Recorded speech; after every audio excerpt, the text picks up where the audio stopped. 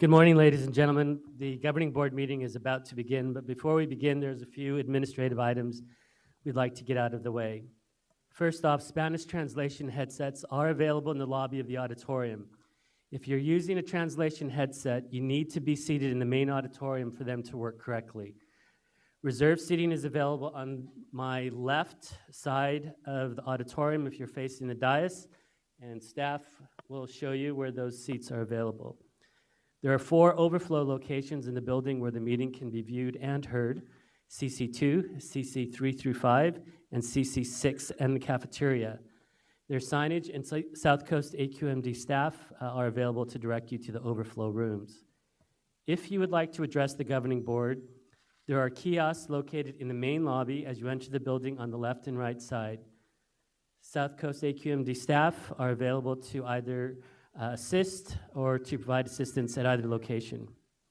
If you've registered to address the board, please watch the screen for your name in the list that appears on the left side of the screen. And when your name appears near the top of the list, please proceed to either of the 2 microphones at the front of the auditorium. If you're seated in an overflow room, please allow extra time to make your way to the auditorium. Staff will again be able to assist you. Please keep the back of the wall of the auditorium clear at all times per fire code. And as I mentioned earlier, Spanish translation is available. In the event of an emergency, the primary exits are located at the rear of the auditorium on either side. And during an earthquake, drop to the ground in front of your seat or lean forward as much as possible. Cover your head with your arms and hold your neck with both hands. During an event requiring shelter in place, please remain in your seat and follow directions of South Coast Air Quality Management staff. And finally, for agenda item number 9, a sample education curriculum kit is located in the lobby outside of the auditorium for viewing. There's also an errata sheet for this item. So thank you. That's it for the administrative updates, and the governing board meeting will begin shortly.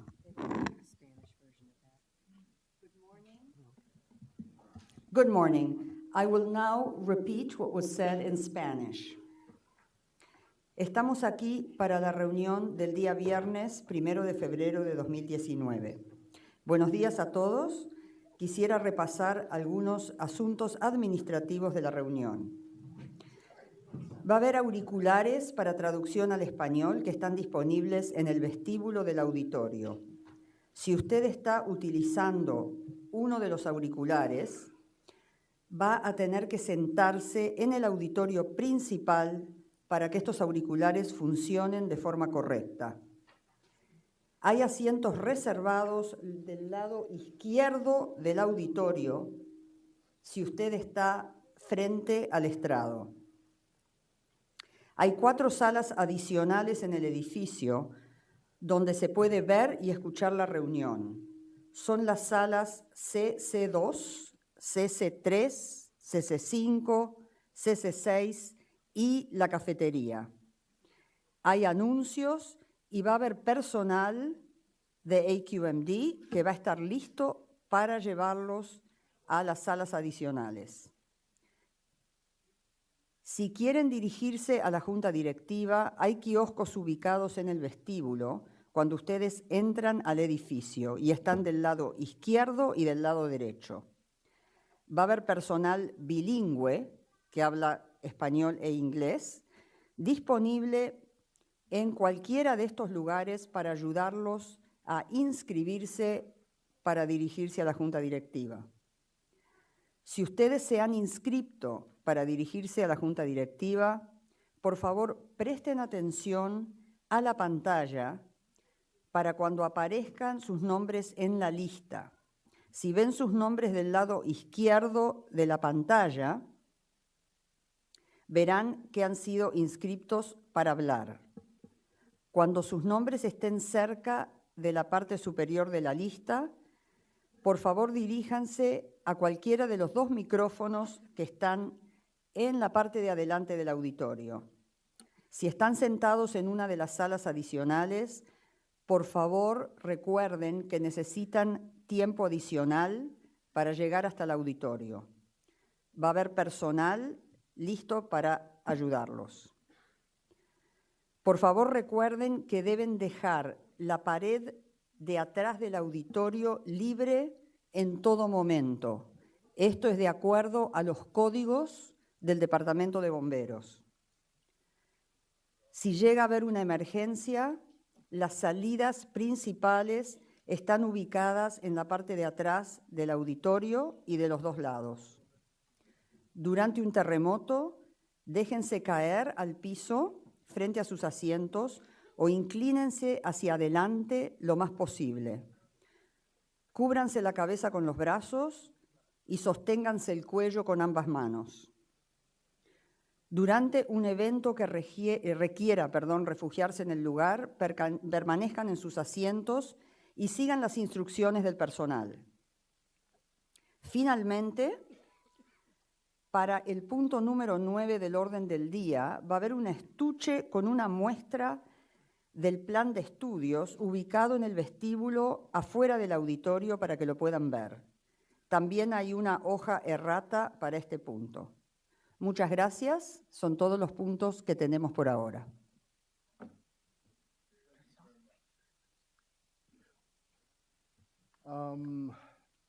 With that being said, I'd like to ask if any of our colleagues have any comments this morning. Mr. Nastri, I'll let you go first before the board. Thanks, Dr. Burke. I would just like to note for the governing board that since our last meeting in January, we've had the chance to make a number of important meetings and visits. We had the chance to meet with Chinese officials in Shenzhen and Chengdu, where we were introduced to the broad extent of electric vehicles that are being employed in Shenzhen. It truly was amazing. And the technology that they're using in China will actually allow them to take action on a single vehicle if there's a sensor that indicates that that vehicle isn't operating properly, and they can shut it down remotely. They also were talking about heavy-duty dump trucks, heavy-duty garbage trucks, all electrified.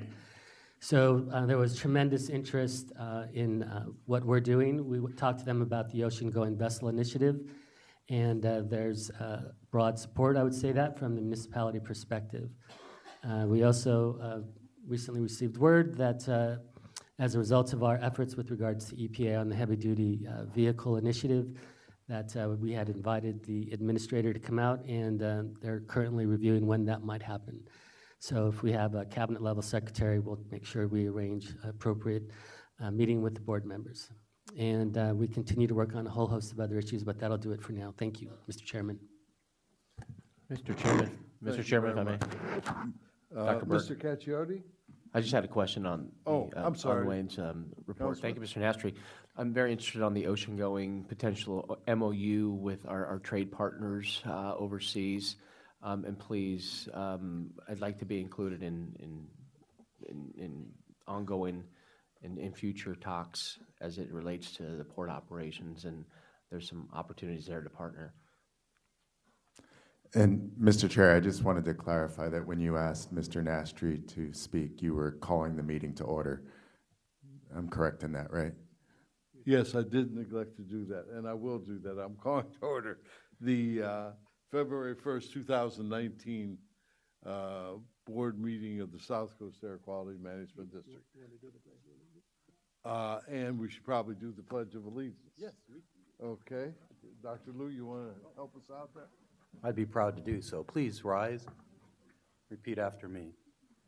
I pledge allegiance to the flag of the United States of America and to the republic for which it stands, one nation, under God, indivisible, with liberty and justice for all.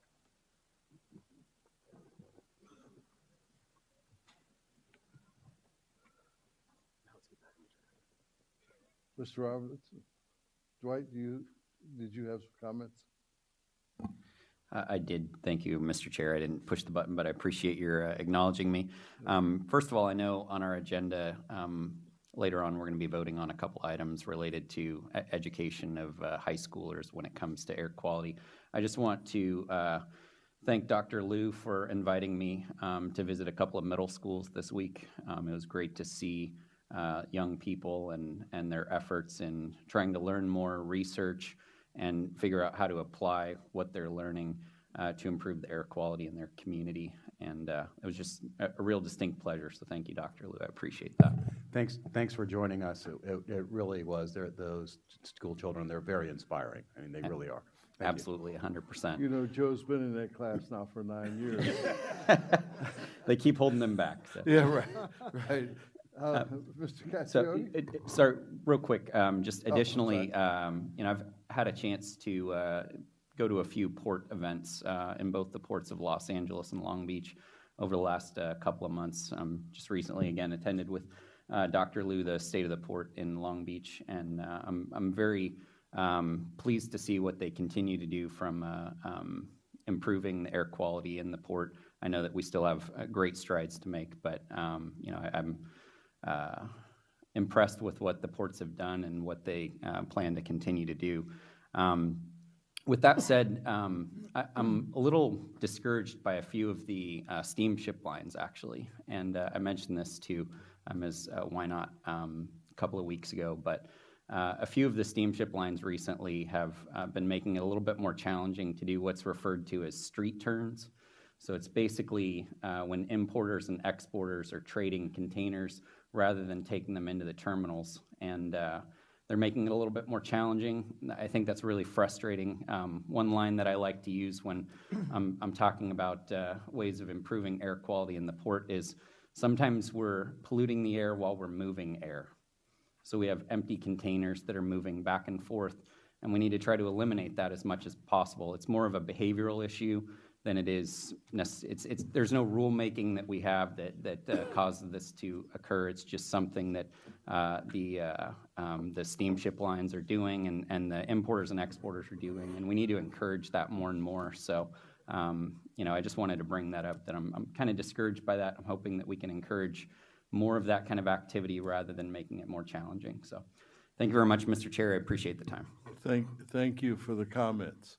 Okay, Mr. Caccione? Thank you, Mr. Chair. As Wayne was in Southeast China running around, I was in Northeast China, and I was attending the largest ice and snow festival in the world in Harbin, Heilongjiang province, which is on the border with Russia. Russia actually built their railroad in the 1880s. The river was frozen over, but I gave a talk with 16 other mayors and council members from around the world, Japan, China, New Zealand, Netherlands, etc.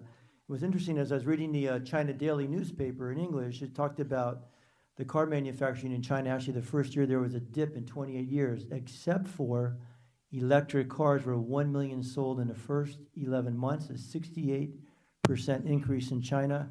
And on the same page, it talked about the lithium-ion battery firms and the fact they just produced over 10 billion lithium-ion batteries this past year, expected to go to 12 billion in the next year. So there's been a big transition, as Wayne mentioned, and I saw in Northeast China, and just the whole attitude of the people, the government, the trade industries, converting from the gas and fossil fuels to electric at an alarming fast pace. Thank you, Mr. Chair. Thank you. Dr. Parker? Thank you, Mr. Chairman. Last week, we were at the Martin Luther King event, and it was attended by approximately 350 people at this event. One of the great things about having events in some of these areas and is something that we should all be cognizant of. Approximately, as we all know, about 70% of most of the pollution itself that comes out of stationary sources are emanated from areas where people of socioeconomically disadvantaged reside. And that's a very interesting phenomena to the extent to many of these people don't even realize what it is that we do and why we exist as a board. So to go there and be able to share with them the mission itself of this agency and how we are going about doing what we do in order to protect them from various different toxic chemicals and agents that may be released into the air is something that I think that we all should take some degree of pride in, and that we are now really making sure that everyone recognizes that we are not here just to make rules, but we're here to really help people. So it was a very well attended event. We had political people that were there. Senator Steve Bradford, who is the senator for the area that one of our events today, item number 25, is going to be covered, was there and gave a resounding speech itself to the entire audience. So I think that maybe as time goes on, if we have these other events, many of our members of our board can come out and participate. Dr. Liu was there, he spoke. Burke was there, and so was I, and other members of our staff. So I wanted to at least say that. Thank you. Mayor Mitchell? Thank you, Mr. Chairman. I wanted to mention that at Dr. Liu's invitation, this last month, Dr. Liu and I visited the manufacturing assembly line of Proterra, a company who produces electric buses.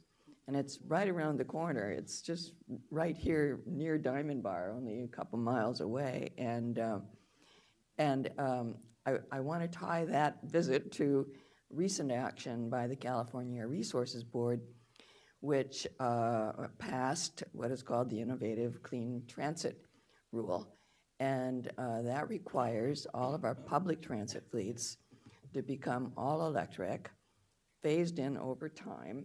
But by 2029, all public transit fleets will be required to purchase only electric buses.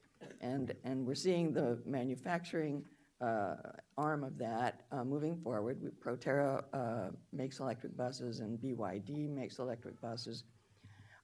They can be zero-emission buses. It doesn't have to be, well, electric, but it can be fuel cell electric motor buses as well.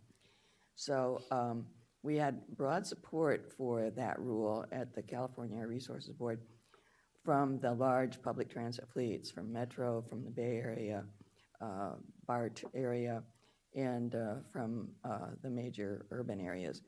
So we know it'll be difficult for smaller urban, rural areas that are not urban, who have smaller fleets, but there's exemptions and off-roads for some of them, and it's phased in over several years, so they have time to get ready and prepare for that. So just wanted to mention that to everyone. It was a very nice visit with Proterra.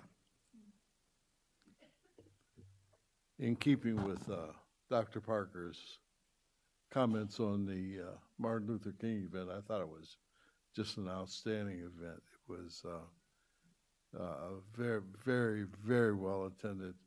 And it was at the Museum of the Afro-Am Museum down at Exposition Park. I was sorry that Supervisor Hahn was under the weather because I wanted to tell a story that day about her dad, but I'll tell it to her now since it involves Dr. King. In 1974, Muhammad Ali fought George Foreman in Zaire, West Africa. And nobody thought he was going to win. But he did win.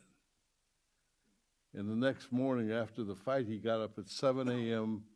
in the morning and went over to Howard Bingham's room, who was his best friend, who you also knew. And they caught a plane. They went to the airport. And Ali asked him, what's the first plane going anywhere? And the lady told him, said, well, there's a plane that leaves in an hour that's going to Belgium. And Ali said, we'll take 2 tickets on that, because he knew if he could get to Belgium, he could get to the United States more easily than he could from Zaire. So they got to Belgium, and they were there a few hours, and they caught a flight to New York. And they arrived in New York at 10 p.m. at night. And the reason I know it was 10 p.m. at night, because I was home with my wife in Washington, D.C. She was in Congress in those days. And my phone rang, and it was Bingham and Ali, and we had promised a fellow that we'd come and see him. So Ali says, I'm coming to get you in the morning, and we'll go see this kid. I said, okay. So sure enough, the next morning at about 10:30, 11 o'clock, they showed up at my house. So we're on our way to the airport, and I said, are you guys hungry? And so if you knew either Bingham or Ali, you knew they were always hungry. So they said, yeah, man, let's eat before we get to the plane. So I said, since you won such an unbelievable fight, we're going to take you someplace special. So I took them to the congressional dining room. Now, those of you who haven't been to the congressional dining room, let me tell you, that's a treat. My wife didn't let me go in there but maybe once or twice a year. So, you know, I was happy he was there. So we go in the congressional dining room, and he had just won the biggest fight probably of the century. Since Sonny Liston, right? Yeah, so the century. So it caused havoc when he walked into the room. I mean, you know, everybody was buzzing. So we went and sit down. And about 15 minutes later, Arthur Ashe walked in. And nobody said a word. Arthur Ashe went in and sat down. So Bingham says to Ali, he says, why do you think that is? When you came in, all these people were buzz, buzz, buzz. And he says, and in the black community in Los Angeles, they have your picture in a lot of black people's houses in Los Angeles. And Ali never even looked up. He says, well, you know, people have the pictures of the house of people that they love and people that care for them and people that they think care for them, that will fight for them. And Bingham just unsolicited said, you know, the pictures I see in most people's house are Martin Luther King, yours, and Kenny Hahn. Now, I was sitting there, and it stopped me in my tracks because Bingham was absolutely right. In all my friends' houses, in those days, there was a picture of Ali, picture of King, and a picture of her dad. Now, you may wonder why this white guy was in all these black people's house. And the reason was very simple. When Martin Luther King came to Los Angeles the first time, he was not a hero. To most people, he was an enigma. And there was not one single political leader in the city or county of Los Angeles who would meet him at the airport, except one guy, her dad. The picture that was in most black people's homes in those days was of her dad standing at the foot of the stairs meeting Martin Luther King. I know her father would be extraordinarily proud of his daughter today, knowing that she carries on his tradition. So,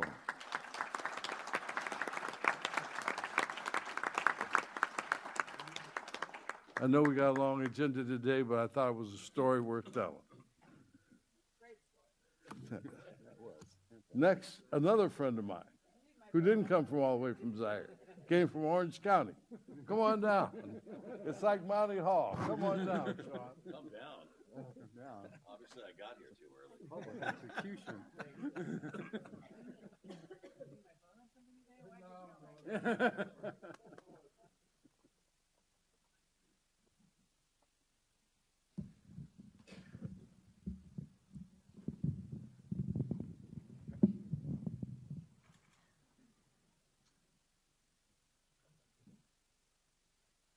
giving him the bird. Where to? Well, you know, I had a friend named George Beasley said nothing lasts forever. And I wish this had to last forever, because my wife keeps asking me, how are you guys such friends? I said, because we're the odd couple.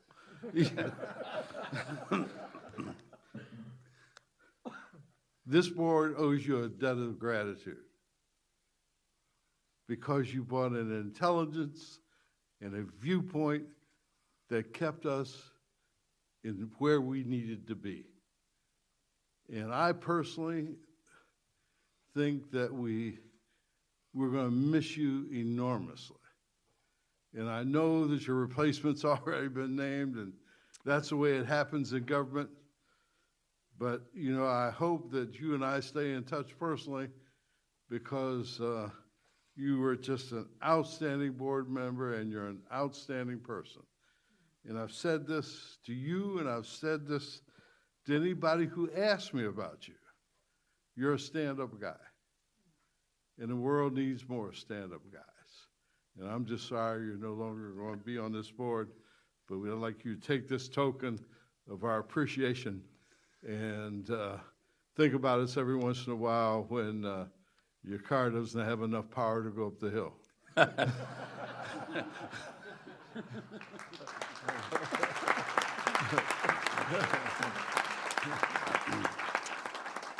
Well, so a little awkward because I have my back to some of my fellow board members, but you know, you have a lot of great stories. I just want you to know, if you don't have a regular appointment to go to lunch with Bill, you're making a mistake.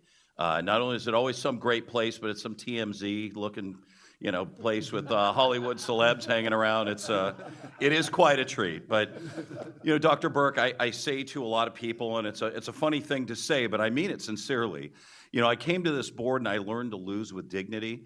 I knew that I was not going to come to this board, convince everyone that my view of the world was right. They should all immediately convert, and we'd get along much better if everyone just saw it my way. This board, like a lot of boards, it has a mission. It has a lot of unique personalities. But the only way to get something done when you're in a room or a country or whatever legislative, you know, location you're at, if you can't listen intelligently to people, offer suggestions, and sometimes measure success, maybe not by getting what you want, but by helping other people see there might be a better way to do what they want to do. And not only have I been benefited by this board, you know, listening and learning, but also people being willing to listen back. And I think that comes from, you know, being willing to respect, you know, views and arguments that weren't necessarily the ones I was going to make. I just, you know, in spending the time that I've spent here, the only words of wisdom I would give to the organization are two. Remember to measure from the direction of where you started, you know, not what's left. What's left is very important, but it's not even a criticism, it's just a reminder. Too often we forget how much we've accomplished, and people that come to these very mics, you know, they're passion pleased and there's more work to be done, but the tone sometimes forgets that we're speaking from a point of accomplishment. What has happened in your tenure and during the you know, existence of this agency is incredible. And it gets lost sometimes. We're so focused on what's left to do, we forget to remember we're essentially, you know, reigning champs 30 years in a row, you know, and all we can focus on is next season. You know, just lastly, to remember to respect our partners. We have a lot of people that come to this agency, work with this agency, sometimes unwillingly at first, that do their best to accomplish what this agency asks of them. And you know, the one thing I just hope as I leave is to remember that when people invest heavily to do what we asked them to do in 2019, that in 2029, when they're halfway through paying off, Right. you know, whatever they spent the money to do, that we don't forget that we asked them to do the right thing, they stepped up, and that should be rewarded and appreciated. There's no question that I will take that with me, and that's one of the great lessons that you taught me, is that you can't keep changing the rule without amortizing in the cost of the equipment so that business can continue to survive. Well, there's a unique thing about punishing your friends. So they'll learn. Just, you know, if the people that step up don't get appreciated for stepping up, then all we do is encourage people to not. And anyway, this has been an incredible run. You are such an incredible example to follow. I have led thousands of public meetings. You made me so much better at doing that because of how well you treat everybody, including me. You are just exceptional at finding the best in people, making sure that everybody's respected, and I just can't thank you enough for the time I've spent here. It's really been a blessing. No, it's been a blessing for everybody. Thank you very much.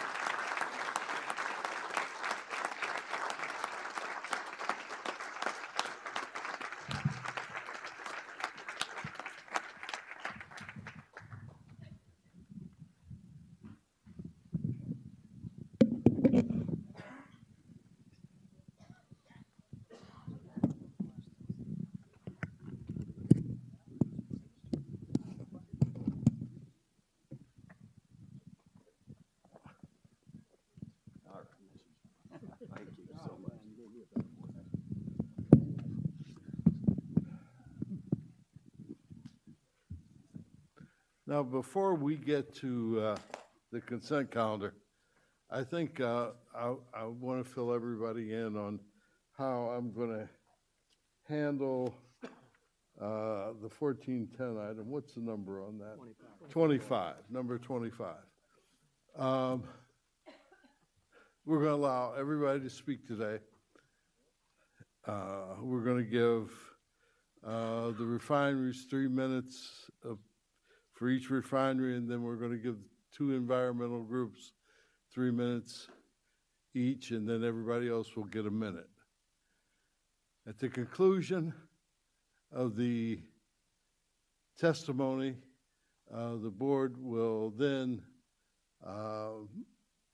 give instructions to the staff on how they see this thing going. What I am then going to do is refer the item back to staff for 90 days, have them meet with both the community, continue to meet with both the community and the refineries, because I keep getting new information from both sides. And I don't think we're at the end of the information stream. And I think both sides want to present more facts to staff. At the end of the 90-day period, I'm going to ask the staff to bring their findings back to the refinery committee and have Dr. Parker make up his mind whether he feels an additional public hearing or just a meeting of the refinery committee to hash it out, to bring it back to the full board, at which time we'll take a vote on whatever their suggestion is. So that is the path that we're going to follow this morning, unless the majority of the board wants to do it another way. And they can think about that, and when we get to that point, they can agree with me or disagree with me. So we'll start with our presentation from, no, we'll take the consent calendar first.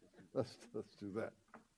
And if I can do my recusal, I would appreciate it. Can I do that, Mr. Chairman? I need to recuse myself from a couple of items. Okay, Dr. Liu? I'm going to recuse myself from items involving a contract with a company that has made charitable donations to my employer, the Coalition for Clean Air, and this company also has a contract with Coalition for Clean Air. So I'm recusing myself from items 8 and 9 because Sonoma Technology Incorporated is a potential source of income materially affected by this item. Thank you.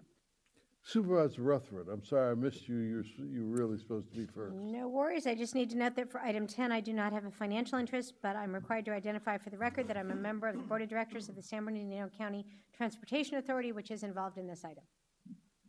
Mayor Pro Tem McCollum.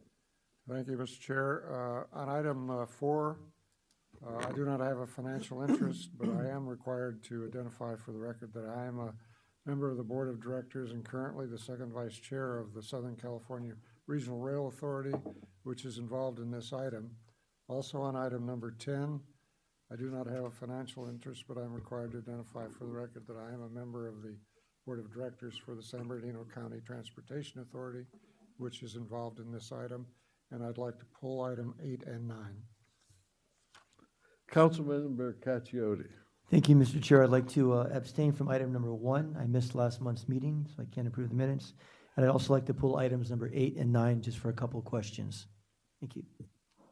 You'd like to pull 8 and 9?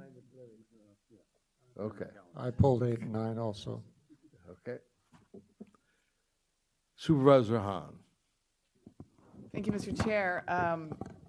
I need to recuse myself on item 7 due to a contribution that creates a conflict of interest.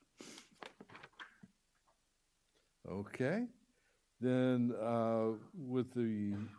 is there any other item that anybody else would like to pull? Sean.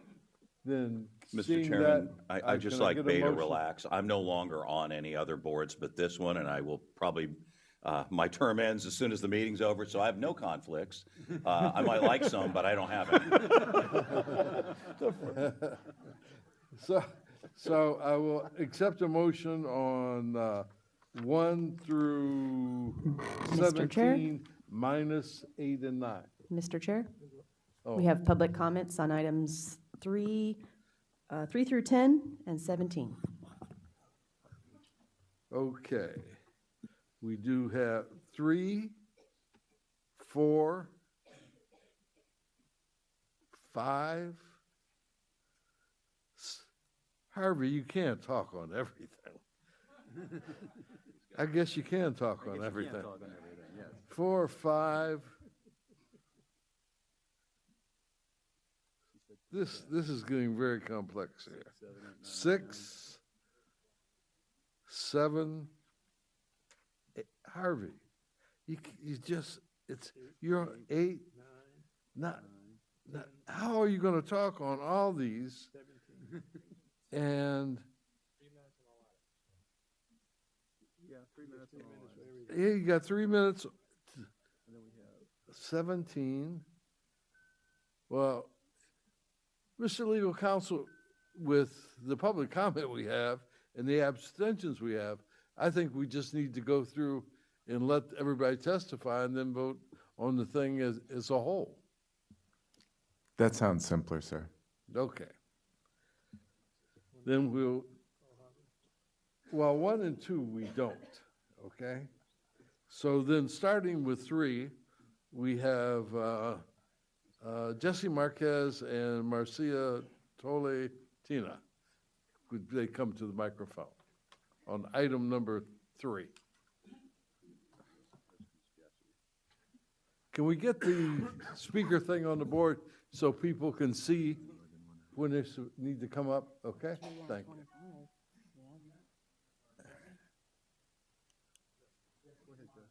Yeah, if your name's up there, you need to come down. Is Marcia here? She signed up, so she's got to be here. Okay, Jesse, go ahead. I am Executive Director of the Coalition for a Safe Environment in Wilmington, and I'm here to speak in support of Agenda Number 3. Our organization for the last 2 years has been researching hydrogen gas as a fuel, but only if it's a renewable source that generates the hydrogen fuel and not from a fossil fuel. In your report from the staff, it mentions that a facility in Moreno Valley, you might as well just say the company, it's Stratus Fuel is the company there that's going to be building the facility for generating hydrogen fuel. And we're actually working with them and 2 other companies that are submitting a proposal to the Harbor Community Benefit Foundation for a special research project. And so we are highly in support of any type of research and tests and demonstration pilot projects that would go forward. And I thank you. Thank you very much. Marcia is not here, so that concludes the testimony. Harvey?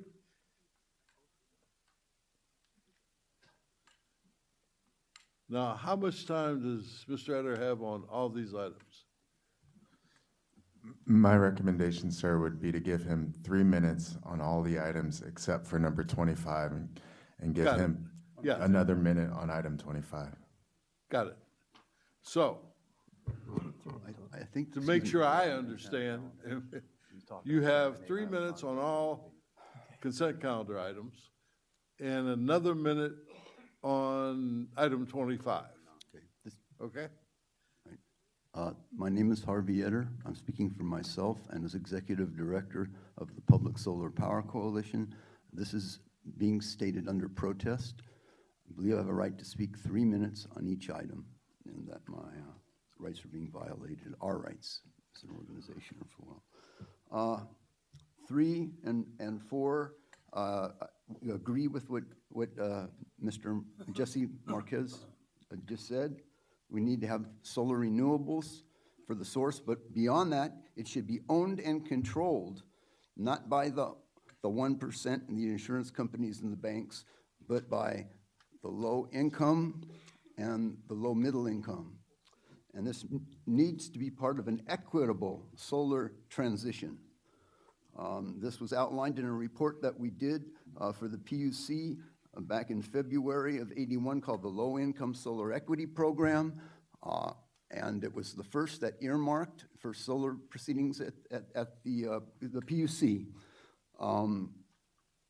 The staff has had this for 6 months and has not responded or commented, even read it, and I'm pretty pissed.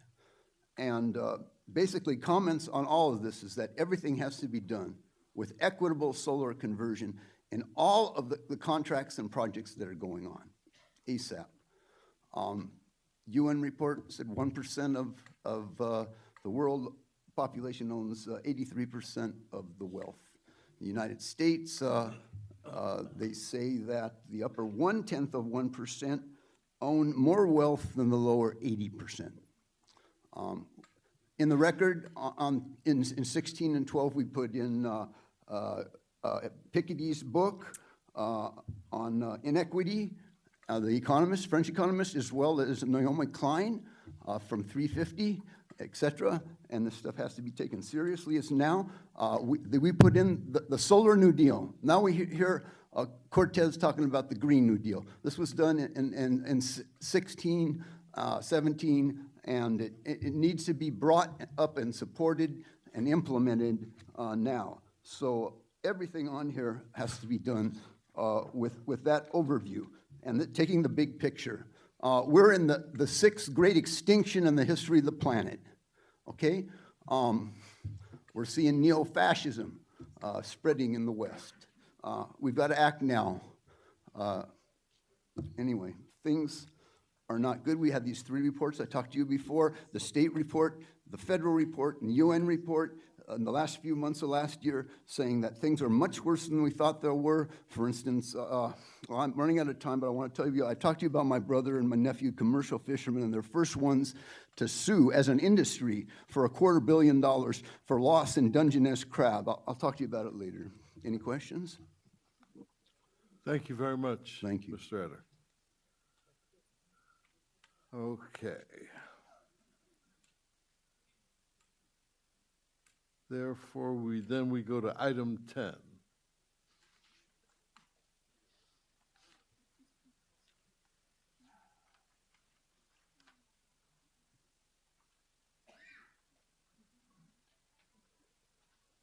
Annabella?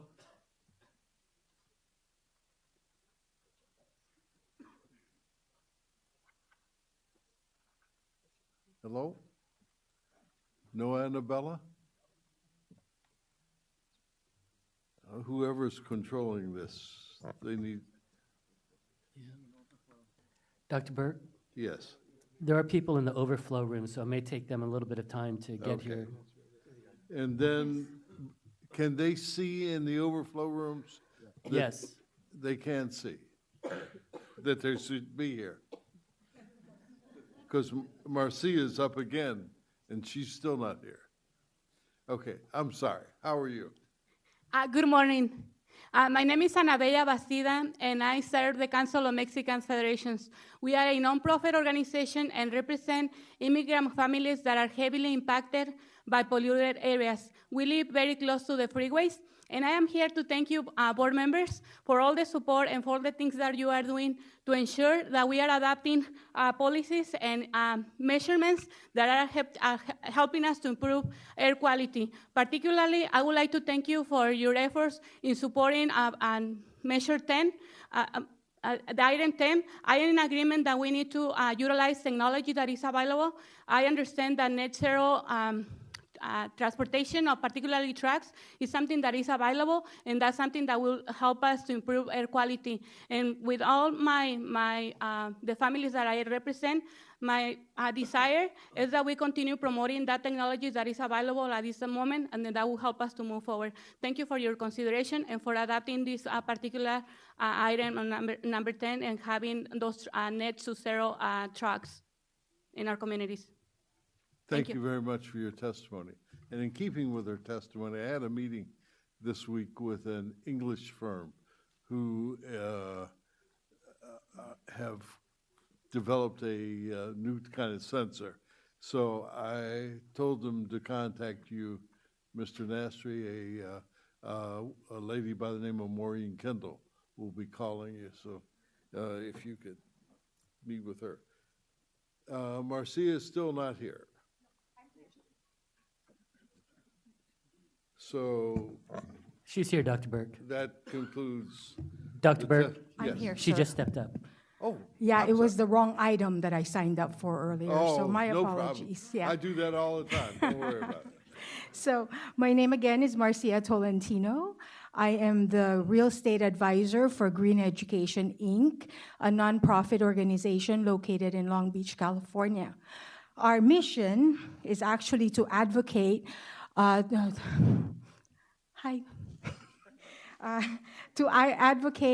to educate and revitalize communities to turn it into a healthier and more comfortable homes. Anyways, I'm here to support item 10A, and we also strongly, Green Education also strongly encourage SCAQMD, as well as all the IOUs, to continue to support and invest in renewable energies, most specifically in solar and wind technologies. Thank you so much. Thank you very much for your testimony. Is there anyone that I have missed that would like to speak on the consent calendar? Seeing none, I'll accept a motion on the consent calendar, withholding 8 and 9. I'll move. Second. Any opposition? Hearing none, it's unanimous, except for those who abstain. Okay, 8 and 9. Mayor? Thank you, Mr. Chair. Both of these items deal essentially with the same thing. One is for buying equipment, and the other is to an RFP for a consultant. My concern is that both of them seem to be pretty extensive, $750,000 total, in excess of that. I understand that both the Bay Area AQMD and the Maricopa County Air Quality Department introduced the Kids Making Sense to several schools. Have the staff talked to them about their approach?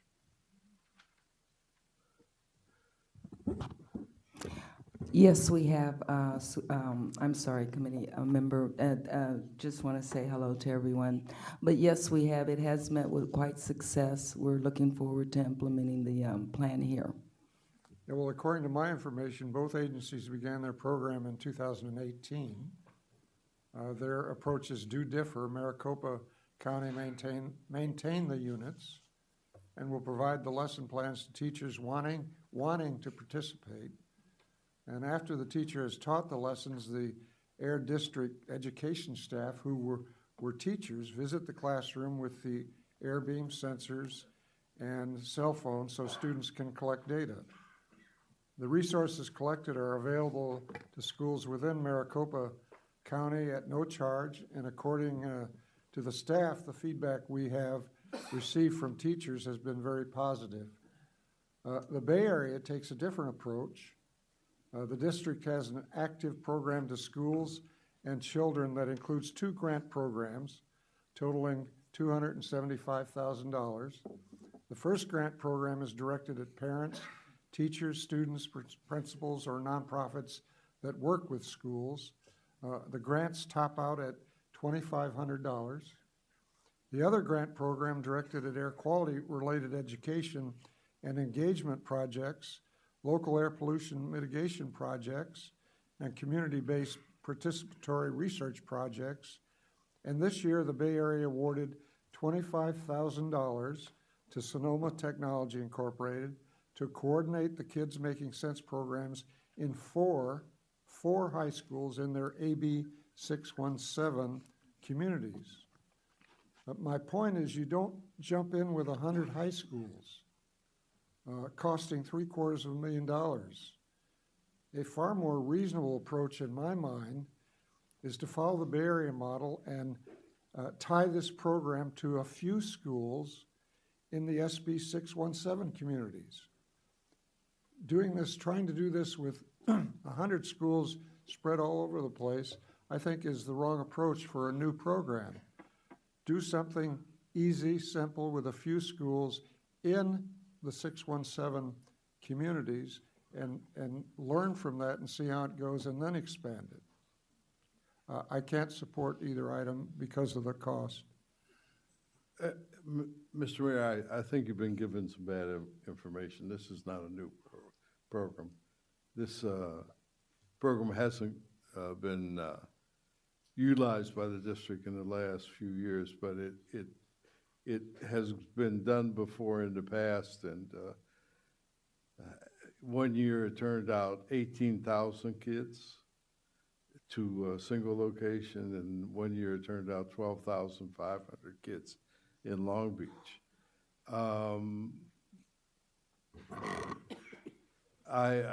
There are cheaper ways to do it, but I don't think they're, and I know of your concern, and I'm sensitive to that. I'm sensitive to that.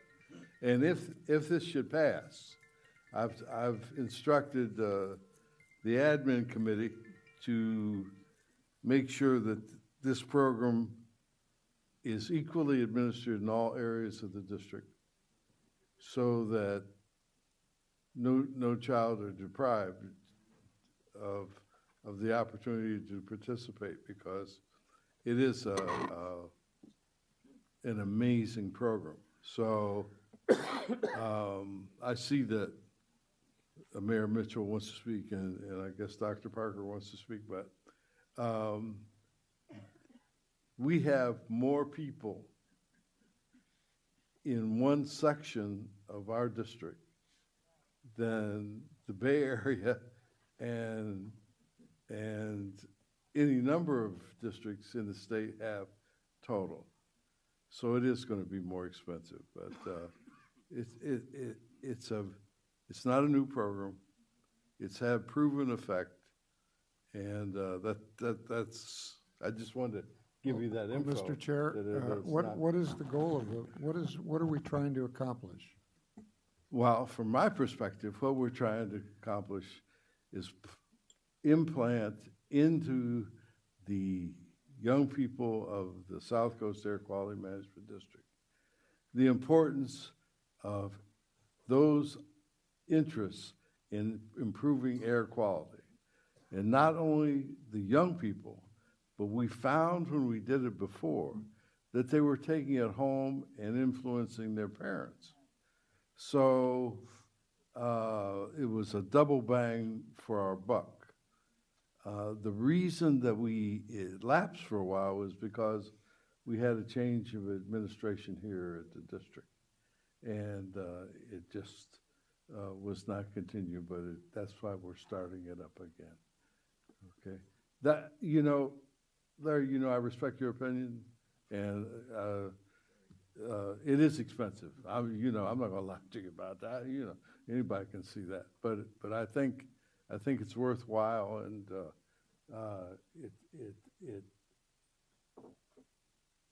if we do pass it today, I know you come to everything, and I love that about you. So I want you to come to this and see it, and then maybe you'll have a different opinion.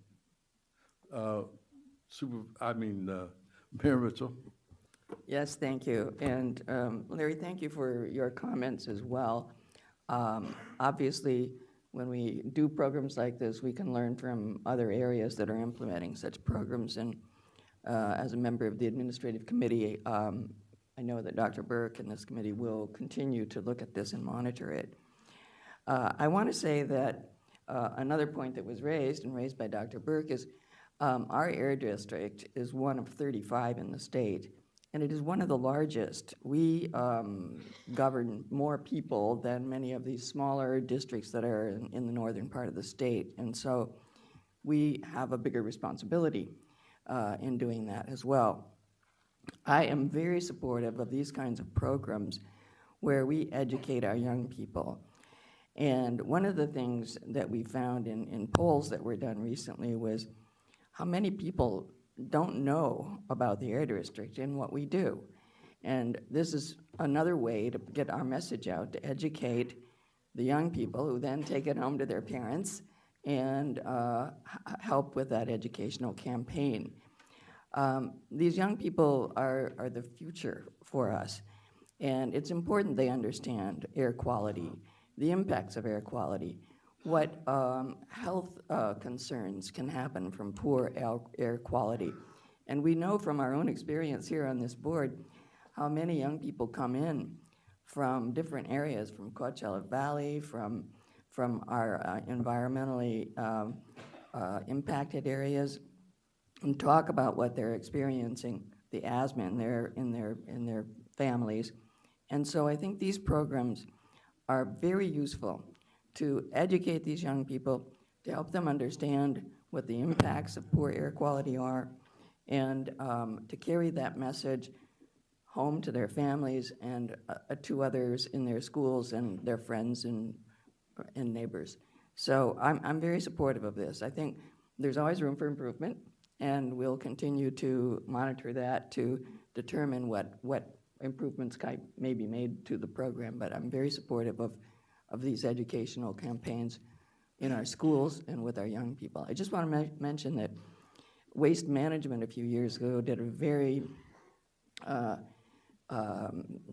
impressive program in my area, entering this was elementary schools, and giving them an educational campaign and running a little contest on who could recycle the most, and it was very well done. And I hark back to that when I think about, what we're doing with air quality, and that we need to carry that same kind of message to the young folks. So I'm very supportive of this, but I appreciate your comments also, Larry. Dr. Parker? Yes, thank you, Mr. Chair. I probably, as I sit here on this board, last 50 years of my life, been involved with children in some kind of way, really from a philanthropic standpoint of view, but also from an educational one as well. Something that we need to recognize, we have 4 counties in our air quality district. Los Angeles. We all know Los Angeles Unified School District is the second largest school district it is in the United States. What we don't maybe realize is 92% of every child that goes to LA Unified School District is of color. Latinos and African Americans represent 92% of every child that goes to LA Unified School District. On all of the academic achievement results that comes out, who's always at the bottom of the achievement list? Latinos and African Americans, and African American males even at the bottom of that. We start talking about educating people, something that the Census Bureau has basically predicted by 2040, in this state, we will be a minority-run state. If we don't educate these kids about what's going on, things that are affecting us, what do we expect to achieve from them later on in life? This is the opportune time. You can't take 800,000 kids in one school district, plus all the other school districts, and expect for it not to cost more than some of the school districts that don't have a lot. I use the euphemism all the time itself that should Wyoming have 2 senators and California only have 2? Wyoming has 568,000 people and we have 40 million in our state. Is it reasonable? Is it equitable? No. Should we basically base the cost on those kind of numbers? I recognize it's going to cost more money in order to basically take these kids and bus them from all over this region into a central area in order to educate a few.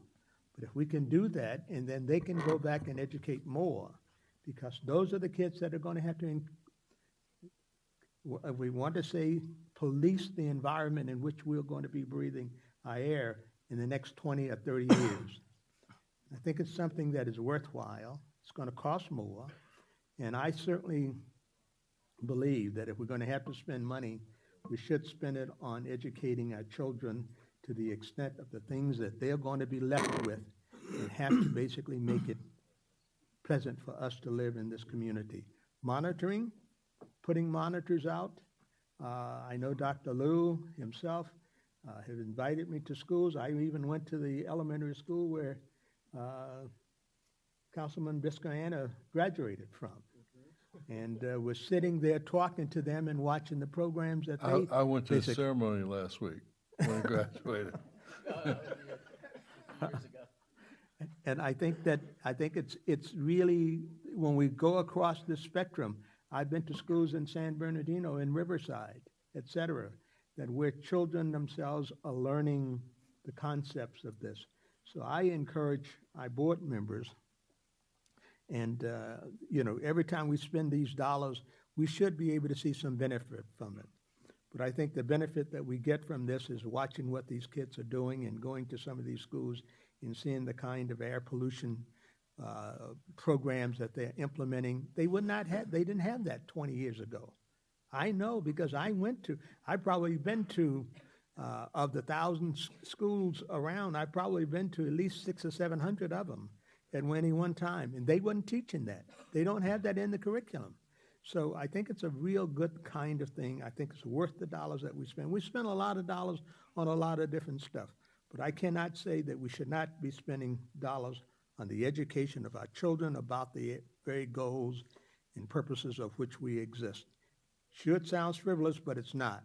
In the end, it's really getting these kids up to the standards itself of which we are going to ask them to police it for us and make this environment a lot of better place for all of us to live.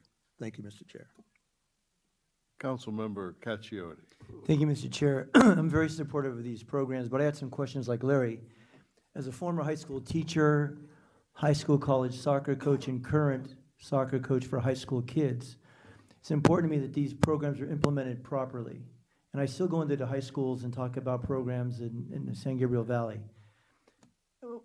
So as you, I guess my request is to the panel that's assessing the applicants, Wayne, that I may be back there, is as we put this program on, and I was curious, just before I comment more, what's the interplay between Sonoma and the contractors we're going to hire? So as a teacher, I prepare my lesson plan, my curriculum for my advanced placement science class or something like that, or that chapter that comes up on air quality in your book on science, or whatever the issue is, class you're teaching. Just so I understand the interplay, because a teacher, this would be a great benefit for teachers, but how is that interplay between the two? That's what why I pulled it. Then I'll make some comments. So with regards to Sonoma Tech, as Mayor McCallum noted, Sonoma Tech is being utilized up in the Bay Area. And as Dr. Liu had also noted, Coalition for Clean Air has also done work with Sonoma Tech in the schools. So the relationship with regards to Sonoma Tech is that they've done extensive development of curriculum, and they would be involved in the actual training of the schools. But we also see a pretty significant role for AQMD staff. AQMD staff, as you know, are experts in a lot of these different technologies, and there's a tremendous desire for AQMD staff to participate in these. So we see extensive interplay between the consultants, the teachers, and our own staff in developing these criteria, and really hopefully to be able to expand these beyond what we're starting even now. So I'm very supportive of them. That was one of my suggestions, was going to be to include our staff, because as I go with Rainbow, or at least whoever it is, when we go to make presentations, community groups, schools, youth groups, and things like that, or even athletic teams, I hope we incorporate and we encourage and we demand that the contractors bring with them. It's not just, kids, we know this when we were in school. We need multi-sensory perception. The teacher gets up there and just rambles on for an hour, you fall asleep. But if we bring things that people can touch, like when I go out there, I'm visiting my city soon. I go out there and I bring an electric lawnmower. Right. I pull out the battery and I start it in front of them. If you remember here, I brought that electric leaf blower about a couple years ago and I blew it and blew papers all over the place. We bring equipment. I want electric cars, hydrogen fuel cell cars, CNG cars brought to the schools.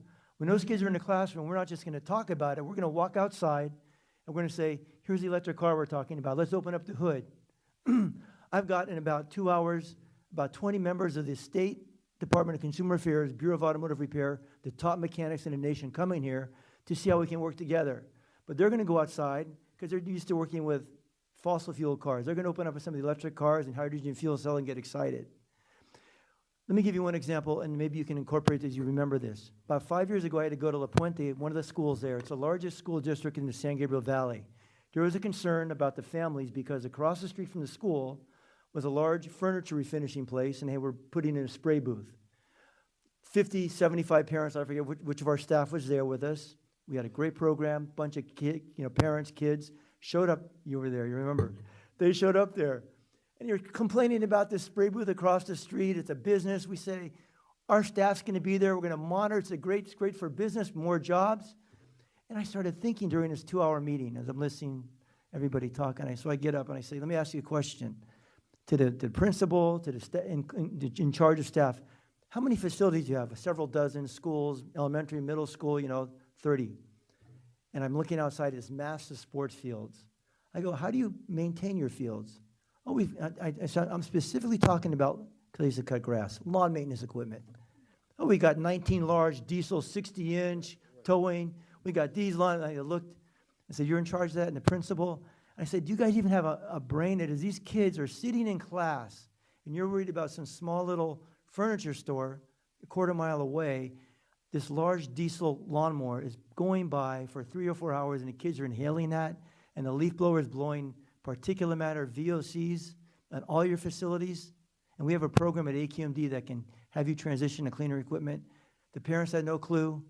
The kids had the principals, the administration had no clue what was going on. Next couple of weeks later, I was at Loyola High School, a private school in mid-Wilshire area in Normandy, talking to another advanced placement class. As I'm talking, what's going on in a soccer field behind me? A large diesel-powered lawnmower. I can't even hear myself talk. And I'm talking to the kids, and they didn't get, and finally they're starting to get it. And with the sensors we took, as the kids walked into class, I had staff with me, your staff, Wayne, they were doing a great job. They said, guess what? Before you walked in, here was the air quality in the classroom. After you walked in and kicked up the dust and brought this stuff from the soccer field, here's what the air quality was. And the kids were excited. So if we can do things like that, you're going to change minds, you're going to motivate people, you're just going to, and they'll bring it home to their parents. So it's an incredible program. I just hope we monitor it and do it right. It's a lot of money. Larry's right. That's why I pulled it. I was concerned too, Larry. I'm looking at this as a teacher because I've seen a lot of programs that do poorly. But if you put our staff in it, we bring these things in. Bring the stuff to the kids. Let them touch it. Let them feel it. Let them see it. And invite the parents there. We can change people. I support this 100%. Yeah, thank you, Mr. Chair. If I can offer some assurances to Mayor McCallum, who I have a profound love and respect for, I want to share with you sort of a personal story on how these educational programs have impacted my family As Dr. Parker alluded to, he went to our local middle school, and at the time, Dana Middle School was the only STEAM magnet in the harbor area. And my son took advantage of this program where his science teacher partnered with a local nonprofit that allowed students to monitor air quality. And it was a group exercise, a curriculum called for students to meet off campus after school at 3 locations: Block Field in the shadows of the port, Bogdanovich Park in the upper South Shores area, and the Wilmington Waterfront Park. And what he experienced with his group and the students then, he was in 8th grade, was able to be exposed to the importance of environmental justice, environmental science, by having these kits that monitored air quality. And to this day, 2 years later, he's now a 10th grader, he has a deep respect for the environment. He is advocating for healthy, clean air. He's very active with his environmental justice club at school. And I was scratching my head, and I was asking myself, why aren't schools in Pacoima or Boyle Heights taking advantage of programs such as the one that he experienced? And the item before us will allow us to continue that effort to expose our students to the importance of lowering emissions and having a deep respect for environmental justice in our basin. So I'm hopeful that moving forward we'll have opportunities throughout this region to expose students to this important curriculum, and the item before you should move forward. And I'm would also ask colleagues to, and I'm hopeful, Larry, that would add some ease. I know it is a budget item, which you initially has concerns about, but it's money well spent. Thank you. And, you know, I appreciate your concern. I don't want you to think that because I'm on the other side of this issue on this with you, that I don't understand, and because it is a lot of money. It is a lot of money. So. And if I might, Dr. Burke, my concern is that we have a focused approach. It seemed to me that we were just doing a scattered... A one-off? Yeah, a one-off kind of thing, and heaven forbid that I would be against any education of children. That's not my point. Yeah. Everybody knows that. Everybody knows. But this was a continuing program, and I assume that now that our administration is back in line and ongoing, that it will be a continuing education program. Is there any further comments on this? Supervisor Perez?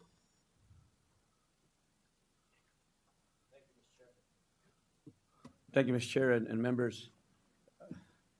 I just want to add my voice and echo the sentiment of my colleagues that support this program. And I think it's a great program so that we could do everything we can to support our kids, especially our kids that are coming from disadvantaged communities, especially our kids and families that perhaps don't even know what environmental justice means yet. We have to think about what is the purpose of education, and I think the purpose of education is to liberate the human potential of our youth and our families. It's not only to learn how to read and write and articulate a message, but it's also to not only to read the word, but to read the world. And we need to connect the two. And if our kids become literate and our families become literate, and not only reading a paragraph or making a statement, but as well connecting the dots between what they're reading and what's going on in their communities on a daily basis, then we can change the world. We can transform our communities. And what I see here is a step closer towards economic justice, social justice, environmental justice. So I appreciate this type of program. There's no amount that's too high for our kids. There's an amount that's too high for our kids, in my opinion. What are we doing here? All right, we need metrics. We need evaluations. We need to work with our teachers on the ground and the family members, so they also have a voice as to what they see. Let's connect those dots as well. Let's make sure that the money we spend is well spent. Let's measure for success. But ultimately, when we're able to provide this type of program for our kids, when, quite frankly, as I heard earlier, when we were kids growing up, these type of programs did not exist, and especially where I'm from. Let's make it happen. So I'm all for it. I appreciate it. Let's get you down to the Coachella Valley because we need you down there. Thank you very much for your comments. Mr. Chair. Councilmember Benoit. Excuse me. You know, this item came to the admin committee meeting. One thing I was struck by is how few schools it was really going to reach, even with this amount of money. And the item was moved before I had a chance to really form my comments. And I called Wayne after the meeting, and I asked him to make sure that staff prepares this in a way that at a school district like mine, where you might have one impoverished school that might get a kit, but you might find out there's 4 or 5 other high schools that want a kit, that we make sure we do a very good job of explaining to the school district where they can get more of these kits, how they can get them, and I know a lot of schools will have the money to purchase these themselves. So my biggest thing for this item is just how we make sure we get this out to as many schools as possible, not just the ones we might be able to touch, but all the other schools that might have the funding available to bring a program like this. So I'm fully in support of this program, and I just know that, Larry, I agree with you, it's a lot of money, but it's something we need to get moving, and I think is the right direction. And so I just want to throw my support. Thank you. Mr. Chairman, I'll move approval of items 8 and 9. Larry has a comment. I'll second it. My colleagues have been convincing. I appreciate your comments. I just want it to be focused. I want it to be a good program that is sustainable. And I just felt that it was too broad in scope. But listening to my colleagues, I'll go ahead and support it. Thank you very much. Would the clerk open the roll?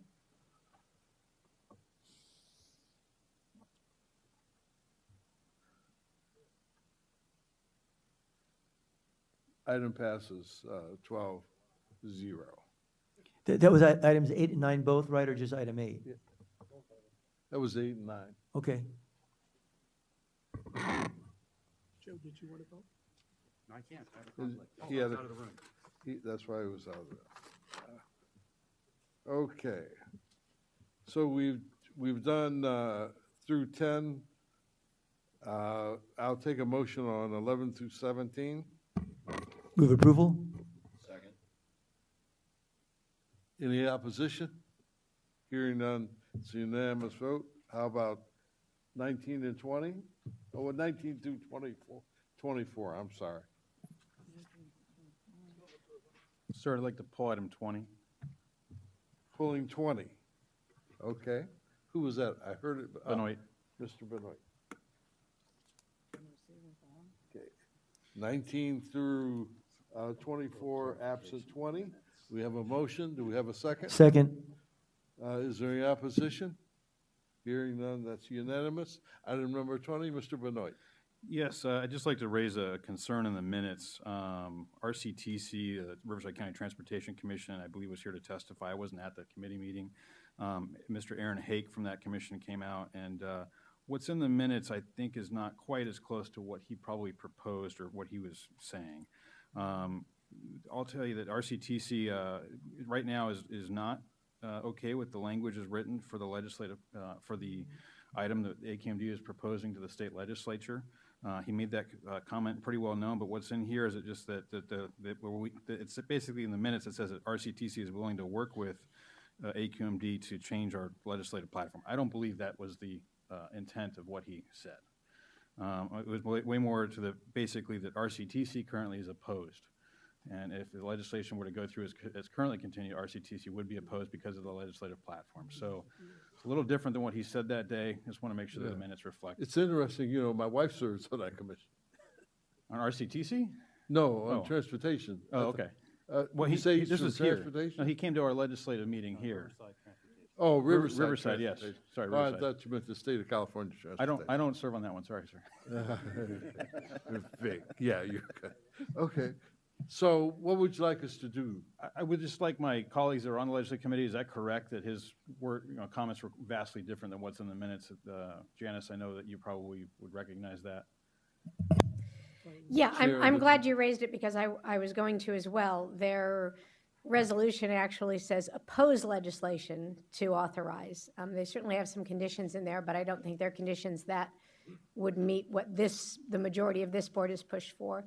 And also note that the San Bernardino County Transportation Authority that had the presentation on this at our last meeting has agendized for this week a resolution that would also oppose.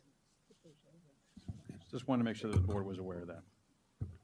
So, Mr. Chair, I regret I don't recall exactly what was said at the meeting. Obviously, there will be a webcast of it or a recording of it that we can go back and take a look at.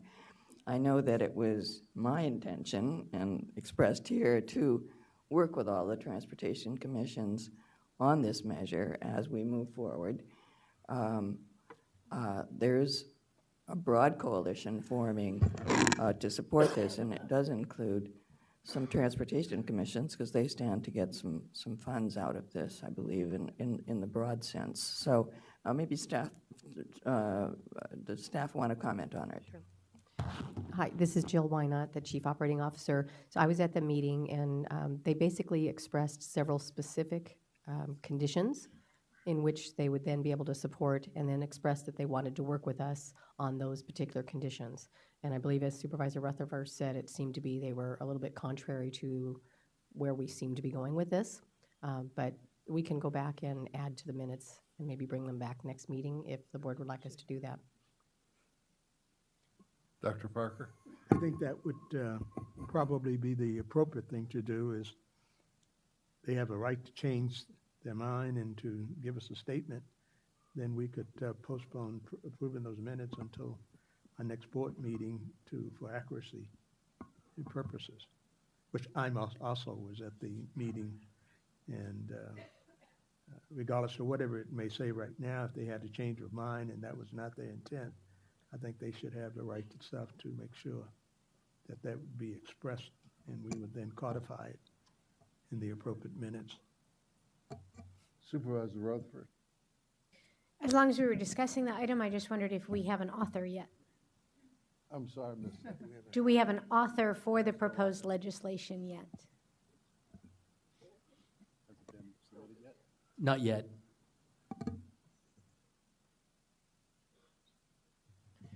Dr. Chair. Liu? Yes, thank you, Mr. Chairman. I think, we can figure out whether or not we've actually accurately characterized the comments and I think correct them at next meeting. I'm fully supportive of that. But this does raise a bigger issue that we need to be aware of, and that's that the regional transportation agencies in Riverside, Orange County, San Bernardino, and other places, I mean, they have some needs that need to be met, obviously, and we should be aware of that. Also, in the San Joaquin Valley, they just passed as our ARB representative knows, Mayor Pro Tem Mitchell, is that they passed a SIP at the Air Resources Board that says that they need $5 billion to get to where they need to go. So we have a lot of common interest in having investments, probably a lot, not at least throughout our district, both in public transportation and in replacing polluting equipment and vehicles. But I did ask staff about whether we would have the option to help invest in those things, and I think they replied that there may be if the circumstances were right. Is that true? Well, obviously, the board has the ultimate decision with regards to the investments, but we would certainly be willing to recommend any and all projects that resulted in substantial NOx reductions.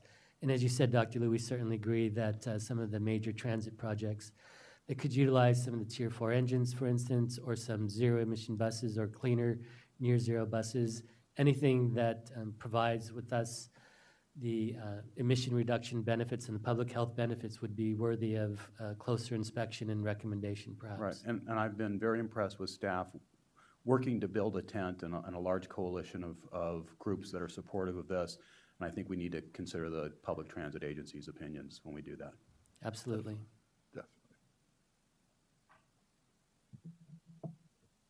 Do we need a separate motion on that item? Huh? You want to pull it off until, okay.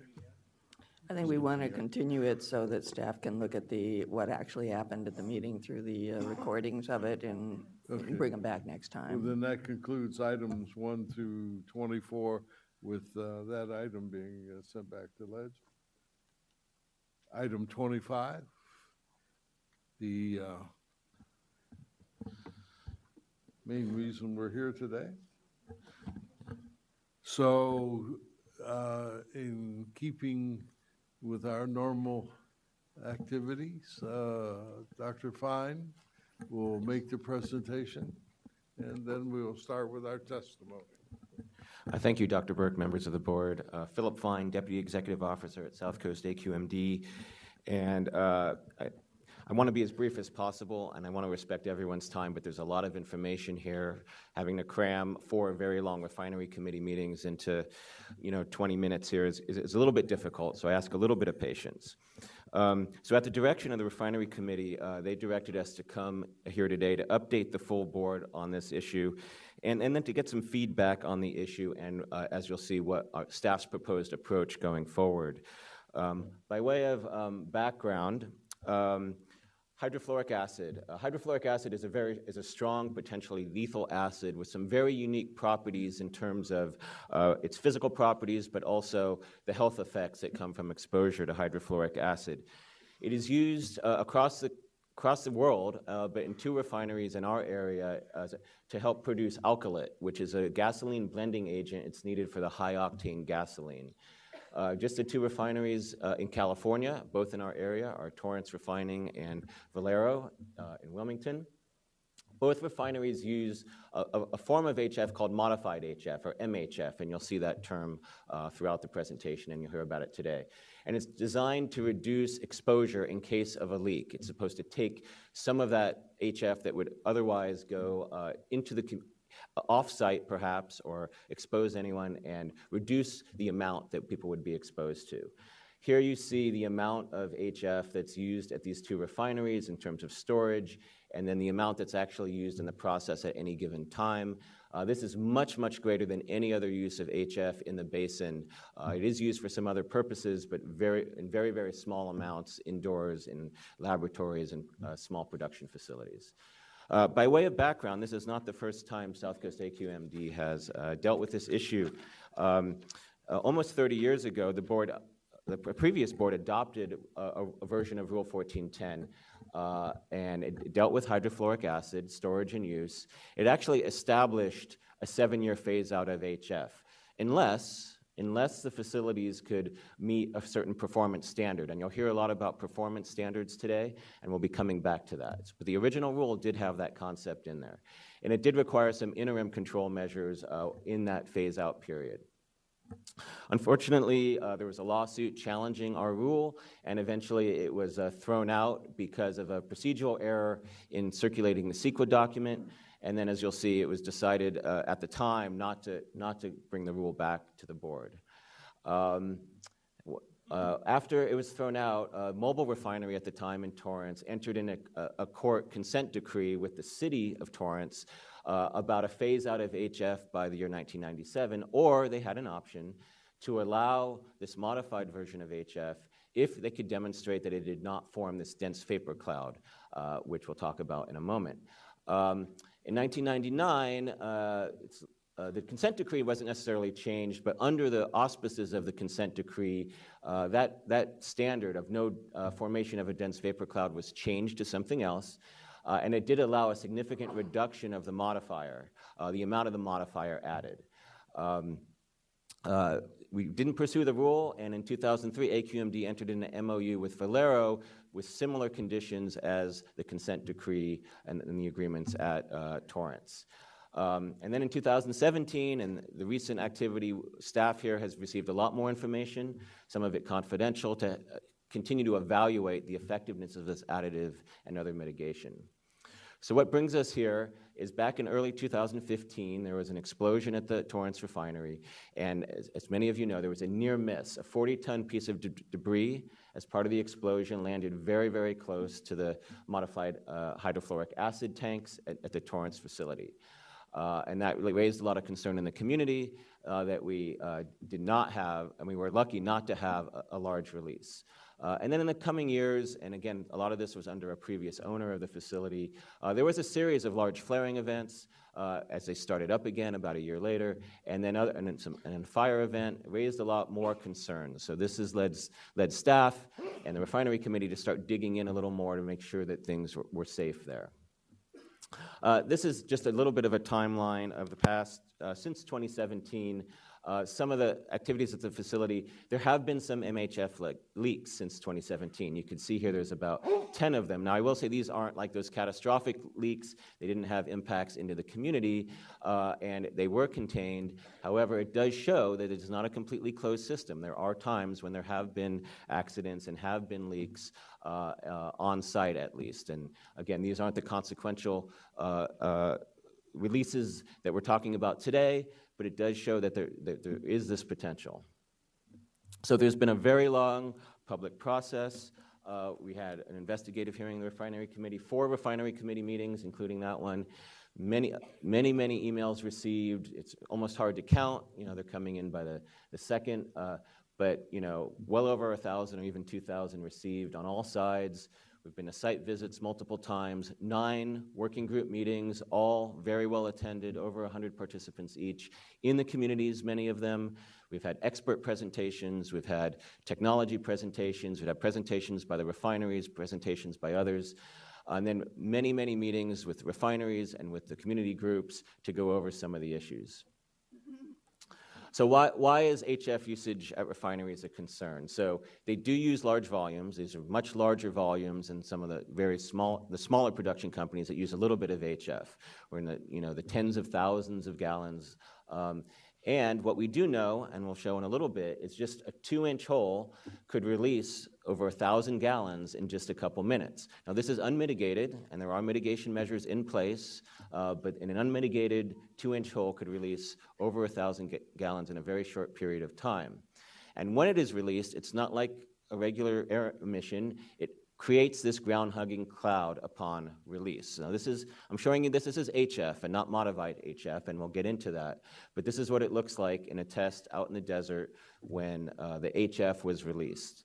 And again, you'll see it's a ground-hugging cloud. So most of the material, instead of dispersing kind of in 3 dimensions, it hugs the ground, 8 feet above the ground within the breathing height. So that's one of the reasons why the concentrations and exposures could be higher than a more dispersive type of emission.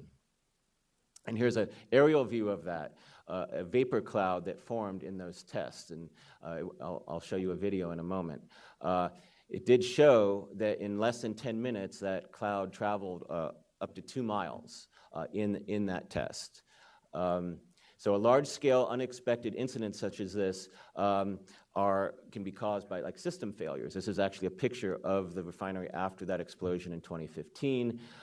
And natural disasters can't be predicted, but could cause some issues that might lead to a release, as well as intentional acts have been discussed as well. And if it's a natural disaster, there's already a great tax on the emergency response teams dealing with, say, an earthquake. The hospital rooms are full, so it hurts the ability to respond to an isolated release if it did arise from a larger incident. And there are concerns about the ability, even if it was an isolated incident at the refinery, that we have enough material and enough expertise at our hospitals today to handle a large-scale release.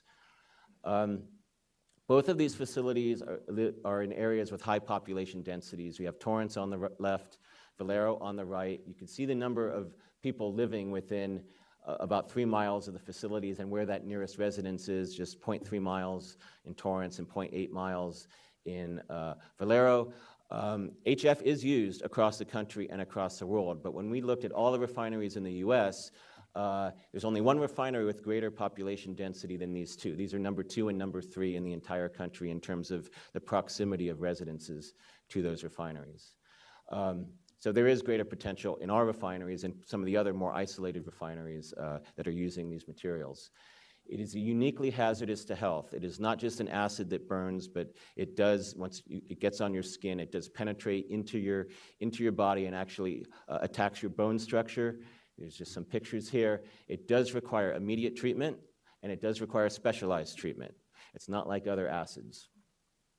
So here we have a video of that test that I showed you. Here, it's called the goldfish test, and this was done in 1986. A single point of release was only 1.65 inches wide, a very small hole about the size of a golf ball. And just with that, 1,000 gallons were released in about 2 minutes. That's where the figures I mentioned before. It was traveling at the time about 18 feet per second. There was a wind, but you can see it's ground hugging, and it rapidly expanded. There's unique properties of this acid in terms of its boiling point that even though it's released initially as a liquid, it quickly turns into a cloud rather than just either evaporate into a pure vapor or hit the ground as most liquids would. So there were field tests conducted. They're listed here over the years between 1978 and 1988. I showed you from the goldfish test. And then later there was a hawk test that tested, once they found that out, they did some tests on mitigation, like how effective is water mitigation at reducing some of the ability of this material to travel so far. And Quest Consultants conducted 2 tests on MHF. All these tests were on HF and other materials. But they did some MHF testing in Oklahoma and by Mobile Phillips in Texaco. But both of those tests, we understand, and again, not all the information is always widely available, were not at the current operating conditions, temperatures and pressures and additive concentrations that currently exist at these 2 refineries. That much we do know. So what happens when you're exposed to HF for, say, 10 minutes? At 1 ppm, 1 part per million, you have some health effects. You feel it, notable discomfort, but no permanent damage. But at 95 parts per million, you have the impaired ability to escape, you're affected, you can't move, irreversible health effects and burns could occur. And then the lethal level at a 10-minute exposure is 170 ppm. Keep those numbers in mind, because this is the HF study, the levels that were measured far away from that release. Now, first, I want to call your attention to the picture. This is the actual release point that's only the size of the golf ball. And the designers of the test, you can see that square kind of area there. They actually expected to collect most of that material in that containment area. In fact, that wasn't the case. It was a little bit surprising to them, but when it was released, vast majority of the material just went right over that containment area as a vapor cloud and well downwind, as you saw. Just about 2.2 miles from that release, it was 27,000 ppm. So it was 160 times the lethal level. But as you move downwind, obviously, it does disperse to some extent, but even at 0.6 miles, it was 18 times, and at 2 miles, it was still double the lethal level. So this is one of the serious concerns that has been raised. So that was all for HF. So how much safer is MHF than HF? Or how much does the additive added to the HF actually benefit the potential risk? So this additive was jointly developed by Mobil in the early 90s. It is a modifier. It's a chemical called sulfolane that's added to the HF. And it's supposed to reduce its vapor pressure, which means reduce its ability to form that vapor cloud. The intent was you add it, and then as it's released, instead of turning into that vapor cloud, the HF will drop like a normal liquid would onto the ground, avoiding the vapor cloud going downwind. The initial thought for the additive concentration was 30% additive, but that didn't end up working in the alkylation process. So at one point, it was decreased to only 7%.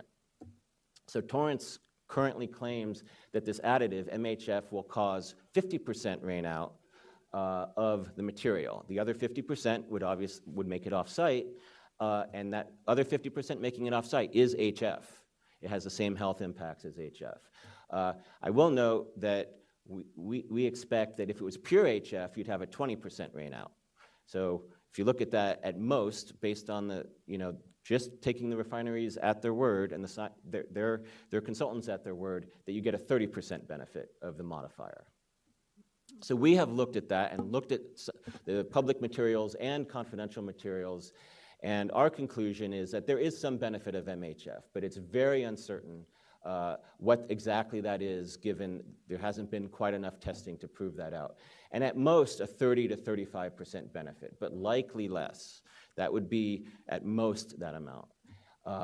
And there has been no testing that we're aware of that's been conducted at the current operating conditions, the additive concentration, the pressure, the temperature, which really do affect the amount of vapor cloud that could form. And a lot of the data is not publicly available, and we want that to be publicly available so the public can have confidence. It's not a trust me type of situation, that all the analysis was sound.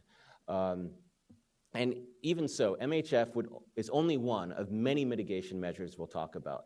But alone, I think, from staff's perspective, it does not provide that safety, even if it's 30%. There's still a lot of HF exposure that could occur under a consequential release.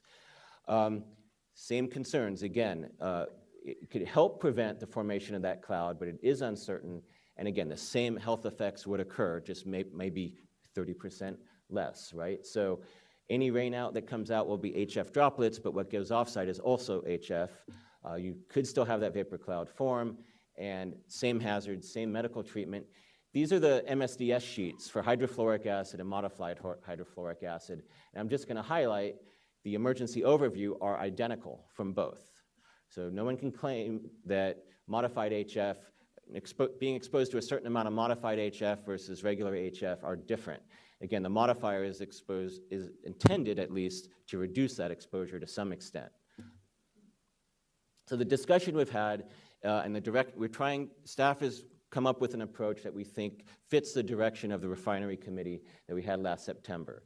The refinery committee was interested in enhanced mitigation measures, but they were also interested in phasing out MHF, but exploring this idea of a performance standard, which is the same concept that was in the original rule in 1991. And we've heard a lot of talk about whether it's a regulation or an MOU, and either all of these concepts, whether it's a phase out, whether it's a performance standard, whether there's enhanced mitigation, the mechanism by which you bring these about could either be a rule or an MOU, just depending on whether the refineries are willing to agree to sign an MOU. So one thing is a mechanism on the right, the other thing is what we want to happen at the facilities. There are some areas of general agreement. I'm not going to claim that everybody agrees to all these things, but I think most of us agree that HF and MHF are dangerous acids. They have the same health effects if you're exposed to 1 pound of one versus 1 pound of the other.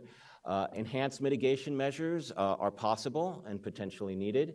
And other than sulfuric acid, if there was going to be a phase out and a replacement at these facilities, we probably need additional time for these alternative technologies. One alternative is sulfuric acid, but there's some more advanced technologies that are being tested now.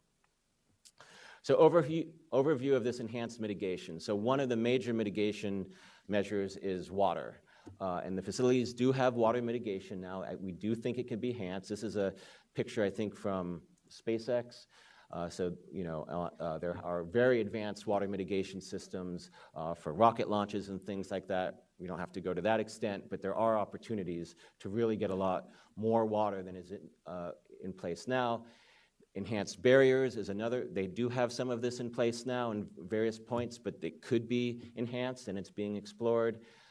Added redundancy, this is just a backup generator, but when it's a power outage, we need to make sure power can still get to the pumps that are driving the water. So we need to have very robust systems in place.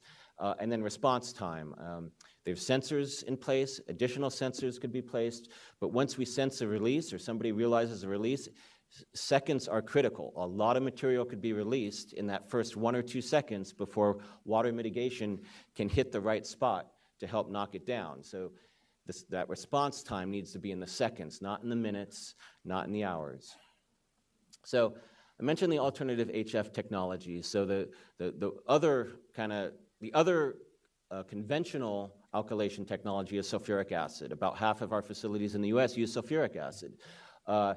It is safer than HF for the reasons I mentioned. It doesn't have those physical properties, and it doesn't have those enhanced health effects, but it's still an acid. It still has its issues.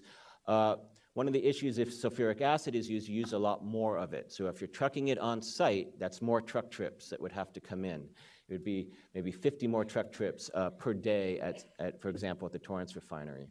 There are some newer sulfuric acid technologies that actually use less sulfuric acid. Now, this would minimize the truck trips, maybe minimize the cost, minimize, if you have a sulfuric acid regeneration plant, minimize the size. There's a couple new technologies on that.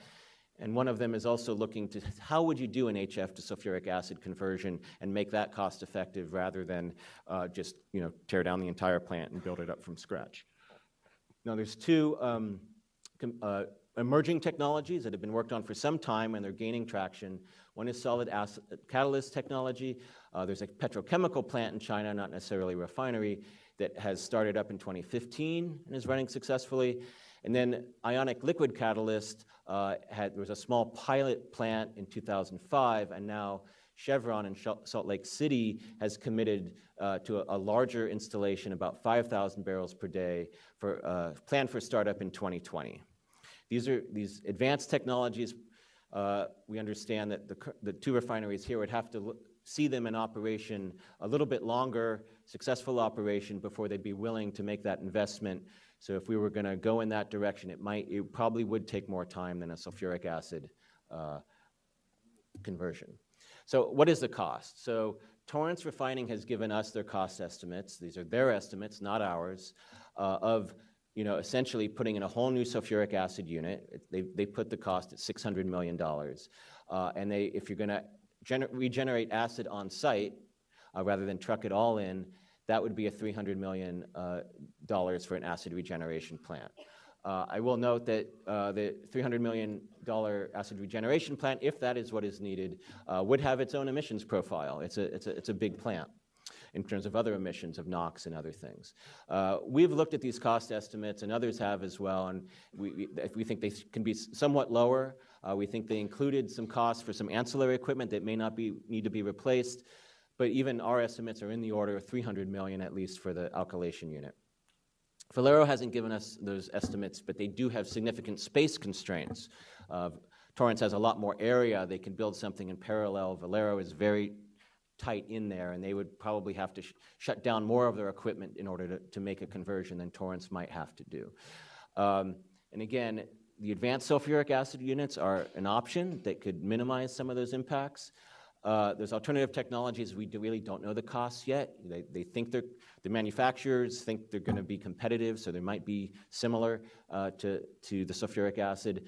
But it's not. At least Torrance has said they don't view it as commercially viable until they've seen it in operation. They need a couple turnaround cycles with other facilities doing those turnaround cycles. They're thinking a minimum of 12 years. And then we've heard a lot about the potential impacts of gasoline supply and cost. We think that the impacts, if there would some, it could be temporary. The market in California does adjust. And a lot of the examples of the impact to gas prices have been based on actually the 2015 explosion that happened at Torrance and the impact to gas prices there. But remember, that was completely unexpected. This would be planned. You'd have many years to plan for this, either stockpile the alkylate or figure out other supply chains for alkylate, or other facilities can make up the difference. It would be much less disruptive, and we think much less of a shock to gasoline prices, given that everybody knows this would be coming. So the discussion on all sides, right? So for no phase out, on people who don't want to see a phase out, want to continue using HF or modified HF, they say the alternative technologies are not commercially proven. And we don't necessarily disagree, but we think with a longer implementation schedule and maybe some technology assessments in the future, we could get there and move everything in that direction. Talked about the potential gasoline shortage, but again, there's a lot of other options out there for the market to adjust to this, and there's other options for alkylate supply and other types of measures to ease that. Refineries obviously state they haven't had the major release, right? They have used it and will continue to use it safely, but this is such a consequential release with possibly hundreds of thousands of people affected that it just takes one. So it is uncertain whether we can actually mitigate that large event, and that's something we need to look into.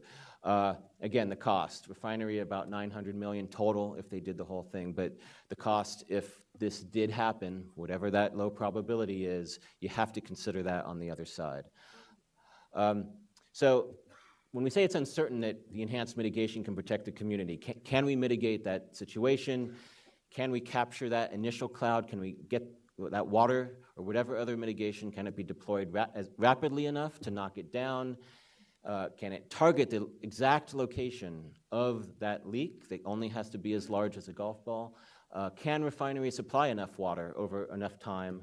And is there redundancy for system failure? Are the pumps working? Is everything working like it's supposed to, or is everything shut down and the mitigation is diminished? So part of that is what we are proposing and was part of the 1991 rule as a performance standard. This is essentially a safety standard, some level of safety, quantitative measure of a level of safety. So we don't have this today, but it would be something we would work on going forward in any case. It's basically you set a benchmark or a standard of what the refineries would need to meet, and it would be on the refineries, the burden of proof would be on the refineries that they would meet this standard. And what that standard is going to be a policy question and a technical question of how you develop it and how safe is safe enough. And it's needed to ensure that this mitigation will actually work and protect the community.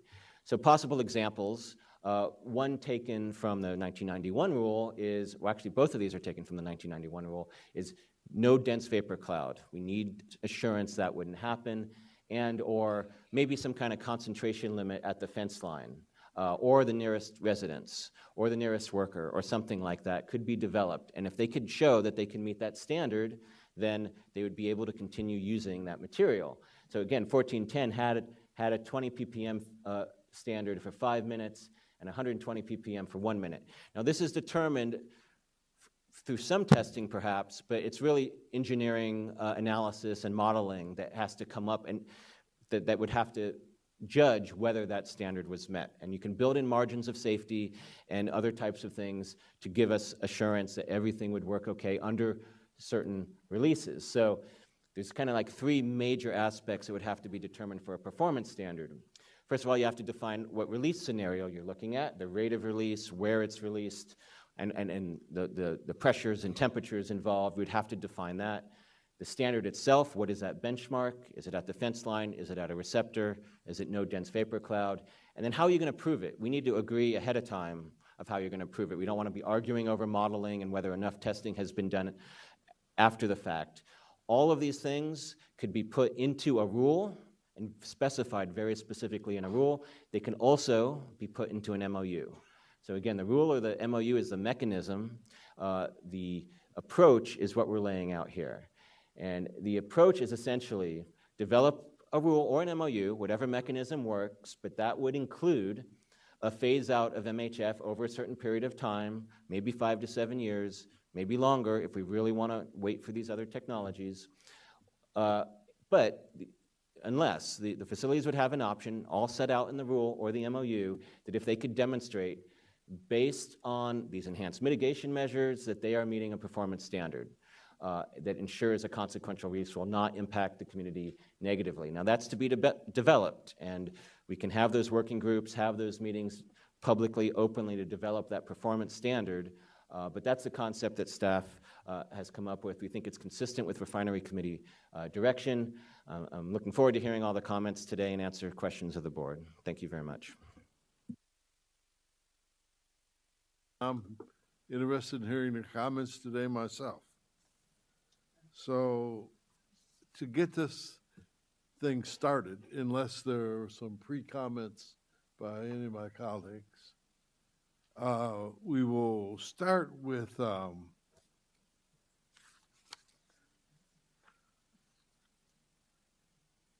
speaker for the Torrance Refinery, who will have 3 minutes. Would he come to the microphone? At the other microphone, we will have the CBE representative That's Ms. Rivera, Hernandez, Scoville, and Arenado. I'm sorry, I think they put And they will have them three. for later and Julia May for CBE. I'm sorry, I can't hear you. I'm sorry, I think it's me representing CBE for the first part that Mr. Nastri arranged. Is that correct? Oh, And so then- what does she want to do? Julia May, she's going to get 3 minutes. Okay. And the then- gentleman from Valero is also assigned. Can he come up maybe with Valero? Well, the speaker for the Torrance Refinery will get 3 minutes. She'll get 3 minutes, or whatever her group is will get 3 minutes. Then Valero will come up, get 3 minutes, and then CBE gets, the TRAA gets 3 minutes. Oh, that sounds fair. Okay? So- Now, are you going to take the whole 3 minutes? My name is Julia May, and just for clarity, Mr. Nastri asked me this morning, and I'm doing the 3 minutes at the beginning. We didn't know if everybody was going to be here. They're prepared to do 1 minute each separately as a group, but Okay. so I'm sorry, a little confusion there. No Yeah. problem. Thank you. You have it worked out. I understand it now. It took me a minute to get the concept. Okay, thank you. Okay, we'll start with you, and why don't we start with the lady first? Oh, well, thank you. I am Julia May. I'm a senior scientist at CBE, representing the refinery and transportation emission burdened communities of Wilmington, as well as Southeast LA, many of whom sacrificed to get here a long way this morning. Hold on 1 second. Could you turn her microphone up a little bit? Should I stand closer? Does that work? Oh, yeah, that really gets it. Thank you. I'll start again. I am Julia May, senior scientist, CBE, representing the refinery and transportation emission-burdened communities of Wilmington, as well as Southeast LA, many of who sacrificed to come a long way this morning from Wilmington here. We appreciate that after 30 years of proceedings to ban deadly HF at the refineries, the district is again looking at how to get rid of one of the most dangerous chemicals in the world, MHF, once and for all. An outstanding staff presentation, thank you. Today we urge the district to either require a direct and fast phase out of refinery MHF in 4 years, or if you're not prepared to do this today, send it back to the refinery committee without endorsing the flawed rule concept. And we absolutely oppose an MOU. We appreciate you giving this more time to committee because the current concept now allows the refineries to decide whether to phase out or not. The staff presentation makes it clear that it is uncertain whether a performance standard could feasibly protect the community or not from deadly consequences, and we know they cannot. Water curtains cannot be guaranteed to knock down a large release. Underground MHF storage tanks are not a fail-safe. They include pressure relief devices and other connections to atmosphere, and tanks have to move materials sometimes to the surface, including during overpressure. Even the notorious Bhopal disaster had underground storage tanks which failed.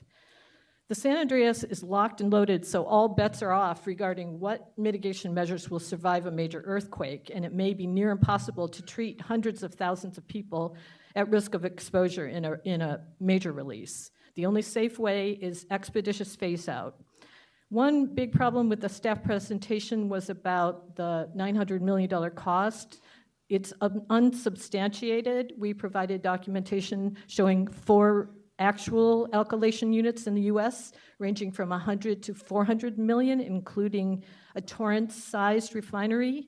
The board has this in your packet. These are in line with other refinery rebuild projects. They are not going out of business, these other refineries, from rebuilding their alkylation units. We appreciate our union brothers and sisters who are here to support the refineries, but these projects would actually create many jobs for alkylation units rebuild, and if we do not phase out, workers would be at ground zero for a release, along with our communities of color in Wilmington and far beyond.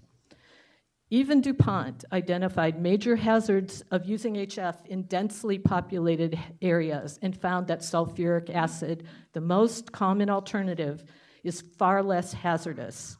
Continuing MHF use, even with new performance standards, borders on insanity. please send it back to committee without endorsing the rule. Oh, I'm sorry, David Pettit from NRDC said he asked to relay that he can't be here, and he supports a fast phase-out within 4 years or less. Thank you very much. Do you have any questions? Thank you for your testimony. Thank you. Yes, sir. Good morning, Chairman Burke and the board members of the Air District. I am Paul Davis. Speak into the microphone. I am Paul Davis, president of the PBF's Western Region. Please and speak into the microphone. That includes the Torrance Refinery. Okay. Thank you for providing this opportunity to comment on the proposed rulemaking, which for reasons I will highlight should be resolved via a memorandum of understanding or an MOU. We will be also providing a thorough analysis and commentary on the district's staff's latest presentation, as we have done in the past. The 1410 process has given the AQMD staff, the activists, the public, ample opportunity to present their views. Now is the time to act.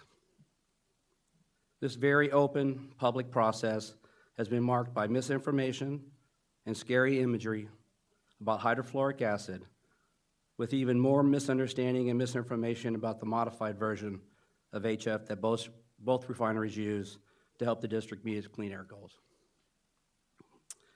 Our trained employees and robust, redundant, and layered safety systems have enabled our alkylation unit to operate for more than 50 years without any off-site release or consequence.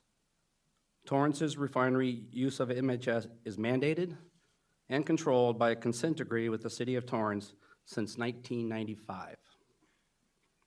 After AQMD staff reviewed the testing and modeling using many of the same documents we provided them over the past 2 years, the district issued permits for our unit in 1997.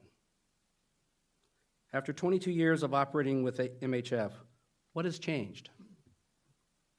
Our alkylation unit is safer, among the most advanced in the industry. Still, we strive for continuous improvement. We have to earn the right to operate in communities that host us by managing these risks. That's why we have committed to Cal OSHA that we will design and install 5 new safety mitigation projects by February of 2020. We have also proposed additional safety enhancements as part of the rulemaking 1410 process, which went unmentioned in the presentation today. To complete these innovative safety enhancements during our 21 turnaround, we need certainty now from the rulemaking process. An MHF phase-out will derail the safety project because there are no safer, commercially viable alternatives. However, there is an existing solution that eliminates the need for a phase-out. Cal OSHA's PSM and CalARC Program 4 regulations require refineries to review their covered processes every 5 years to determine if inherently safer technologies are available. An MOU provides the district with variability to address both refineries' distinctly different alkylation technologies, safety systems, and potential enhancements, while providing certainty for workers, the state's fuel supply, and continuing public participation.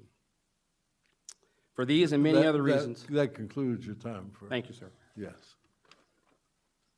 Okay, then we will have come up the speakers for Valero. Right over here, Chairman Burke. Okay. Mr. Chair, can I ask, if we have questions for speakers, do you want us to hold those to the end or ask them? No, I'm so sorry. It's okay. You want me to have him come Question back for the up? previous speaker, yes.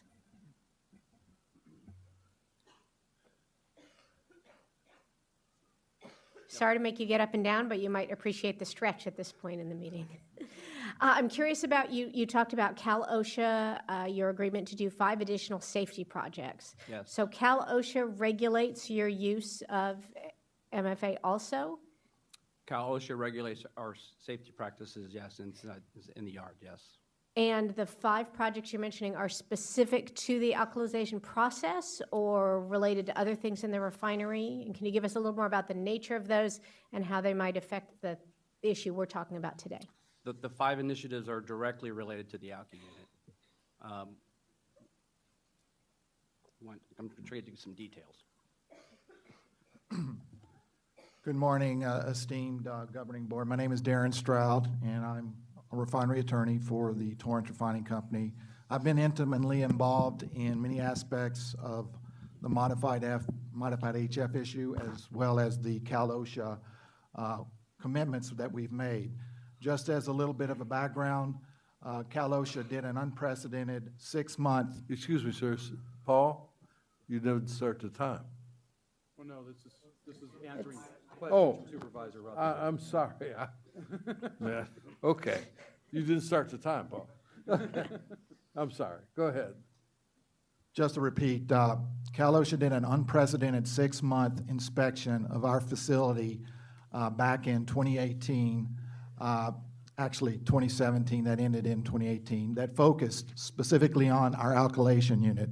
It wanted to come in and determine whether or not the unit was operated safely. At the conclusion of that inspection, they made findings. One of the good findings they made is there was no mechanical integrity issues associated with the unit, which is a very good outcome.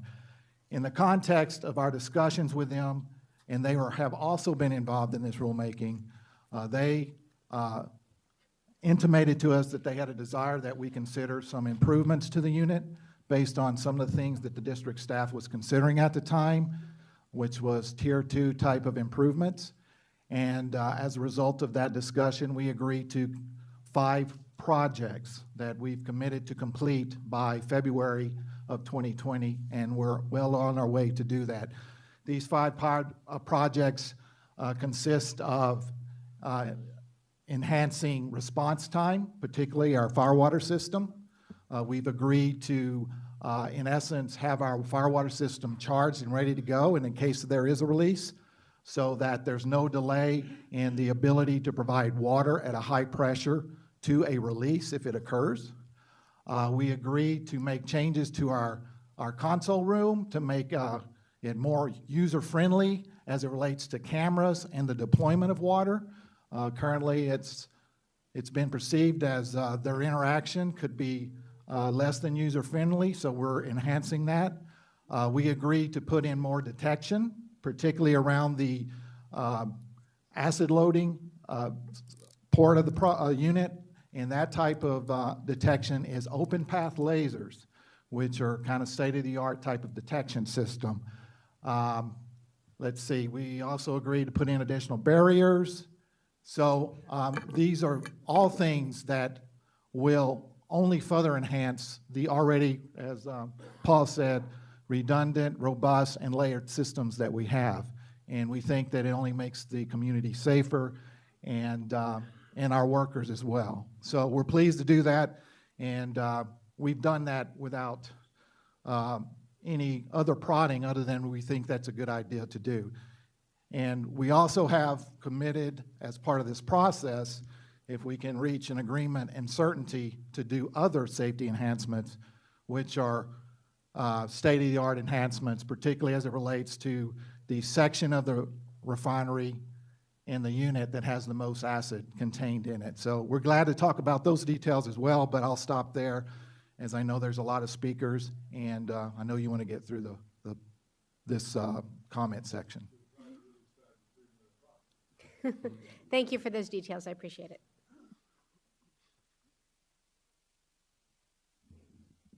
Glenn? All right. Good morning, Chairman Burke, the board members and staff. My name is Mark Fair. I'm Vice President and General Manager of Valero's Wilmington Refinery. Contrary to the presentation that you've seen this morning, I'm Mark Fair. I'm Vice President and General Manager. Oh, Valero. Okay, got Valero. it. Got it. Yeah. Okay, thank you. Contrary to the presentation you've seen this morning, the Wilmington Refinery has safely used HF alkylation to make clean-burning California gasoline for the last 37 years. I can't address all the wrong and misleading points in the staff's presentation in this short time, but I would draw your attention to the list of uncertainties on page 33. This slide is misleading, and there's no uncertainty at our facility. Let me address each point. Can a consequential release be mitigated? Yes, it can. Can a mitigation capture the initial cloud? Yes, we can. Can water be deployed rapidly? Yes. Can mitigation systems target the exact location of release? Yes. And do we have enough water? And do we have a redundancy backup? Yes, we do. Industrial process safety is not in the Air District's wheelhouse, but it is ours. And I'm telling you that our mitigation systems provide extremely effective protections for our employees and our community. These systems include a substantial investment to convert the unit to modified HF, as the district asked us to do in the MOU that we entered in 2003, to address the exact same concerns around HF alkylation that are being raised now. An investment that has been dismissed and disregarded throughout this process. Nevertheless, as responsible operators and members of the regulatory community, we have engaged in good faith and with your staff and with the community throughout the working group process. However, staff has deliberately ignored and mischaracterized the information that has been developed in the last 2 years to give you an unbalanced and distorted view with no chance for us to respond in any meaningful way. Nevertheless, Valero continues to honor the commitments we made in the 2003 MOU, and we remain willing to amend the existing MOU to add additional mitigations if directed by this board. We believe that amending our existing MOU is the best way to provide design for site-specific solutions tailored to each refinery's unique technology and engineering design in an expeditious way under full transparency. We urge you to reject staff's manipulative approach to corner you into directing a phase-out of HF that is unnecessary and could have devastating economic consequences that have been airbrushed over this morning. We ask the board of director staff to work with the individual refineries and develop the MOUs to provide enhanced mitigation measures tailored to the unique design and circumstances of each facilities. Thank you. You're going to be right after the people from TRAA, who I know you want to go before you. Sally and Steve, where are you?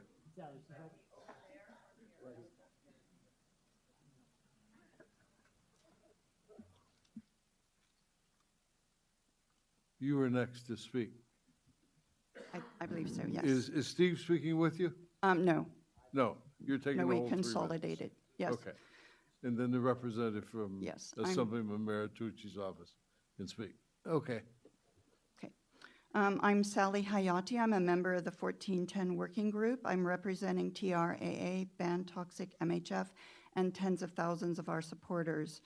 All large HF releases so far have luckily happened in rural areas, but still, 2 died in Mexico in '80, 5 in Korea in 2012. In the US, over 9 died from '84 to '94, and at least 3 after that. Here in this region, those accidents would be far worse.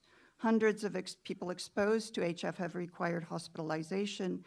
3 in Illinois experienced edema, cornea erosion, temporary blindness, chemical burns, vomiting, bronchitis, edema, shock, and they took 3 weeks to recover. Is that a consequential release? I think it is, but not according to the current rule concept. An alarming number of small yearly HF releases and Torrance's 3 major near misses in '87 and '94 and 2015 are warning signs that AQMD and public ignore at our peril. 3 affordable alternatives exist. Refineries won't close. Jobs will be created, not lost. Gas prices will be much less affected by an orderly planned transition than by the Torrance shutdown. Please ban MHF within 4 years before it's too late, by rule, not MOU. 50,000 people very nearly died in 2015. Before MIC killed 25,000 people in Bhopal in '84, that other toxic volatile chemical had never caused a disastrous accident with mass casualties. Some risks are too great to take. The current rule concept is not acceptable, first, because the performance standard relies on HF mitigation measures. AQMD soundly rejected this approach in 1991, with staff and board answering that question with a resounding no. Mitigation systems cannot eliminate the possibility of a catastrophic accident. There have been no improvements to the reliability or effectiveness of HF safety systems sufficient to overturn the AQMD's decision. No systems are fail-safe or immune to human error, even with layers of redundancy. Second, performance standards should apply to MHF, not to mitigation systems, as was done in 1991. They applied only to MHF. MHF does not meet the 1991 Rule 1410 or the consent decree performance standards. No testing or modeling is necessary to conclude that it must be phased out. As Quest said, MHF is 99% HF, and it has to go. Please don't circle back to mitigation systems. Let's move forward. Thank you. Thank you very much for your testimony. Mr. DeBlock? Good morning, Mr. Chairman and Board. Thank you so much for the opportunity. I'm here on behalf of Assemblymember Alan Maritsucci, who represents Torrance in the State Assembly. He submitted a letter on this item, but he asked me to join you as well and deliver this brief statement. Assemblymember Maritsucci would like to thank the Board for your ongoing consideration of this very important issue. And he urges you to finish the work that South Coast AQMD began in 1991 and adopt a rule to phase out the use of modified hydrofluoric acid at the Torrance and Wilmington refineries while allowing the refineries to continue to operate to ensure that the refinery jobs are protected. Thank you very much. Thank you. We will now start with the public testimony. Would Ms. Rivera and Ms. Hernandez,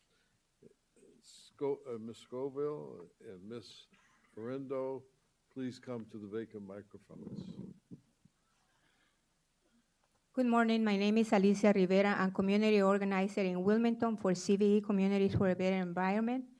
I appreciate the staff presentation and the accommodations for the group that came from Wilmington today. Please stand up. Pueden pararse. Many people would have liked to be here today, but people have jobs and younger children to pick up earlier. But everybody's really worried about an imminent earthquake that we are being warned to be ready for, and how that might exacerbate what could happen with the release of MHF. And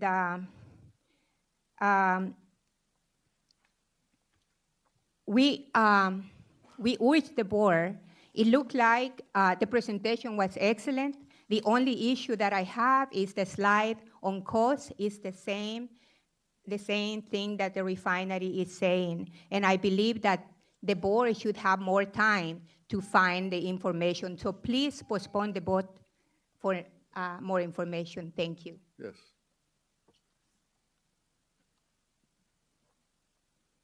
Ms. Hernandez? Yes. Good morning. My name is Ashley Hernandez. I am a community resident and organizer with Communities for a Better Environment, and I live in Wilmington, California. I'm here with a whole 2 van loads of our community residents and organizers that have been putting this work on the ground, making sure that folks know that MHF does not belong in our communities. I live very close to Valero Refinery, the only refinery to have this chemical, and I, for one, do not want that neighbor to have this chemical. I don't care how much it costs. And over 100 signees at Banning High School have been making sure community members also know that this is going on and have signed on saying that they don't want this chemical. I'm really glad that our council member mentioned environmental justice, and I applaud that. And so I also recommend speaking to the frontline folks that are dealing with this problem in the epicenter of where environmental injustice exists in your district. But thank you all so much, and I hope that you guys make the right choice in banning MHF from our communities. Thank you. Thank you. Ms. Scoville? While Ms. Scoville's coming down, would Ms. Arendo come to that microphone over there? Good morning, Mr. Chair, board members, and staff. Thank you for allowing me to speak to you today. My name is Carrie Scoville, and I'm here as president of the San Pedro Democratic Club.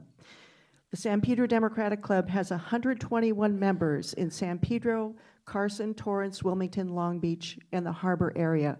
We are directly affected by the Torrance and Wilmington refineries. We urge the AQMD to phase out the MHF process within 4 years or sooner. We recognize that the refineries will not need to be closed during this process, and we also encourage the retraining of workers so that they may be capable of working the new equipment, installing and operating the new equipment. And I'm just going to reiterate, we ask you to phase out the MHF process. It's dangerous and it scares us living in the community. Thank you very much. No, thank you very much for coming today.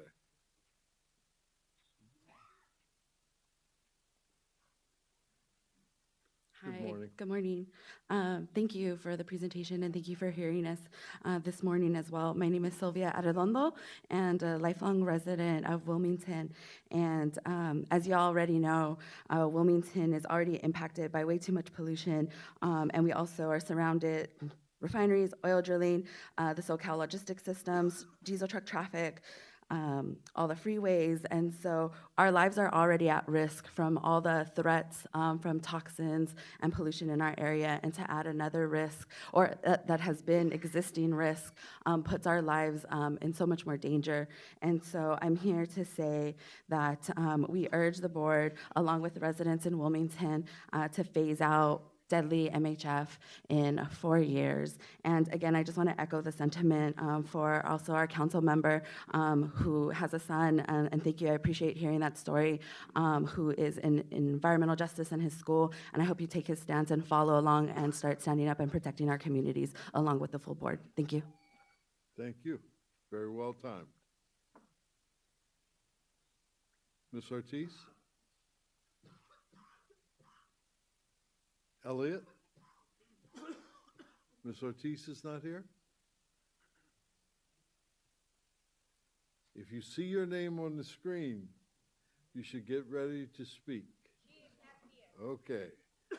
How about Daisy Marquez? How about Hector Mora? How about Monica Dorado? We'll be done a little sooner than we thought. Huh? We'll be done a little sooner than we thought. How about Guadalupe Aguilar? Use the microphone, Dr. Burke. They might not be hearing you in the overflow room. Are they hearing me in the other rooms? Yes. I'm not. How about Crystal Munoz? How about Glenda Fuentes? How about Art Gonzalez? Here. Yay! You could take 2 minutes. All right. Oh. Let's do this. Yeah, man. All right. You sure about that? No, I was just kidding. Huh? All right, shucks. All right, so Art Gonzalez, and the reason I'm here is I want to talk about this real quick. This issue has been going on for 30 years.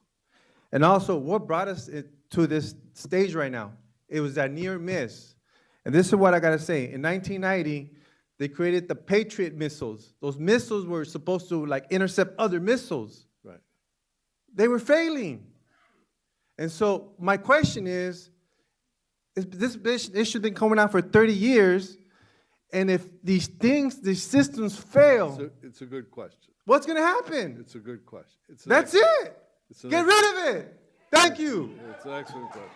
I'm glad you waited around to testify. Okay. Esperanza Romero. Hi, good afternoon or morning, I'm not sure. My name is Esperanza Romero. I live in Wilmington. So this is what I have to say. Is profit more important than over 60,000 human lives? That's all the population in Wilmington, I believe, than the lives of our children. 51% of families in Wilmington have children under the age of 18. You all spoke about the importance of our children and their future. We have a responsibility to protect them since they're not able to protect themselves. It's crucial that MHF is phased out in 4 years. God forbid there's a leakage of MHF, and like Arturo says, if their methods fail, we would die, a horrible death, we would die. Wilmington residents have been victims of pollution long enough. the near-miss release in 2015 out of Torrance is a warning, right? So when we have health, when our body starts acting up, it's a warning. We go to the doctor, we take preventative measures. So you guys have the power. This is it's an opportunity for you guys to take action. And the refineries argue that the cost of phasing out MHF would be too high. You know, I honor what they're doing. I understand capitalism, but they're number 31, 2017 in Fortune 500. They have the money. And they reported that in 2017, they had an increase of 77% to a revenue of $88.4 billion. Their profit was about $4 billion. They have the money, they have the ability, and I stand here before you because the people in Wilmington, a lot of them are foreign-born. They don't know their rights, so I just ask that you guys take action to stop this. I would Thank like you. to let you go on, but I can't. Okay. But the testimony was superb. Thank you, sir. Thank you. John Pang. Good morning, and thank you for your time. My name is John Pang. I'm here representing the United Way of Greater Los Angeles. Our mission is to permanently break the cycle of poverty for our most vulnerable neighbors. These include low-income families, students, veterans, and the homeless. One of our most impactful ways that we're able to do this is through our jobs program. We partner with companies throughout the LA Basin to launch our community into stable, well-paying jobs. And Valero and Wilmington is one of our huge partners in our job programs, and they're responsible for promoting thousands of jobs in this program. They've helped us lift our most vulnerable neighbors, get them into gainful employment. Today's cost of living is only growing. This program that we're able to run is truly priceless for those who benefit from it. The proposed rule discussed here today jeopardizes this important program. We ask that the AQMD take this into consideration. Please support the agreement going forward. Thank you. Thank you very much for your testimony. Constance Sullivan. She had to leave. No, I'm here. Hi, thank you so much for hearing us out. I am very much opposed to the MOU concept because it just puts the refineries in the driver's seat. I don't see how they would ever sign on to an MOU with rigorous performance standards or that led to a phase out. So an MOU process doesn't seem to me to get us where we need to go. Also, we've just heard for the umpteenth time that there's never been an off-site release, but how do we know that? There are no fence line monitors for HF at either of these refineries. So they can say that because they know nobody can counteract that, contradict that. Actually, one of our researchers recently found court testimony in connection with the April 1999 release at Mobile, where there was testimony under penalty of perjury that that a Pac Bell worker outside the refinery was exposed and was taken along with 7 workers inside the refinery to the hospital. So there's that. Thank you very much for your testimony. Alfred Sattler. Good morning. For once, they got my name right. I'm Al Sattler, chair of the local group of the Sierra Club, which includes the area of both refineries. I want to say good morning to the board and staff. Thank you for all your work for community safety and health and for all the effort you've spent on this issue. We urge the board to approve an expeditious ban on modified hydrofluoric acid and hydrofluoric acid in these local refineries. MHF is unsafe and poses a catastrophic risk to our communities and workers at these refineries. And see the map that I submitted showing the official worst-case scenario for an MHF release based on the risk management plan submitted by the refineries. We need a strong Rule 1410 to call for full phase-out of MHF as expeditiously as possible, not a memorandum of understanding. Thank you very much for your testimony, Mr. Sattler. Joe Gold. And would Ray Jacobs come to the other microphone? Joe Gold's not here. I'm Roy Jacobs, and I'm out of 562 Southwest Carpenters, and I work at the refineries. And I heard someone talk about training. Well, we get intensive training. From our union, we get trained. From the refineries, we get trained. And from the company, I work for Brand Scaffold, and we're the ones on the ground working. And I mean, like I said, the safety, we are trained every day. We sign, we have an obligation if we feel that anything's unsafe. And it's our obligation. We got a stop work obligation. Someone else spoke about their kids. I have kids. I think a lot of people that work in these refineries have children. And we're not going to do nothing that's unsafe so we can't go home to our kids. So I thank you for this opportunity to speak, and I'm going to turn over my extra 17 seconds. No, okay. Thank you so much. Okay, thank you very much. We can't have any applause in the building.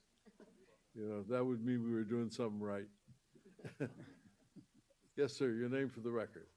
Good afternoon. My name is Stephen Donahue. Yes, sir. I just want to have a little comment. I've been a union scaffold builder for 11 years now, working in the refineries. During that time, I've had the privilege to work in different refineries, especially Valero, where I've spent a couple years, and did a lot of work in their alky unit. And during that time, never felt unsafe. Had extra training. Everything was good. Like the gentleman before me said, we do have the authority to stop work if there's been any problems, which I've never had to utilize that authority. That's all I have to say is that it's a safe place. Well, thank you. Thank you very much for your testimony, sir. Yes, your Hi. name for the record, Mr. Lawson. Hi, my name is Ray Lawson, and I'm representative of Southwest Regional Council of Carpenters. Dr. Burke, Janice Hahn, you brought back memories of your dad, Kenneth Hahn. He's an old Pathfinder, Fremont Pathfinder, where our motto is find a path or make a path. And yes, I was one of those families in South LA that grew up with his picture in our household. I represent carpenters that work in the refinery. I've worked in the refineries in the alky units. When the last incident they had, the carpenters there, we talked to them. We said, hey, how you guys feel? Do you guys feel safe in there? To a man, every last one of them that we talked to, they felt safe working at the old ExxonMobil, which is now PBF refinery. The training, the safety that they get there is bar none. They work right next to where the acid is, so if they didn't feel safe, they wouldn't work there. And we talk to them all the time about safety and ensure that they're in a safe environment. So we support this MCO. Thank you. Thank you, Mr. Lawson. Mr. Miller. Good morning, Governing Board. On behalf of more than 100,000 hardworking men and women, many of them living in Torrance and the South Bay, and I'd like all the building trades and construction folks today to stand up, just to show you that we turned out today. Wow.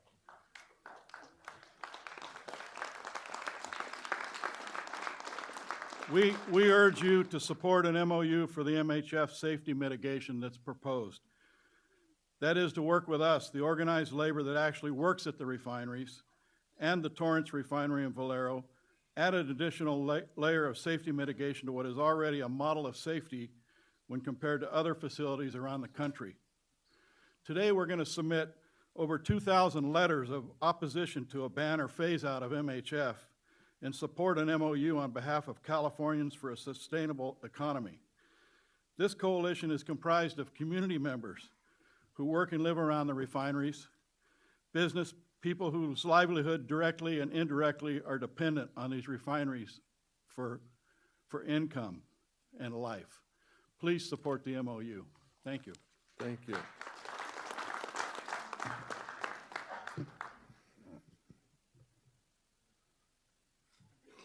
Joseph Goldblatt? No, Cesar Diaz. And you're Joseph Goldblatt didn't show? No, Joseph Goldblatt. Good morning. Okay, you're up to bat. Good morning. My name is Joseph Goldblatt. I work for Brand Scaffold Services at the Valero Wilmington Refinery. I have 14 years of service there. Yeah, okay, I get you. And I just want to let you know I'm the chairman of the Contractor Safety Committee. And just to let you know, Valero addresses any safety concerns brought from our Safety Council right away. Valero encourages and provides resources to all of us. And on the behalf of the Safety Council, I appreciate Valero's leadership in safety, and I oppose the ban on HF. Thank you. Thank you. I'm sorry, Mr. Diaz. Thank you, sir. We got back to you in time. Respected board members, SR Diaz on behalf of the State Building and Construction Trades Council, and we urge you to support the MOU process today. California has succeeded in elevating safety to a new unprecedented level in the refining industry. Governor Brown formed an interagency task force and took the lead in developing a plan for increased regulation of refineries in the aftermath of an accident. According to a RAND study on those regulations, those new regulations will increase refinery planning and other costs, but they might also benefit refinery workers and the public by reducing the rate of serious refinery accidents, workplace injuries, and accidental discharges of hazardous and toxic substances to the atmosphere. The legislature and governor supported the safety and skilled workforce effort by passing SB 54 to ensure the skilled and trained workforce in California's refineries. DIR, through the Division of Apprenticeship Standards, working closely with Cal OSHA, implements those programs. We strongly urge the MOU process. Thank you very much for your testimony. This looks like Dan Hoffman. Bridget, did he jump in front of you? She did, that's all right. Should we let her go first? No, it's okay. Good morning. My name's Dan Hoffman. I'm the Executive Director for the Wilmington Chamber of Commerce. I'm here this morning on behalf of the South Bay Association of Chambers of Commerce. We strongly support the MOU agreements with our refineries and no ban. Our MOUs protect jobs, our economy, and our community by enhancing safety, mitigations in place in California refineries already, operate under the most stringent industrial safety standards among the world. MOUs provide tailored measures for each site based on their unique configurations. We urge the board to move forward with MOU agreements to make our refineries safer in a timely manner in a way that preserves our jobs and communities. At this time, I would like to ask the members of our audience who support MOUs and no ban to please stand.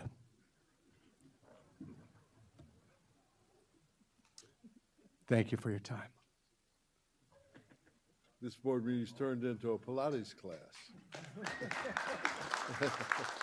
Okay. Ms. McCann, I'm sorry you had to wait. It's okay. Okay.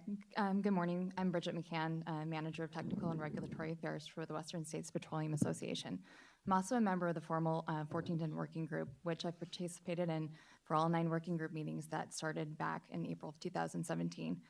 As I previously brought to the attention of the Refinery Committee back in September, the working group for PR 1410 has had a great amount of discussion on this complex and important issue. And although we may not be in agreement on many points, there's 2 that have been raised consistently by all stakeholders throughout the process. The need for this issue to be resolved as quickly as possible, and for there to be a process for people of the communities involved to have a voice in the decision.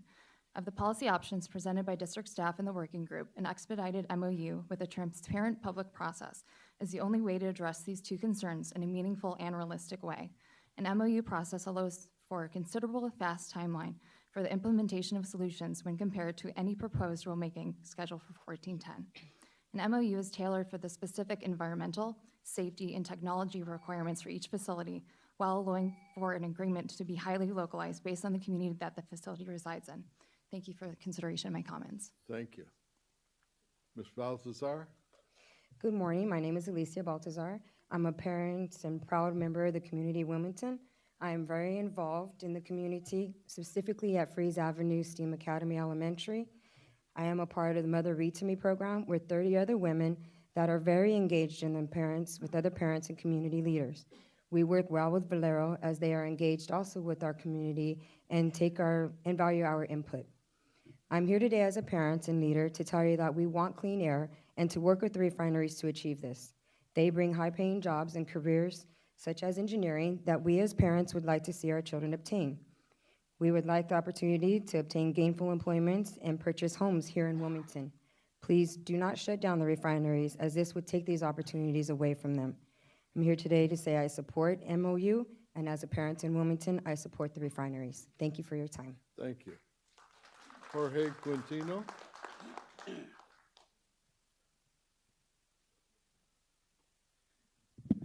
morning, Mr. Chair and members of the board. Thank you for allowing me to speak. My name is Jorge Quintero. I'm a pride union carpenter that has worked 12 years in the refineries.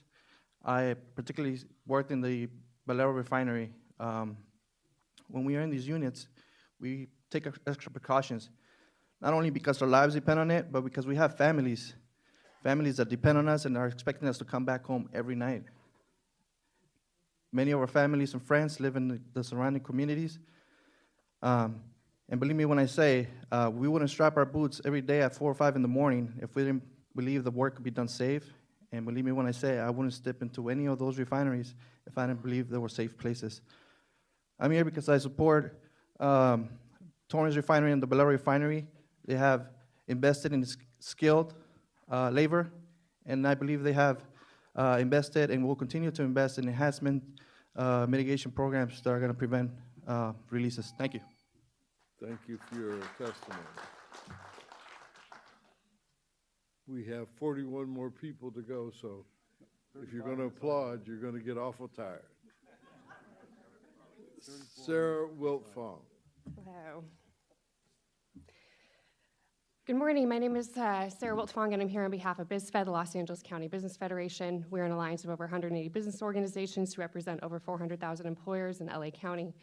As you're aware, we strongly oppose the phase-out of modified hydrofluoric acid, and we support the process of an MOU. At this time, I would like to submit to the governing board over 2,500 letters from local residents, businesses, and union workers who oppose a ban on MHF and support the process of an MOU. I would also like to point out on slide 7 of staff's presentation, it misrepresented the number of letters that have been submitted. I submitted on the September 22nd Refinery Committee meeting, over 1,500 such letters, but for some reason, the presentation only showed 500. So at this moment, I would like to submit the letters, and I would also like to ask those who oppose ban on MHF to please stand. Thank you. Again.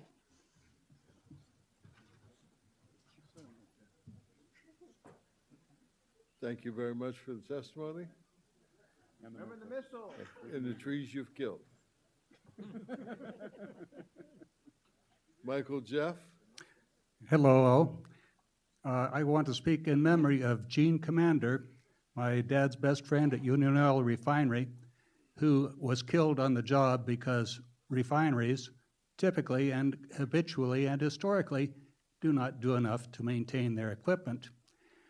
I heard this morning about robust, layered, and redundant safety measures in place at alkylation sites. Well, if I remember, there were robust measures in place at 3 Mile Island, Chernobyl, Fukushima and Daiichi, and at Bhopal, the Union Carbide plant in India, where 500,000 people were injured and 8,000 to 16,000 people killed. One by one, these redundant measures failed and disaster occurred.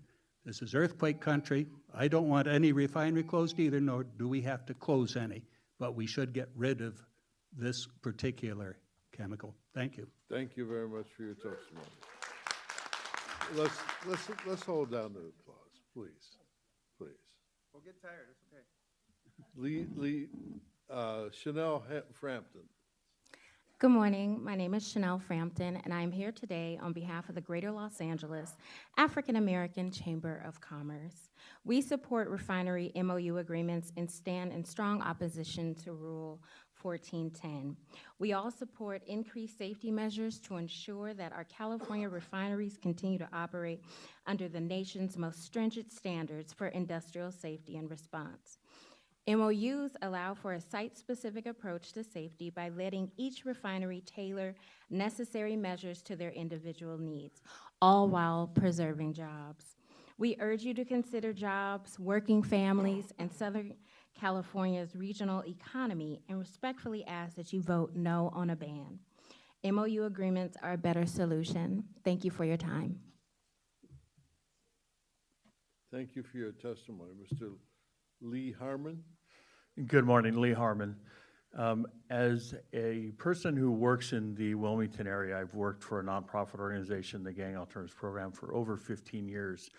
I've been able to see firsthand the level of commitment that Valero Wilmington Refinery has given to the community of Wilmington through not only our organization, but also other organizations and the events that we partner with them to do in the community. I have faith in our union brothers and sisters to keep the community safe, the community that I work in every single day. I would say yes on the MOU, no on the ban. Thank you. Thank you for your testimony. Minna Liu. Good afternoon, distinguished board members and guests. My name is Min Liu, and I'm here representing the Boys and Girls Club of Long Beach. We provide the best quality and most affordable after-school care in Long Beach. We're one of the successful oldest organizations in the city with 80 years of service and over 300,000 youth. Our mission is to enable and empower our young people to have their full potential. We are able to do this thanks to charitable donors and corporations. Both the Valero Refinery in Wilmington and BF in Torrance are huge partners of these activities. They're always going the extra miles and volunteering at our programs and also at our fundraisers. They are amazing. We support the stronger relationship. For these reasons, we respectfully ask that SCAQMD respect and preserve these partnerships moving forward with MOU agreements. Thank you. Thank you for your testimony. Kendall S. It's Ascension. Oh, thank you. You're welcome.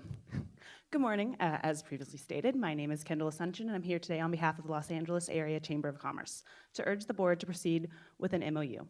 The Los Angeles Area Chamber of Commerce serves as a diverse membership of more than 1,600 businesses in over 35 different industries, all of which would be impacted by a ban.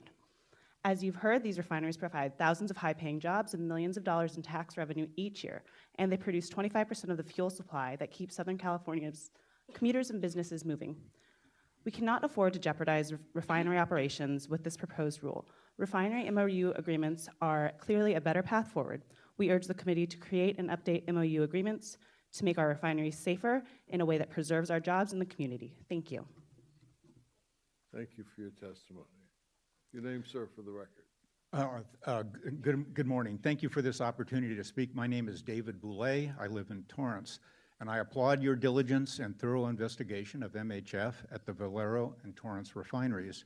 You now know the science, the solid science and facts that MHF is a risk too great and that better, safer, economically viable practices are available. In fact, those practices are already used by Valero and Torrance refineries' competitors. I implore you to ban MHF at the refineries. Mitigation systems are a failed approach. They cannot protect the public and the workers during an accident, earthquake, or terrorist attack. Evacuation around these refineries, where there are 10,000 people per square mile, is not possible. Listen to those who have the most to lose. Adopt Rule 410 mandating MHF replacement with a safe alternative. No mitigation, no MOUs. Thanks again for this opportunity. Thank you very much for your testimony. Janet Whitlick? Oh, yes. Hi, good morning. Janet Whittick. We're here on behalf of the California Council for Environmental and Economic Balance, CEEB. Today we wish to express our support for the refinery MOU approach.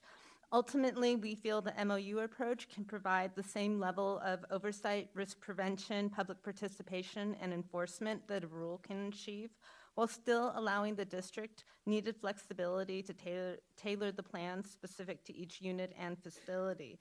It also allows the district greater opportunity to safeguard against unintended but potentially severe and sustained economic impacts related to surges in gas prices statewide and regional job losses. I won't go into detail because I know you have a lot of information from the CEC that covers that point, but I do want to thank you for the opportunity today to comment, and I want to thank staff for the very thoughtful process and consideration given to this important issue over the last couple of years.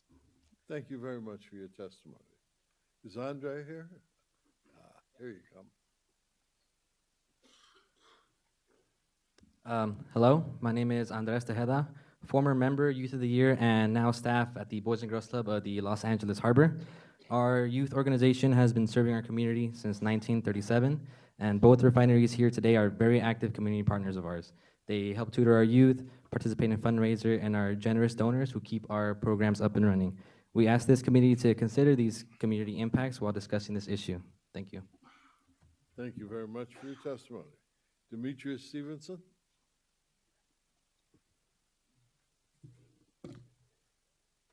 Good morning, Demetrius Stevenson. Thank you for your time.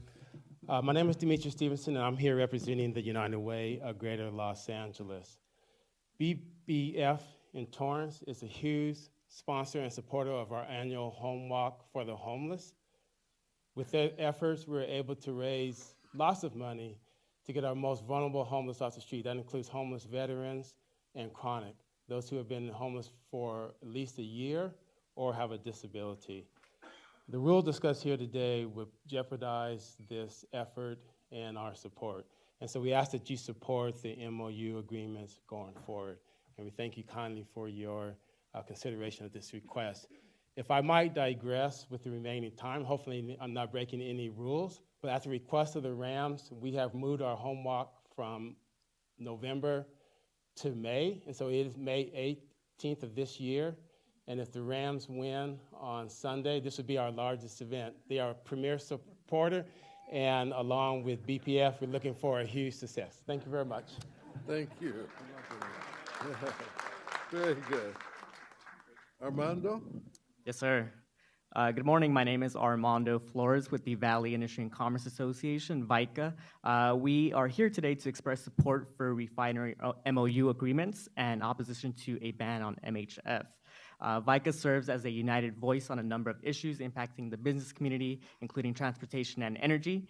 The availability and affordability of fuel is vital for our members and the South Coast region, and we are concerned that the impacts of a ban on MHF may have a significant impact on both. This proposed rule has the potential to close 2 refineries responsible for 25% of Southern California's fuel supply. Our entire state relies on the affordability and reliability of fuel to operate. A policy that jeopardizes access to goods and services would have a significant economic impact. We urge you to consider the far-reaching negative impacts of proceeding with rulemaking, especially given that there is a better alternative with refinery MOUs. MOUs would allow solutions to be implemented faster and would be tailored to each refinery. For these reasons, we urge you to move forward with an MOU. Thank you. Thank you very much for your testimony. Hopefully everybody has a copy of what paper copy of what I If gave you'll the give board. that to the clerk of the board. Thank you. Dr. Geng Maneng, dear SCAQMD board, before you have 2 very different visions of the HF problem. One is the hope that performance standards can protect the public against a major HF accident. The other is the fear that without better emergency response protocols, an HF release will produce an unconscionable amount of injury, death, and destruction. The community has provided as much analysis on this subject as the refineries themselves, including the first detailed model of an HF tank breach. It shows that a water deluge could have handled a medium-sized tank breach with the originally promised 50% HF modifier, but the present in-tank materials can create a Koopman, Nevada desert-sized disaster, bringing Bhopal to Torrance in 32 seconds. Please direct your staff to work on this community alternative. We need a clear MHF phase-out date, better emergency response until phase-out is finished. Pictures of dead men from the 16,000-pound HF Korea release are shown at the end. Let the pain of their HF deaths not be in vain. Thank you.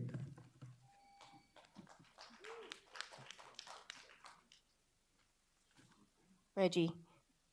Reggie? Yeah. You know, there'd be more people out here today. This is from our group from this morning. We'd be here, but it's a Friday and we have to work. So there'd be a lot more people here. But I want to give a shout out to everybody who is here for a ban on MHF and you took your Friday off to speak for the right thing. Stand up. Yeah, there would be more, but yeah, like I said, some of us got jobs, some of us got lives. Anyways, we already have two HF leaks this year. It's only a matter of time until tragedy strikes. So, it's impossible to prove that mitigation can stop a large release. We don't want to find out the hard way that mitigation can stop that large release. So the only way to have our communities completely safe from HF is not to have it in our communities.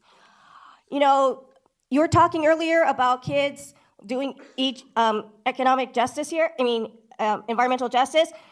Shout out to CBE. They're doing it right now. They're taking a Friday off to do it. And for their sake, a ban on MHF, no MOU.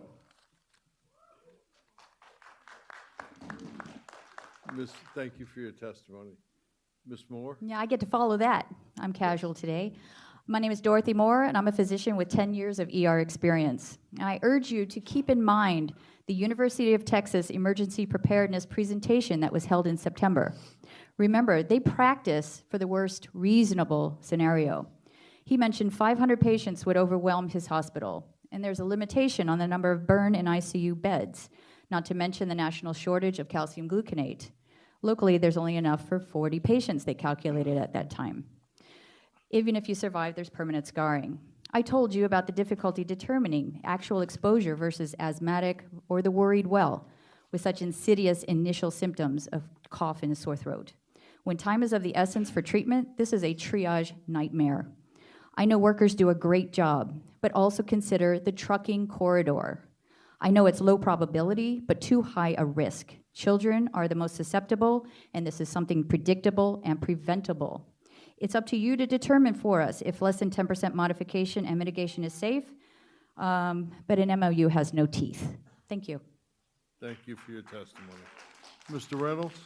I am Bill Reynolds, Torrance resident. What follows is a list of elected officials and organizations that have supported a ban on MHF in letters to the AQMD.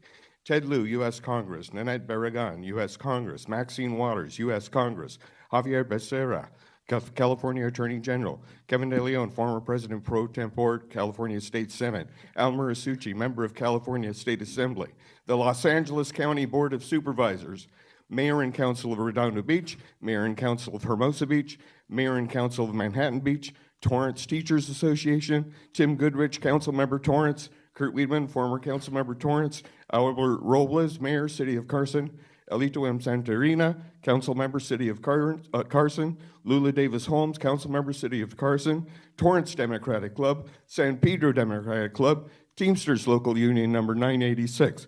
Our effort to eliminate the problem is not going to go away if you just decide to mitigate the problem. Thank you. Thank you for your testimony. Brian Babb? Good morning. I am Brian Babb. I am a resident of Torrance, and like many of you, I'm a parent. I have a 13-year-old and a 12-year-old who go to school 1 mile from the alkylation unit. On February 2015, they were placed under lockdown and shelter in place. There is no shelter in place for MHF. MHF will seep through every door sill, every window, and every draft, and every ventilation shaft.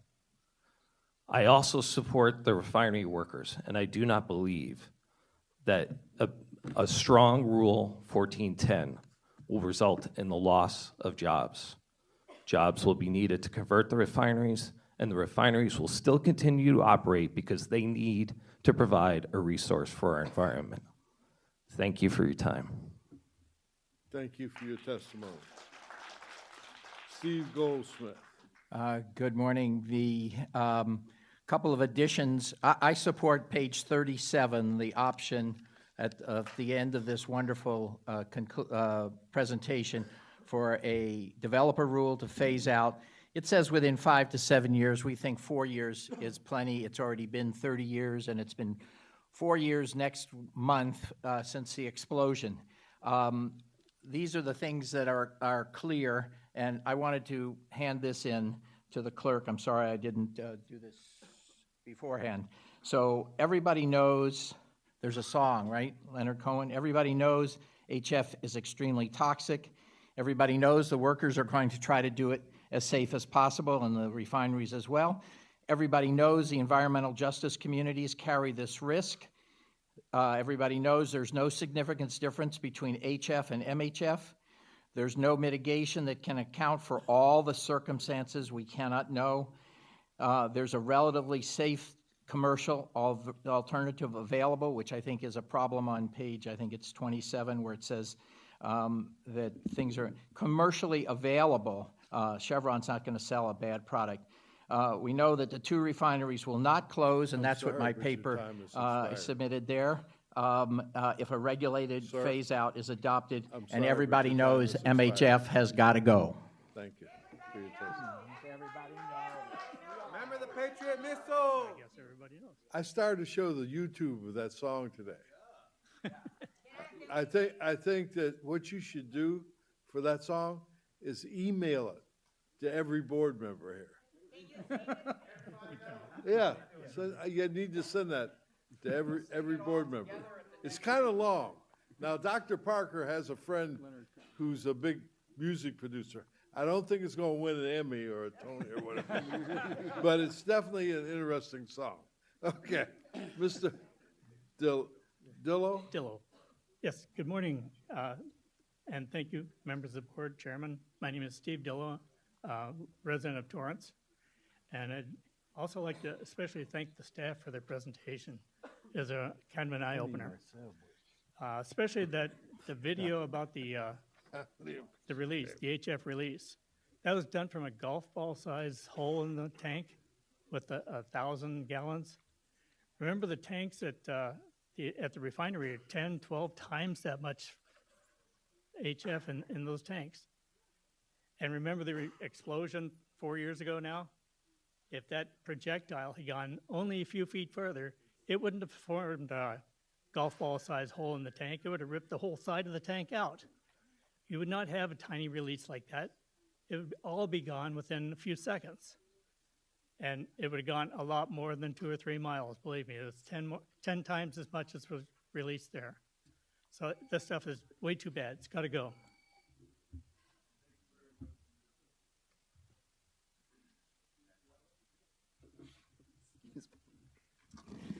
Hi, I'm Kathy Luciano. I'm a clinical laboratory scientist, and I'm here representing 20 of my friends and neighbors.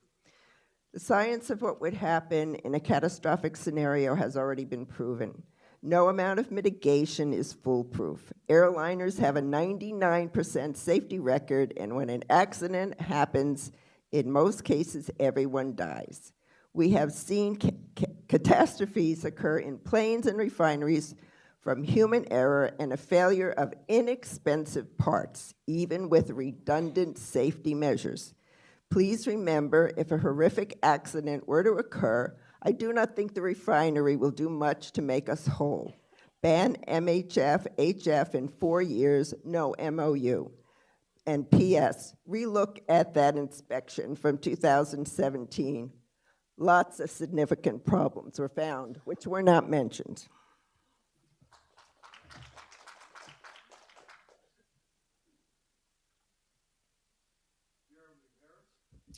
Good afternoon. Good afternoon, Chairman Burke, board members. My name is Jeremy Harris, Senior Vice President with the Long Beach Area Chamber of Commerce. And today I'm here on behalf of our leadership, our over 800 members, and also the men and women who call Long Beach home who work in our neighboring refineries.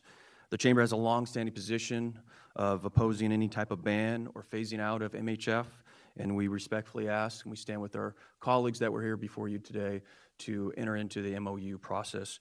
Greatly appreciate our time and the comments into the official record. Thank you.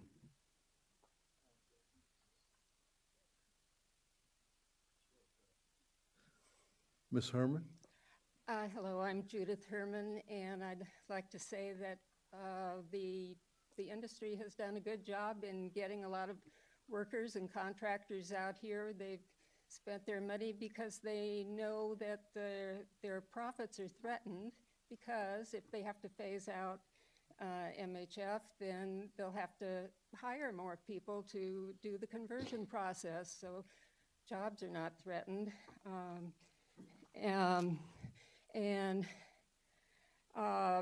Yes, there have been lots of small accidents, but all the mitigation factors in the world wouldn't help if the big earthquake comes, and it's coming.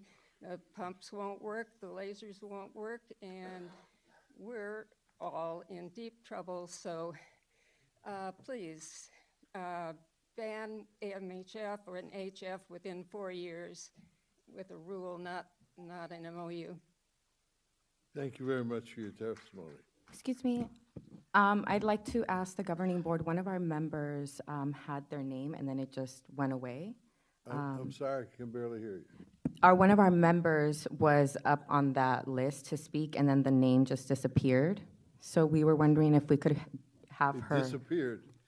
I mean, I'm not the technical person here. Yeah, sorry. right, me either, so I believe you. Isabel? So what was her name? Alvarenga? What She her was name? up earlier in the beginning and then her name just went away. Alvarenga, A-L-V. Okay. Oh, okay, thank you. Dr. Burke? Did we get her back up? Dr. Burke? Yes. What I might suggest is that we go through the list, and if there's a desire, if there's time left, we could add people who haven't signed up or if they had trouble signing up. Oh, yeah, I'll do that at the end. Yes, sir. Oh, yeah, no problem. No problem. David? Yes, sir. So my name is David Hunko, and I work for Fluor Corporation, which provides engineering and construction services for both Torrance Refining and also Valero. I've worked in refining my entire career, and I can tell you that nothing, literally nothing, is more important than the safety of our employees, the safety of myself, I have 2 children, and the community that we are a part of. Safety is ingrained in the culture at both Valero and Torrance in everything that we do. We start every day with a meeting detailing how we're going to work safe that day, a practice that I encourage any organization to adopt, whatever it is that you do. I'm joined here with my colleagues who are professional engineers and designers who enter and work in these refineries on a daily basis. We are very proud of the important and necessary products that fuel the Southern California community, and please join me in opposing this ban and proceeding with the MOU.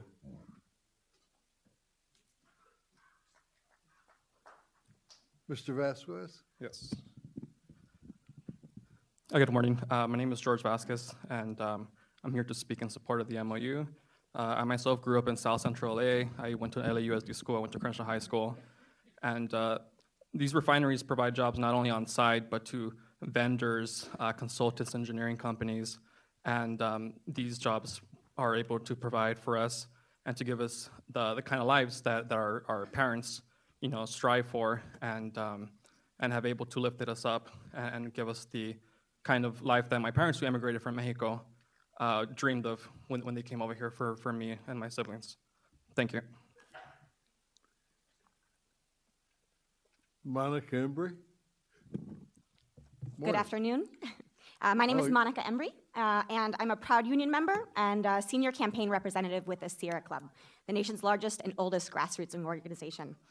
I'm here to urge the board to direct staff to develop a strong rule and call for the full phase-out of MHF within 4 years or as expeditiously as possible. We know an MOU is insufficient with this great risk. As we've heard from the great report from staff, MHF is unsafe and poses catastrophic risks to our communities, and the workers at these refineries would be on those front lines. The risk of hundreds of thousands of people's lives is not worth this any longer. We know safer alternatives exist, and we are currently in use in refineries across California and across the country. Our request is that these safer alternatives to MHF be expeditiously phased in at these refineries. And we know that a performance standard will simply be a delay to the inevitable phase out of this hazardous acid. Justice delayed is justice denied. And these instances come with catastrophic risk. Please pass a strong rule. Thank you. Thank you for your testimony. Roger? I'm Roger Shamp, and I urge you to protect lives and phase out MHF.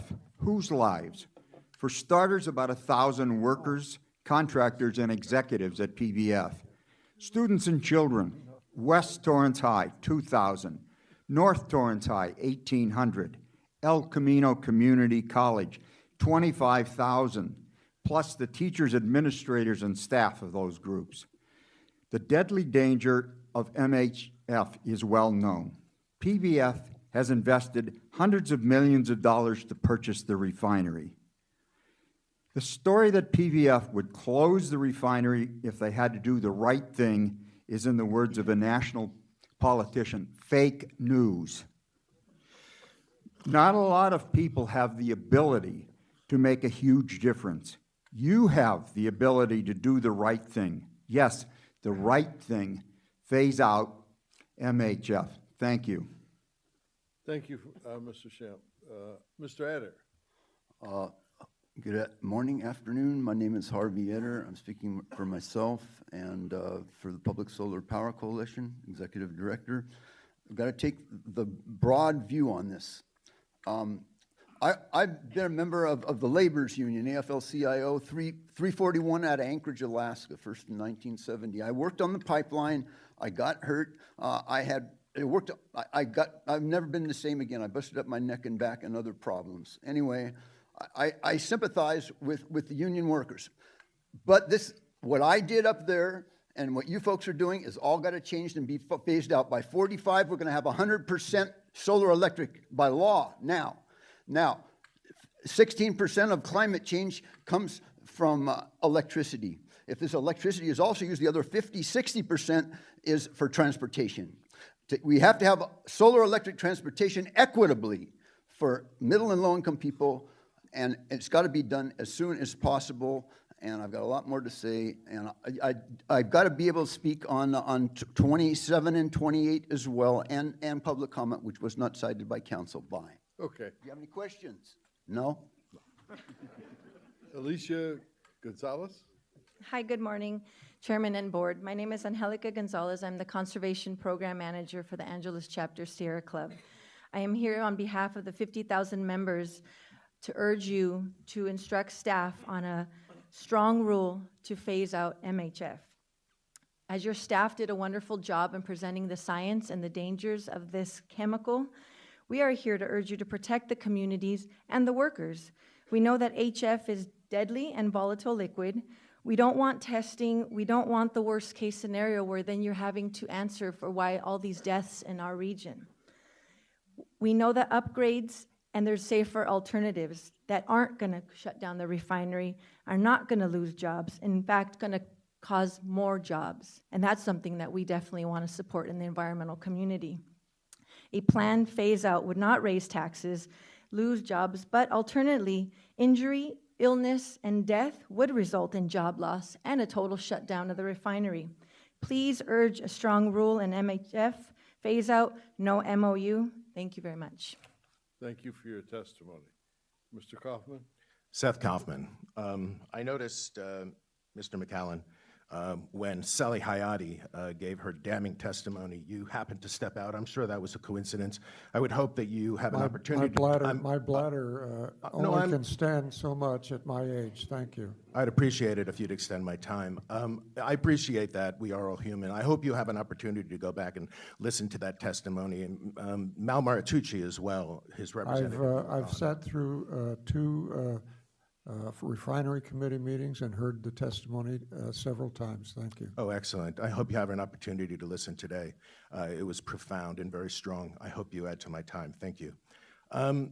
You know, I'm here representing myself and my family. I built a custom home within earshot, which is a constant drone from the refinery, and with sight and smell shot of the refinery. There was no warning on any of our documents telling us that we were in any danger. I would hope that at some point, maybe we can modify that. The refinery here, one time, one of your representatives was speaking and said, described themselves as good neighbors because they were having science projects at the YMCA. And I wonder if any of those science projects have anything to do with the contaminants coming from the refinery. The Madrona Marsh takes money. The Madrona Marsh takes money from the refinery. I wonder if all of those animals are aware of how they're being poisoned or how they could be fatally poisoned. Thank you. Thank you for your testimony. Dr. Burke, can I just let everybody know a little secret? What? When we leave and go back there are speakers everywhere. You cannot help but hear people testify. And for your information, in the restrooms, there are speakers, and you can hear everybody testify when we're back there. Whether you want to hear just it for or your not, information. you don't get away from it. Personally, I feel very reassured. Okay. Hi, my name is Kamya Sood, and I'm here on behalf of the Environmental Defense Fund. EDF supports and encourages the district to adopt a ban on hydrogen fluoride and modified hydrogen fluoride storage and use at the refineries in Southern California, an issue relevant to all the communities in the Los Angeles basin, in particularly in Torrance and Wilmington. HF and MHF are inherently dangerous, ultra-hazardous chemicals that have no place in LA's densely populated urban communities, in particular where alternatives are available and where the facilities using it have a history of industrial accidents and releases. With the working group meetings and presentations by AQMD staff finding that even with the mitigation measures in place, thousands of pounds of hydrogen fluoride could still be released in the air basin, MHF is simply too dangerous for our communities. As it relates to the economic impact of a transition away from MHF, EDF has conducted a study of industry-funded studies on regulations that impact them and found that time and time again, these studies consistently overestimate the costs and underestimate the benefits that are actually borne out. Given the profound need and benefits to the public associated with banning MHF and the manageable costs at issue, EDF sees the phase-out as a manageable transition that needs to occur. Thank you very much for your testimony. Good morning, my name is Laura Espinosa, pero mi comentario lo quiero hacer en español. Jesse Marquez is next up. Just a moment. Is her name the one that was eaten by the computer? Oh. No, Dr. Burke. Oh, okay. Jesse, go ahead and we'll straighten her out. Get her up next. My name is Jesse Marquez. I'm a lifetime resident of Wilmington, California. I'm also in the district of board members Busquiano and Janice-san. I thank them for being here. I am representing 10 different community-based organizations of over about 10,000. I have 3 minutes since I'm representing an organization, so correct the clock, please. Yeah.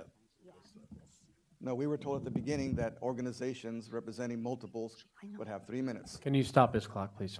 Stop this clock so we can figure this out. No. No, it was 1 minute for, I was told by all your public staff, 3 of them spoke with us when we came in the door. And It's they said okay, 3 Jesse. minutes. If you want 3 minutes, you got it. Okay, thank you.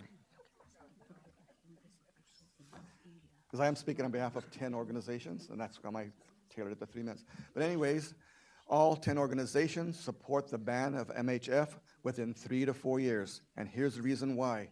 I thank your staff for having put this little chart. Shows that there has been 10 incidents since 2017. Not one employee, not one contractor, and not one supporter can guarantee 100% there will never be a major catastrophic incident. The ExxonMobil explosion, not one of these people here could have prevented that and did not prevent it. Within 1 hour, I knew what had happened.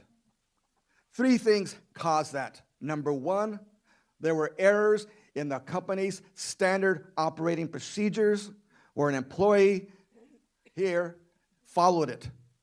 But because of that error, that contributed to the explosion. Then there was 2 management negligent issues. They failed to put a $2,000 VOC detector in place there to detect the gas leak. They failed to have a $2,000 pressure gauge to detect the drop in pressure. Those 3 things, less than $5,000 could have prevented that explosion. Your performance standard you're proposing, what good is it to implement it after an incident if we're all dead? It means nothing. You have provided no evidence that all the proposed mitigation measures will work and prevent any major dispersion of that chemical upon release. There is no research that you have presented to us. Detection. In your documents, you reference a 10-minute, reference for detection. I have read all 6 oil refinery draft fence line monitoring plans. They talk about 5-minute, 10-minute references. They talk about detection levels.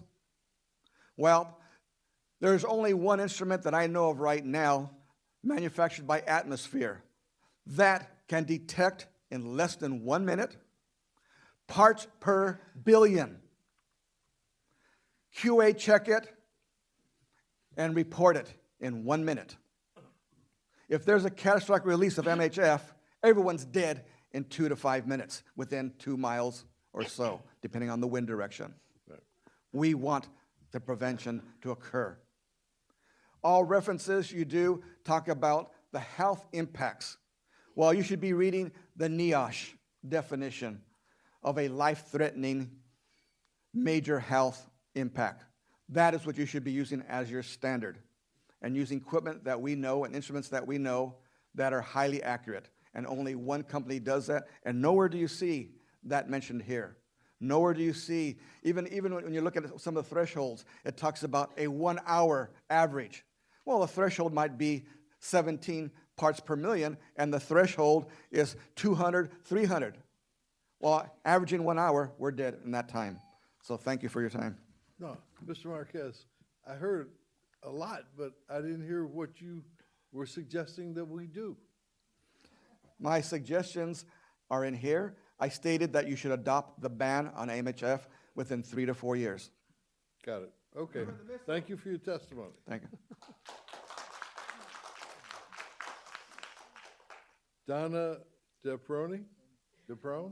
Good afternoon. My name is Donna Duperon, President and CEO of the Torrance Area Chamber of Commerce, which represents 850 businesses.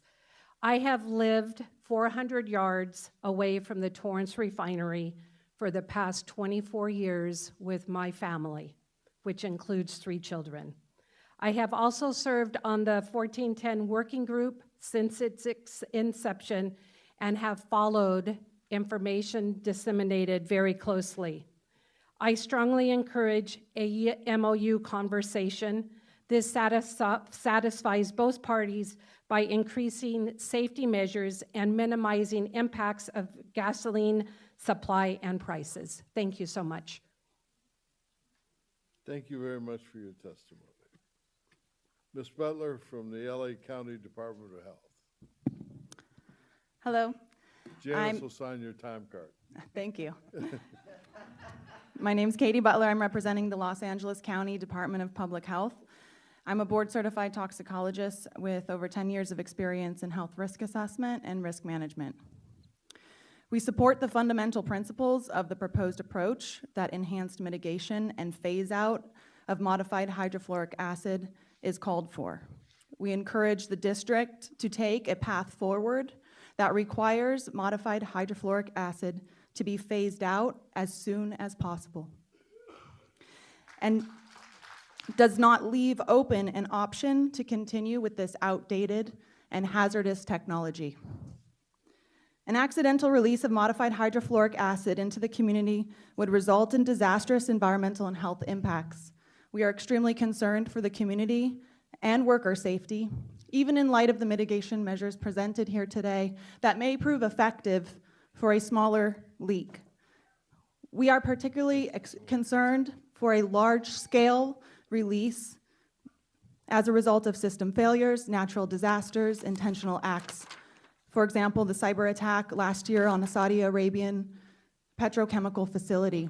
And yesterday, hearing that lightning struck the Chevron refinery, I was very thankful they do not use modified hydrofluoric acid. These are the types of threats we have to deal with in this day and age, and I look forward to working together with your agency to find a solution to phase out modified hydrofluoric acid as quickly as possible. Thank you.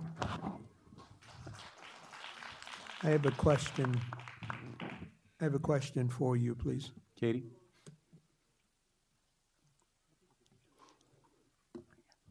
How is the County of Los Angeles prepared to deal with any disastrous event that should occur? You said you're a toxicologist, and excellent question. Mm-hmm. Okay. Prior to coming here today, I interviewed some of our employees from our emergency preparedness unit and asked them that exact question. And the hard truth is, I'm not sure that our department would be prepared to respond to a large-scale disaster that has been forecasted in some of the models. And so that's something we need to take a hard look at. The significant casualties that may result from the inability to respond. What would you consider to be a large catastrophe over a certain number of events that would be, should say, people that would be affected? Mm-hmm.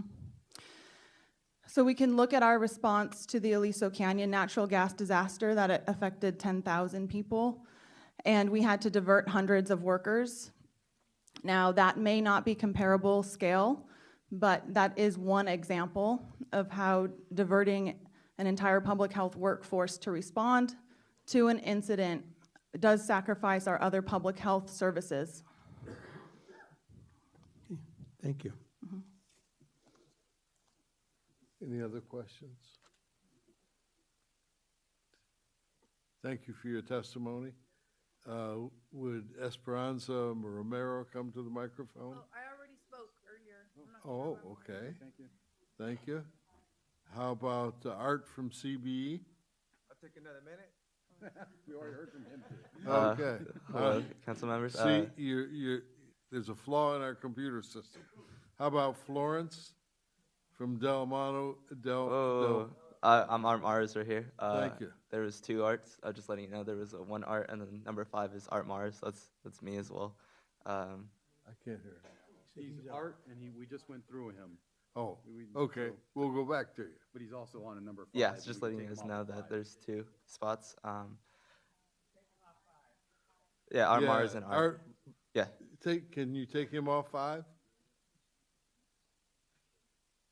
Okay. Go. Good afternoon. Thank you guys for your time, and thank you guys for listening to what the public comment has to say. I'm a member of CBE, and I just want to say, in regards of our values of society, I find it sort of ironic that we have 2 different sides here, mainly the environmental side and the refineries, both of a bias and both of 2 different sort of drives. I want us to understand that for our future society, we have to understand that refineries, mainly oil, they're, in the long run, they're going to be replaced by more renewable and more efficient technologies, and we have to be certain and be aware that the technologies that we're using now are actually safe for our communities, and making sure that we shouldn't continue using potentially harmful chemicals that are going to potentially cause a lot of harm and death to our community members. Thank you. Thank you for your testimony. Florence? Hello. Florence Caribbean with the Del Amo Action Committee. I'm happy to be here today and talk with all of you again.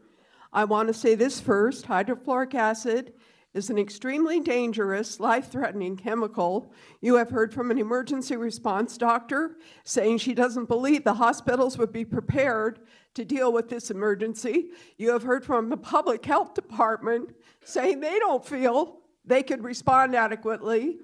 And you've heard from people who live in this community who are really very, very concerned about this issue. I want to say a few things. One, the workers at this refinery would be at ground zero and would be the most harmed from an emergency. That is the truth, that is a fact. I also want to say that there isn't possible to prepare for a catastrophic accident with the use of this chemical. It wouldn't be possible to protect people from exposure, and the exposure to this chemical is gruesome and deadly. The time now has come to ban this chemical as soon as it is possibly feasible, and to use other substitutes that are used by refineries in California and across the country. It's only these 2 refineries that continue to use this dangerous chemical. Speak well and do the right thing. Thank you very much. Thank you for your testimony. Buenos días, mi nombre es Laura Espinosa, ahora sí estoy en la lista ahí. Yo quería tener una We interpretación. need a translator, please. Let's start with her name so I can find her in the computer. Good morning. My name is Laura Espinosa. Oh, yeah, I got her. She's not supposed to speak for a few minutes. Le falta a usted unos minutos todavía, no es su Huh? turno. Oh, okay. Oh. Oh, Pediría el permiso para que me oyeran porque ya tengo que retirarme. I was asking permission to speak now because Sure. I must leave. let her go. Yo vengo de la ciudad de Wilmington, aquí en California. I'm here representing the city of Wilmington from here in California. Vengo representando mi comunidad. I'm here to represent my community. No vengo porque me traen en un vaso, o me dan una torta o me llevan a una reunión. I'm not coming here because they bring me in a bus, nor because they give me a cake, nor because they bring me to a meeting. Vengo porque tengo una pasión, así como dijeron Martin Luther King. I am here because I have the passion that Martin Luther King mentioned. Y Dios nos dio una sabiduría en la mente para decidir de cada uno. And God has given us wisdom so that each of us can decide. Se preocupan por las mitigaciones del ambiente, pero quiero saber de las mitigaciones de las adicciones de las drogas.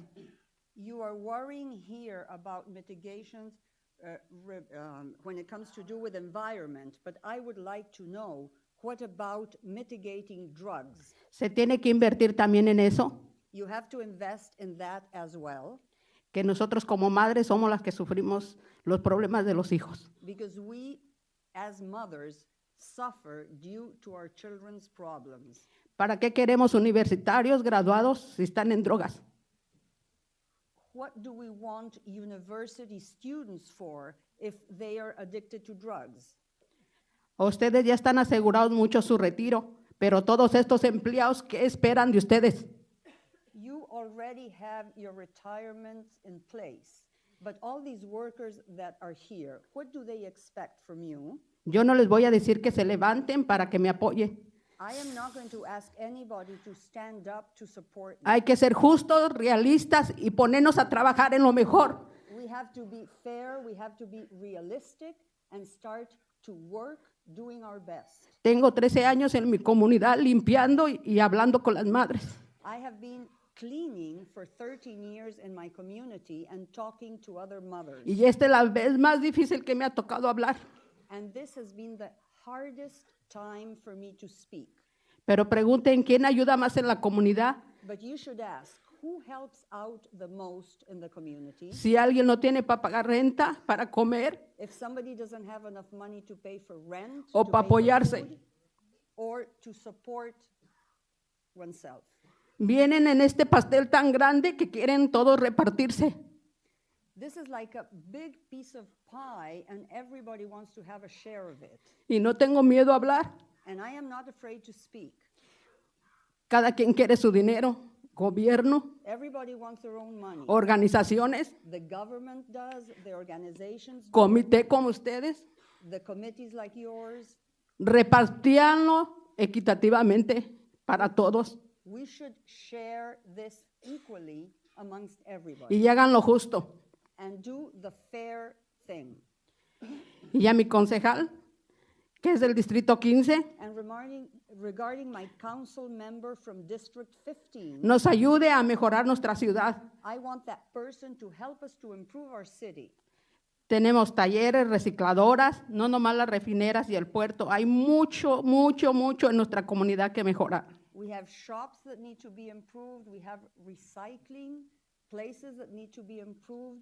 It not only has to do with the ports or the cities.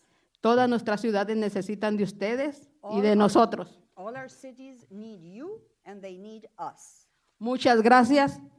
Thank you very much. Y peleen sus trabajos, no se queden sin nada porque para pagar una renta, pregúntenle a la gente pobre. Gracias. And fight for your jobs. May you not be left without them, because if you think of what it might be like to have money to pay for rent, just go and ask the poor people.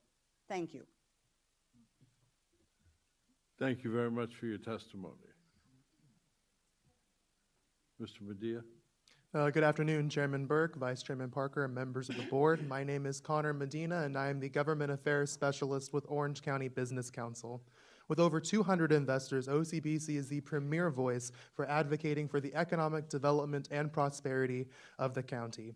However, banning or phasing out MHF will be severely harmful to maintaining that prosperity. The economic health of Orange County will suffer, with gasoline prices increasing by at least 26 cents per gallon, and in combination with other environmental mandates, the increase will likely total at least 54 cents per gallon.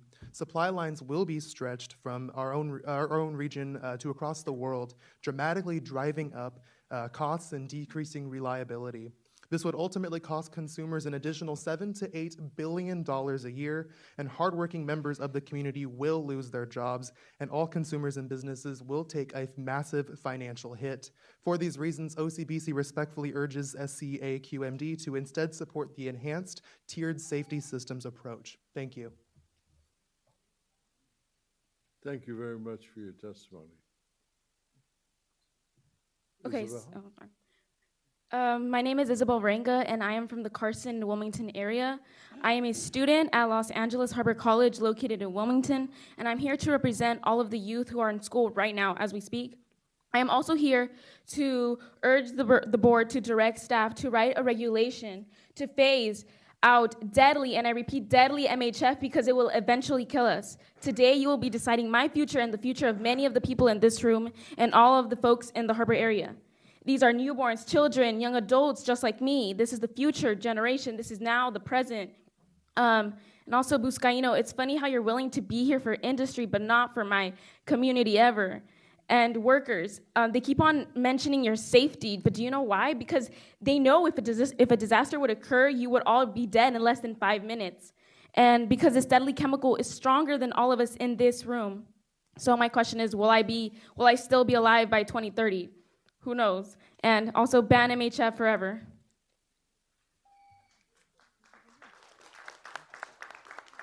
Thank you for your testimony. Mr. Perez?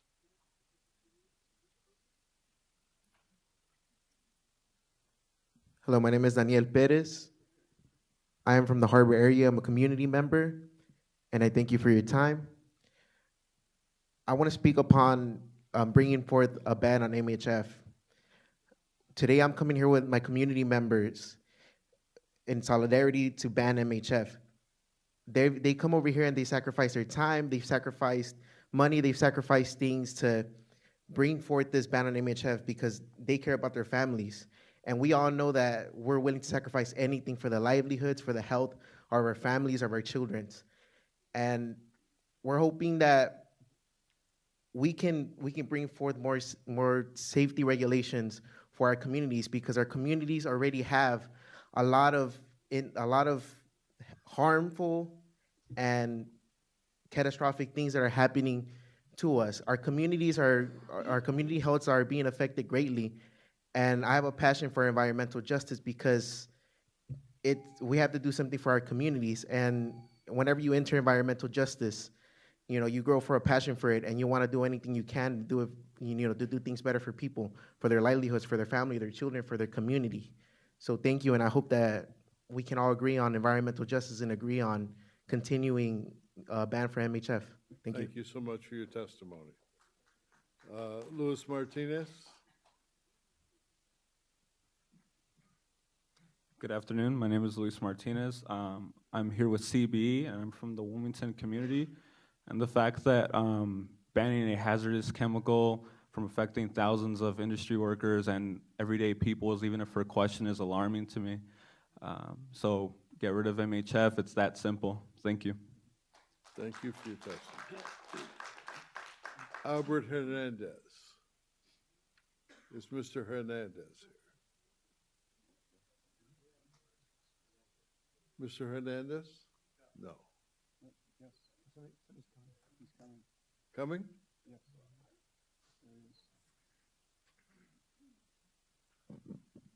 Thanks for letting me speak. I don't want to minimize the seriousness of this issue, but I do want to expand a little bit on the background of the systems that control all the chemicals in our society. I've been an extensive background in piping. I've literally worked in every refinery in this area. I made an exceptionally good living, and And I want to emphasize that in the history of our country, there's been a lot of fears about various things. And I think it was Winston Churchill said that there's only one thing to fear, was fear itself. We have the expertise, the talents to control any kind of chemical that's around us today. And I have an extensive background in piping, like I said before, especially in welding and fabricating. Every chemical has been designed today. We have an alloy that goes into the piping system that harnesses this chemical. And the welder that welds these pipes together has to be tested on every alloy, which is a multitude of alloys. And that's on every job. And then on top of that, after he welds it, then it's going to be x-rayed. So you see, there's a lot of safety precautions that go into these piping systems. And I've worked in alky units, which is all, acids. And I'm sorry, sir, but your time is up. Okay. Thank you very much.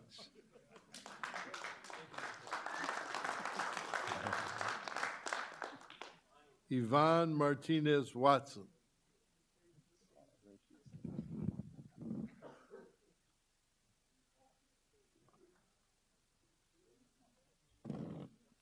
Good afternoon. My name is Yvonne Martinez Watson. I am the chair of the Angeles Chapter's Environmental Justice Committee for the Sierra Club. I'm here today to ask you to ban the use of modified hydrofluoric acid or any type of hydrofluoric acid. And I'm also asking you to vote no on an MOU. We are not basing our fears right now just on a whim. These are fears based on facts. There was a serious accident, and it almost caused a disaster that would have created a huge loss of life, both for the community and for the workers in that refinery. As part of environmental justice, we look at all aspects of an issue, including the safety of our workers. And I just want to really emphasize, we are here to protect lives. We are here to protect everyone's life. And this is a chemical that is just too dangerous for this situation. Thank you. Thank you very much, Ms. Watson. That concludes our testimony according to the computer. But let me ask, is there anybody that the computer ate that didn't get the chance to testify? Yes, sir. Would you give your name for the record? Yes, I will. It's Michael Wolf. I'm Senior Vice President of Aegon Energy Services. We're the parent company of Brinnerson Schultz, P2S ServTech, and AllSafe Services. We employ about 2,000 employees, many of which are part of the building trades personnel, including personnel behind us here, and also the United Steelworkers. We work in literally every refinery, major refinery in California. I'm just here to render my support for Mr. Davis of Torrance Refining, Mr. Stroud of Torrance Refining, comments they both made, including Mark Fair of Valero Refinery. Thank you very much for the opportunity to speak. Thank you. Thank you, Mr. Wolf. Is there anyone else in the audience that I have missed? Hearing none. Oops, we got one? I could sing that song.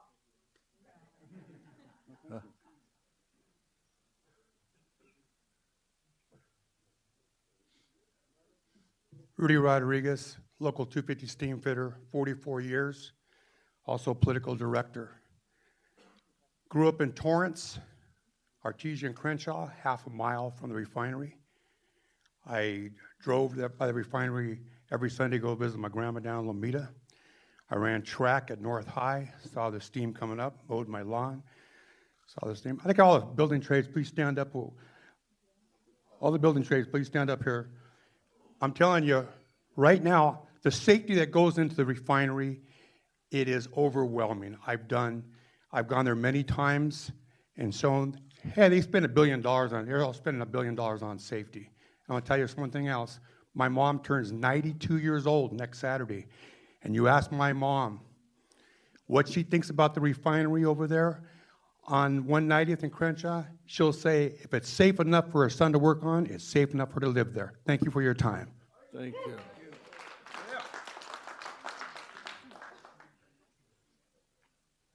This is like the old Philip Morris commercial. Going once, going twice. Is there anybody else left? Then that concludes our public comment on item 25. And with the conclusion of that, I will bring it back to the board for any input that they would like to give staff to consider in this 90-day period. I have Supervisor Nelson. Well, I will not be here at the return, but what I would hope when this comes back is this. I've been in government for 18 years, and my new job, I'm still in the government, but I will not be an elected official any longer, which is just fine with me. But please understand something. You can have a real issue, you can be right, you can have real concerns, but you can sometimes be in the wrong place. And I've found over decades that that's a real common thing. People go to the microphone that's open and they're passionate and they're correct, but they're talking to an agency that isn't supposed to do what they are asking someone to do. Our agency, go to our website, go to its founding documents. What is our agency supposed to do? What is our mandate? We are here to ensure that this basin reaches the federal and state air quality requirements. That's what we do. We do a lot of other stuff, but that's our focus. And whether you know it or not, whether it'll meet your urgency plan or not, there are organizations throughout our government whose core mission, go to the website for the state, our state, Department of Toxic Substances Control. What is their mandate? Their mission, protect people and environment from harmful effects of toxic substances, not clean the air. That's what they do. The EPA, their mission, their role over and over, the Toxic Substance Control Act of 1976, the federal government has specific provisions for the very things we've been talking about, and some very brilliant people running these organizations, setting down criteria for holding, using, manipulating chemicals. I'll give you, Bill tells much better stories than me, but I sat on the Orange County Transportation Authority Board, and we were going to widen a bridge for a railroad. And the long and short is we went to condemn a property, and we found out that that was not possible because this unique little building in my hometown was some sort of a research lab that had chemicals that could not be moved or touched. And it was a major problem, so we needed to move them. It was very complicated, but there are a lot of things that go on in society, in manufacturing plants, that are not the domain of this agency. And I hope they're safe for everybody, and I certainly don't think that if HF needs further regulation, that should be avoided or put off. But just because you can open a microphone for 4 hours doesn't mean that this agency is the one that's supposed to deal with workplace safety or how to handle toxic substances. We could spend a lot of time doing that. We did today. I would just caution everyone in this room that passion and an ability to talk about something doesn't mean you're the person that ought to be dealing with the issue. I have heard nothing. Mr. Cacchiotti, my colleague here, who I have deep respect for, we're very different people, very different views of the way things should come out. I know because he's told me he's asked some of these questions. I think this agency is in a place that it may not belong. Not that legally we couldn't win some fight, that we could go down this road and eventually prevail. I just suggest to you the fact that I can do something and it's not illegal. There are a lot of things that are destructive to life and liberty and happiness. right? You can cheat on your wife, go drink all night, ruin your family, and get fired from your job. None of it's illegal. It has really bad effects on your family and you, but it's not illegal. The fact that we can do something, and I'd question whether this is even in that lane, doesn't mean we ought to be doing it. And I just don't believe that the management of toxic substances is the business of the Air Quality Control Agency. Now, that may or may not be popular, but when I'm gone, you can talk about that for the rest of history. But this agency has done a really good job with what it was charged to do.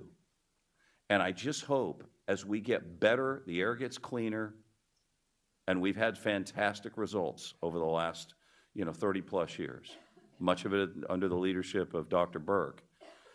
Finding a new mission because we're just tired of doing the one we get up every day that we're supposed to do, I just hope that's not our future.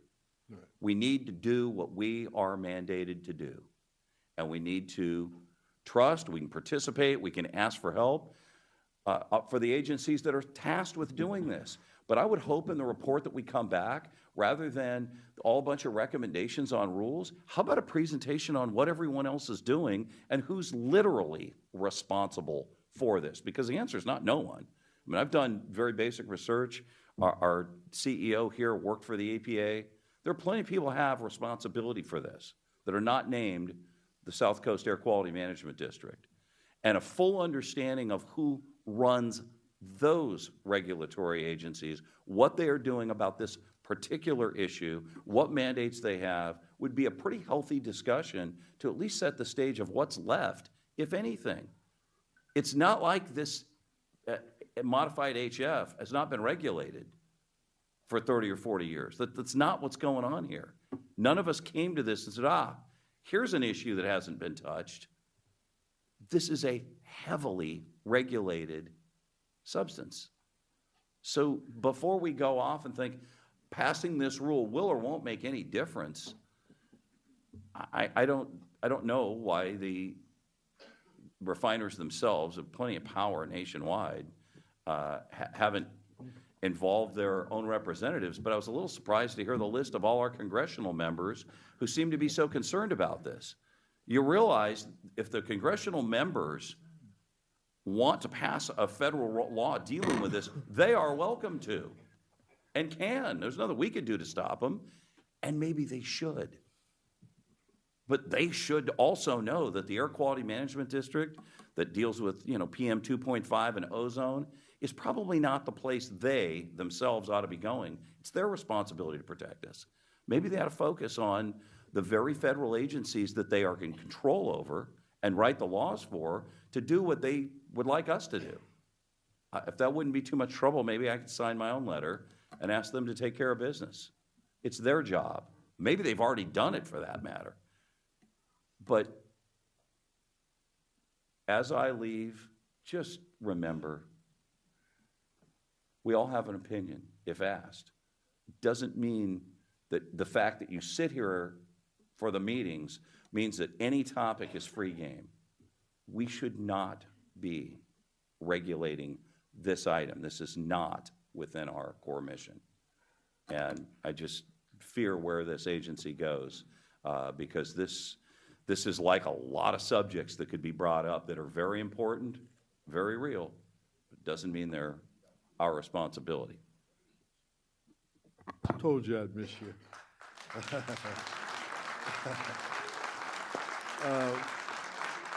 Board Member Caccione. Just a couple. First, a question maybe to Dr. Fine. Philip, maybe one of the first slides you had, you gave a little background on hydrofluoric acid. You indicated it was used. I just want to get the chemicals to understand this whole issue. You said it's used to produce alkylate, which is a blending component of high-octane gas. On a typical refinery's operations, what percentage of that is where hydrofluoric acid or modified is needed? Is it the entire operations, 10%, 20%? I'm just curious, if this were ever phased out, what percentage of the operations need this chemical to operate? It really depends on the refinery. Some refineries, blend a lot of it, and some of them blend less, depending on their products that they make. So I saw 25,000 for Torrance, 55,000 for Valero. So if Torrance refines like 1 million gallons a day, this is a small percentage. Is that correct? Am I understanding this issue correctly, or? Well, those numbers are storage on site. Okay, right. So we do have numbers for the alkylate production. We can Or get something those. you don't have to know, Yeah, I'd just be yeah. curious, because that may be a factor that I want to consider. Okay. What percentage of their operations this chemical is actually needed for? Yeah. And then, what are you asking from the board today, just so I'm clear, what, you want some feedback from us on what specifically? Just so I get it clear, so if I want to continue commenting, Wayne? Sure. So what staff is seeking from the board is direction in terms of how we proceed. And in terms of how we proceed, the refinery committee had recommended at the August meeting that staff proceed along the lines of a phase-out, along with the consideration of an MOU, if that were possible, and to come back and to bring these recommendations to the full board for the full board consideration. This is really the first time that the full board has had the opportunity to be briefed on this issue in whole. So the direction that staff had asked within the presentation in terms of an MOU, in terms of rulemaking, in terms of performance standards, these are the kind of things that we wanted to hear comment from, and if this is in line with what the full board is thinking. Based on the presentation today, I'm in full support of the staff's presentation, and coming back with either, a phase-out or an MOU that would, well, longer-term phase-out for me, but actually under a condition that would preserve these jobs. So you got to reconcile the difference of, I'm leaning towards a phase-out of this chemical, but at the same time in a way that doesn't impact the jobs of hundreds or thousands of people in the area. Also understanding the good comments that are bright, that as our country, as our state, specifically our region, transitions to a cleaner economy, cleaner standards. I'm seeing this in China. I'm seeing this in our local area, at the governor's level, at all of our levels, that we were transitioning away from fossil fuels. But to make that transition in an orderly fashion that reconciles the respect for the jobs of the trades unions and families. But at the same time, we've got to move in that direction. I'm just not sure what the direction of the board will be to move that far, how fast, but I'm leaning towards supporting that position. So council member, this is Philip Fine. I have those numbers for you just to close the loop. This is based on capacity, not actual production, and it is from a couple years ago, but capacity doesn't change that rapidly. At Torrance, of their total volume of production, about 16% is alkylate. Most of it's crude oil, most of it is, the full product, and at Valero, it's 26%. So you're talking this is impacting 16% of their operations. Is that my correct understanding? No. Well, it gets blended with some of the other blended. products too, so they'd have to balance that out somehow. Okay, I just wanted those percentages to see what percentage of the operations would actually impact. Thanks. Dr. Liu? Yes, I'd in part like to respond to Supervisor Nelson, whose stuff is still here, so I know he can hear me even if he's in the restroom. And I have some things I'd like to say too, just to staff in terms of their request for guidance. Actually, we can talk about him, he can hear us, but over the years, he and I have agreed on more things than we disagreed on.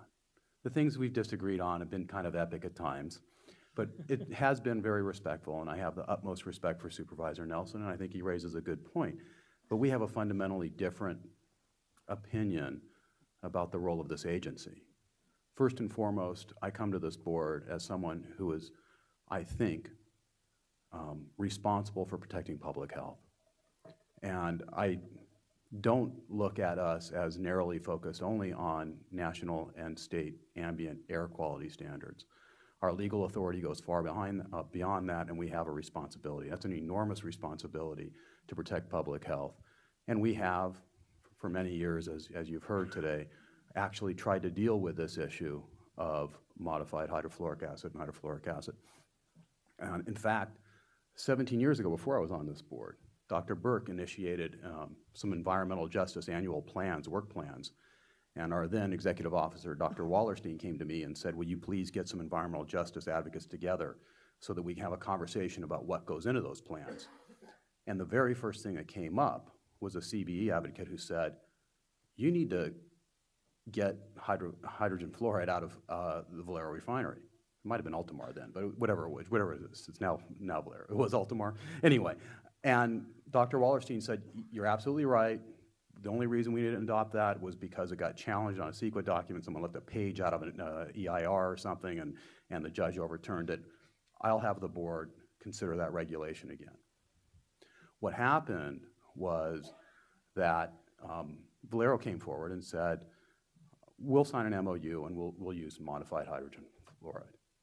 And we thought it was dealt with. We put it into the plan, we got it all dealt with, and I, for one, thought that was an issue that I wouldn't have to deal with here, until I discovered that the percentage of the modifier was much less than we were told it was going to be, that there had been a switch.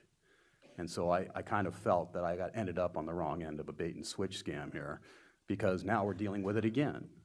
And according to our staff, who have studied this issue and seen the documents that we haven't been allowed to see because they're confidential, they think that a disastrous release would still have very severe consequences, and the modification at the levels at which it is would not do enough to protect everyone. So it's an enormous amount of responsibility. I think that we have to address this issue. We have the authority and we have the responsibility to do so. When it comes to performance standards, I think it really comes down to three things, and that is earthquakes, accidents, and terrorism. It's a nice acronym. It spells EAT, which all of us are probably thinking about right now, but earthquakes, accidents, and terrorism are the things we have to consider whether or not it's even possible to come up with a performance standard that can guarantee us that earthquakes, accidents, and terrorism aren't going to result in catastrophic releases and widespread death in the community and the workers. So I oppose the use of the performance standards because I just don't think that we can prevent accidents, earthquakes, and terrorism. And if you look at the New York Times stuff on the cyber terrorism that happened in Saudi Arabia, it's frightening. And we should not try to fool ourselves to think that some crazy person in the world somewhere is thinking about that too, right here in our hometowns. MOUs versus regulations, you know, the process matters when we make these decisions. Transparency matters when we make these decisions. When it comes to procedural requirements, when we do a rulemaking, we have legally required procedural requirements that offer transparency and protection against making decisions without public input. We're required to do a set hearing 30 days in advance, tell everybody what we're considering doing, and then we have a public hearing and give people an opportunity to testify, tell us we're doing right, tell us we're doing wrong.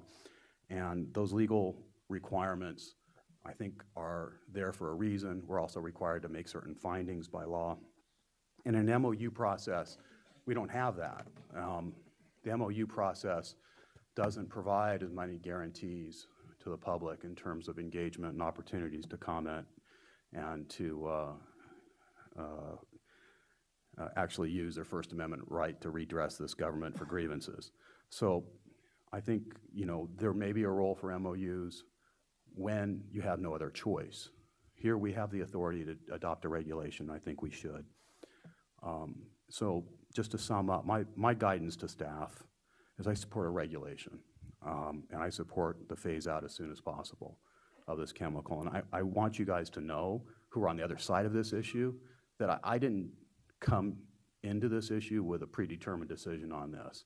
I sat through many, many, many refinery committee meetings, had many, many conversations with staff, many, many conversations with supporters on both sides of the issue, and considered it.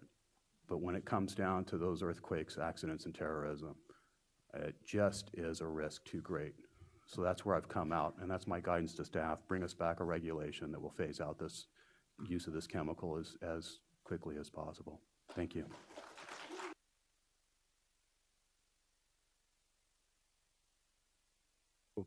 Point and counterpoint. Here comes counterpoint. We're going to give you counterpoint now. I'd like to recognize Mayor Pro Tem McCallum. Thank you, Mr. Chair. You know, I was growing up on a tobacco farm in Kentucky as a teenager, and my grandfather used to say, Larry, you know, you can either fish or cut bait. If you want to cut bait all day, you're not going to do any fishing. If you want to fish, you need to stop cutting the bait. So, as the vice chair of the refinery committee, when it's appropriate, I would like to offer a motion, if you would allow me to do that. If you want me to do it now, I can. I don't think that this was listed as an action item. We weren't going to do motions today, but there's no rule preventing a motion. Is that true, council? If it's not listed as an action item, can we actually take a vote on an item? Yes, we can. Because I think it is listed as an action item.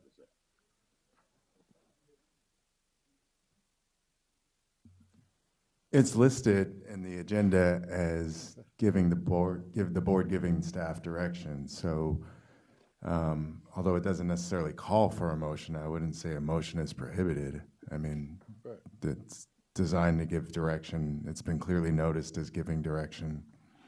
So I think that would be appropriate. Therefore, I you're open to give a motion, Larry.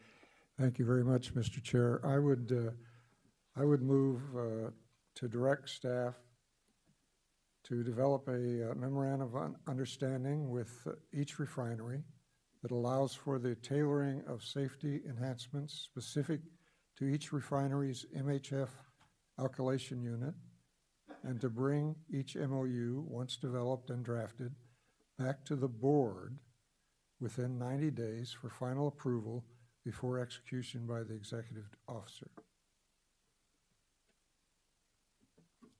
We have a motion. Do we have a second? Second. We have a motion and a second. Would the clerk? Could I ask a question, Oh, Mr. Chair? would anybody else like to discuss this? Yes. Okay. Mr. Chair, Are all could I these ask- people on this motion? No, but I would like to ask a question about the motion. Okay. Does this motion inference a phase out if certain performance measures are not achieved? Or is it just a strict MOU? I would think the MOU drafted would include, a discussion of that at some point and see if there's any viable time frame that would be appropriate. But I would not propose that the MOU include a specific deadline on phase out. Thank you. That's my interpretation. Obviously, in drafting the MOU with the refineries and the public involvement, it may include some. I don't know. But I think we need to move forward with an MOU and bring it back to this board and not go through the committee again. We've got to fish. We've got to stop cutting bait.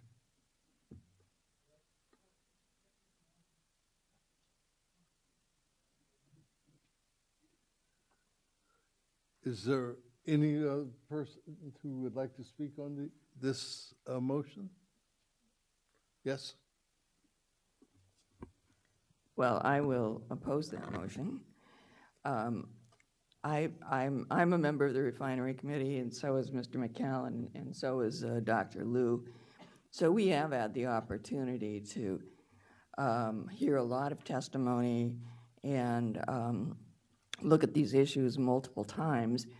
There were 4 meetings of the refinery committee, and they started in the morning at 9 and went till 3 or 4 in the afternoon. So we had a lot of time to review the issues. I'm concerned that my colleagues on this board have not had that opportunity. We also have documents in front of us this morning that we have not had time to fully digest, even those of us who are on the refinery committee.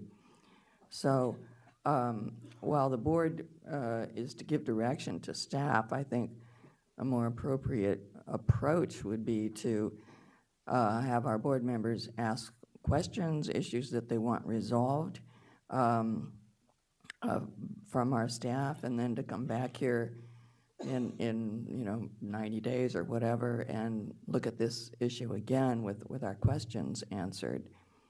I have some questions, and I'll put those out there now. What we've heard this morning and what we heard in the refinery committee was concern about jobs. A big concern that the refineries might close. And I said in the previous refinery committee hearings that it's my opinion the refineries would not close, that they have too valuable of an enterprise there to close, and that the workers would not lose their jobs because with a conversion to a different alkylation method, there will be a need for all of these building tradespersons to be involved in that. But I think that's an area that I would like to see explored. What is, if MHF is phased out and another alkylation method is imported, what would be the timing of that phase out? What would be the effect on the refineries? Can they phase it in such a way that other parts of the refinery can operate while they're changing the alkylation unit? How could that be done so that jobs are not lost and that the refineries can keep operating in the non-alkylation units? How can that be done? And if we do phase out MHF, which is my position, I stated it earlier that I think it should be phased out, then what could be the timing of that? How long would if it can't be, if the refineries have to stop operating, how long would it be? What would be the impact on jobs? So those are big issues that I think I'd like to hear back from. There was another question on if there is an MOU, is a CEQA required? And I don't think we know the answer to that, but that's something I would want our staff to look into. What is the timing on that? When you do a CEQA process, it takes a lot longer. And there are a lot of options in front of us that we can be looking at. My preference is to start rulemaking. I don't think a performance standard works for the same reason that Dr. Liu stated. What is the scenario for which you are creating that performance standard? Earthquakes, accidents, catastrophic events like terrorism. We probably cannot find what that scenario is and adequately provide a mitigation for that. So that is one of my biggest concerns, that I don't think a performance standard works. The other issue we would have is if it is to be phased out, then what is the alternate alkylation method? And we have several in front of us, but give us the timing on that. If you go to sulfuric acid, we know that's a commercially viable method. What if we go to the modern sulfuric acid, which doesn't require as much sulfuric acid? And that is, I understand, a certified method of alternate method. The other two that we're looking at, which is the ionic liquid and the solid ionic method, those are not proven. What would be the timing if we decide that maybe we should give them time to go to that? And is that even realistic? I mean, I think that is maybe too far out to be realistic in light of the risk that we face in the meantime. I've said it before, I think the risk is too great. The risk is avoidable. We would have it on our shoulders if we haven't avoided that risk. And the risk, in my opinion, cannot be mitigated because of the reasons that we said. If that risk is earthquake, terrorism, accident, and there's an immense release of say, the whole tank, there's no way that we can mitigate that risk. There's no way we can evacuate 50,000 people in 10 minutes. So I think, because the risk is so great, the catastrophe is so unimaginable, I feel the only really reasonable action here is to phase it out, but to phase it out in such a way that we're preserving the jobs of all the people that are here and helping the refineries get through the phase out, get through the conversion without great loss of income and great downtime that would in fact would end up affecting our communities as well. So that's kind of a long speech about what I think, but some of that comes from many meetings at the refinery committee and hearing all these people speak, but even speak for longer than just 1 minute, hearing more testimony than what was heard here today. So I would be voting against Mayor McCallan's motion and asking this board to delay action, and let's get our questions out there for the staff. I've laid out a few that I want answers to. Would help us make a decision. It would inform our decisions, and so I think that may be a better sort of approach to the issue. It's a huge issue. We have been working on this for 3 decades. I mean, Supervisor Nelson asked, why are we doing this? Well, it was dumped in our lap in 1990. The legislature looked at this in the last couple of years and put it back in our lap. So that's why we're here today. I mean, it's sort of as a historical precedent and in our bailiwick here. So we're kind of, whether we want to make that decision or not, and most of us sitting up here would say we would prefer this weren't sitting in our laps, but it is, and it's such an important issue. And it's been 3 decades we're working on this. Here's another opportunity. And I think it bears taking some time and looking at it very carefully, especially for my colleagues on the board who didn't sit through the refinery committee meetings and may have more questions that need answers that have arisen just since this came before them for the first time today. So that's where I'm coming from at this point. Thank you, Mr. Chair. Mr. Chair. Did you punch your button up? I did not, because I was going to punch it, but since we are now at a motion, I wanted to speak to the motion. The question is from Paul. Are these people who are on this board to speak, are they speaking to the mayor's motion? Or are they just, what?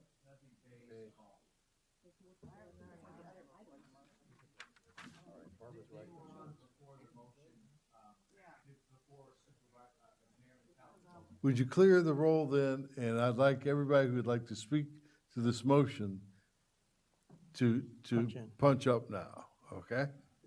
If you want to speak to Mayor McCallum's motion, then I only have one person, and that's the vice chair. Okay. Mr. Chair, I wasn't sure if Mayor Mitchell was making a substitute motion or not. It didn't sound like she was, but I wanted to clarify.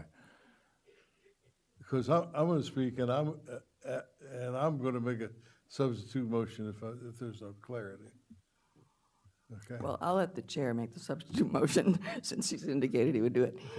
But I gave all the reasons why I think there should be a substitute motion. What Dr. Parker has to say. I've been waiting since I'm the chair of the refinery committee to hear what the other board members have to say. Sometimes that Mayor McCallum says that his father or his uncle would say to him, "You got to fish or cut bait." I have another euphemism. Be careful what you ask for, you may get it. And you may get not necessarily what you want, but the results itself of the consequences. this is not something lightly that we should be taking of and just making haste decisions to accommodate what it is that we believe in our own preference that is okay. This is a very complex issue. Complex in the sense itself that for many, many years, no one really understood what this chemical really would do until we start doing these tests. Several tests itself has been done. The goldfish test, the hawks test, and out of each one, the scientist who actually deals with this have found out that this product reacts in different ways based upon whether or not it's modified. It's modified with 30% sulfolene, or is it modified down to 6%? But one of the things that we do know, that it's lethal at 170 parts per million of the active ingredient that will kill people with. That's something that we do know. We do know that at 68 or 70 degrees ambient temperature that it will create a cloud. Now, I think that if we looked around, we probably at 68 or 70 degrees sitting in this room right now. I don't know what the temperature is in here, but I know it's not down in the 50s, like sometimes I have in my house. But to the extent itself that it is something that we've learned about, like here recently we just found out about hexachromium, hexavalent chromium, that after we grind it, it produced other kind of chemicals. My good friend, Supervisor Nelson said, is this the thing that itself we should be involved in? We could ask the same question. Should we have been involved in Exide? I seem to be given the opportunity to be involved in all of these things. I'm the one who went to the bankruptcy court to talk about Exide. Now we are basically faced with the Licio Canyon and whether or not the health studies that we're doing, is it adequate? Some people say, what is $4 million going to tell us? It's going to take at least 20 or 25 million to study the effects of methane over all of these years. Now we're faced with this particular product, not because of the fact of small releases, but astronomical releases. At 1.5 inch pipe, 2 or 3 minutes, released enough product that will go 2.5 miles and still be at 400 parts per million of lethalness down the road, and 170 will kill you. That's something that we shouldn't take lightly, and we should not jump into a situation of saying one or the other, because if we say the other, we may not be able to get what we think that we are getting. When I made the decision itself at the end of the last refinery committee's meeting by saying there's an alternative. I think for everyone who's sitting here, everyone should understand, why did I make that decision? I made that decision because of the fact that the refineries were saying, if you look at the results itself of the test that we've done, the Hawks and et cetera, it states something differently. Council was telling us that we have the statement itself of, if you look at that information and you make it public, we're going to sue you. That's what we were told as a board, regardless of who it came from. I sat in this committee as the chairman of that particular committee. I made a statement, I won't look at anything that the people itself in this community cannot see. Then we got an opinion itself from our council saying that we're right. We're right. We should not be looking at anything itself that people cannot see. Now, for whatever the reasons are then let's go back and test it again to prove to us so that we can prove to everyone here that this is what it is. If that's what it is and it can be safe and mitigation can work for it, fine. Everybody can be happy. But we have to have some degree of proof in order to do that, and not to expect for us to be able to make those kind of decisions, because it would be wrong for the refinery and it would be wrong for the people if we can't tell them and show them what it is. So just to hastily go off into a particular type of situation and saying that that's it, I think would be really, really very egregious. We have all of these scientists here with all these education and experience and degrees, et cetera, and if we don't listen to them, we've got consultants that we went out to the outside, because I wasn't just comfortable with our people doing it.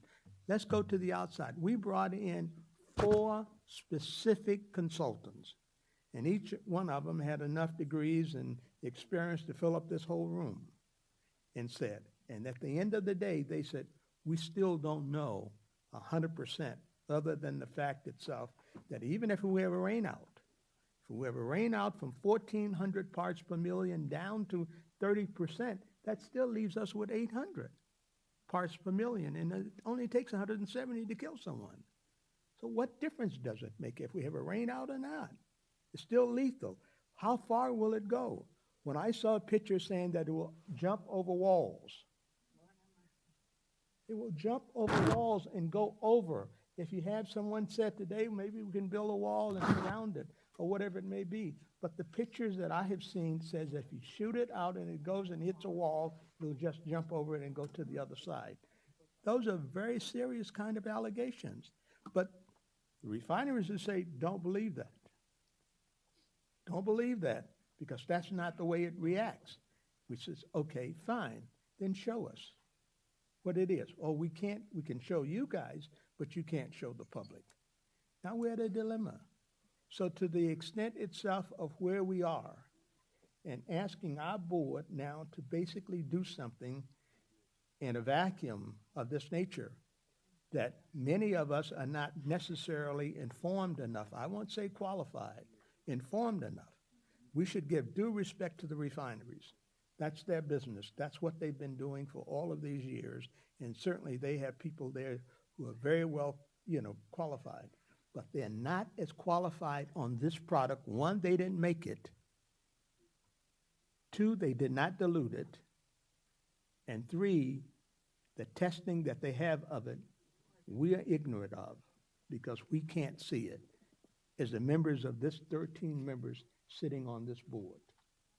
So I don't know where when we say that let's go out and pass, I agree with my colleague, Mayor McCallum. We do need to cut bait or keep on fishing. But I think that we should set a time frame for the fishing and then start bringing in whatever it is that we caught at that point in time. But we should do it with an informed piece of information. We went off half-cocked last time, and we got the courts on a very technicality throughout the whole decisions on the basis itself, because we didn't do the sequel right. Now, this time, I don't think we should make that same kind of mistake in doing something premature all over again. So I urge, here, I would want to agree with you. I believe that the refineries deserve the right itself to have their voices heard in the manner in which they have been saying to me and saying to many of all of us here on this board. Look at what we know that is not right. But we have not been able to have privy to that information, in my opinion. And I certainly cannot sit here and discuss it with you. And I think that Dr. Fine and the rest of the people who have stated it, I've asked them, please tell me. They said, oh no, we can't. Because then we will basically be violating the confidentiality basis of where we took this information. And counsel has said, they cannot show you, they cannot tell you. Consequently, Mr. Chairman, I would hope that we don't go down this path again. I hope that we don't lead our agency into a situation of protracted and continuous litigation that we cannot support with informed information until we get that. And so I thought it would be in the best interest of everyone to have staff and the refineries sit down and say, this is what we're going to need in order to get to this particular step. They have a right to say, no, we're not going to do that, or we can't do it for whatever the reasons are, and then come back and say, we believe that we're right, but we can't tell you and show you any evidence, or we're not going to do any further testing because we believe that the testing that we've already been done has proven us to be right. But until that particular situation comes, I would urge you not to go down that, because that's a path that we're just really asking for disaster all over again. And why repeat the same thing over and over again? We lost last time on a technicality. Let's not do it again. Thank you. Councilmember Robinson? Thank you, Mr. Chair. Speaking to the motion itself, with respect to Mayor McCallan's comments about fishing or cutting bait, and also speaking to the comments that Board Member Mitchell mentioned, I think each one of us have received a plethora of information regarding this topic.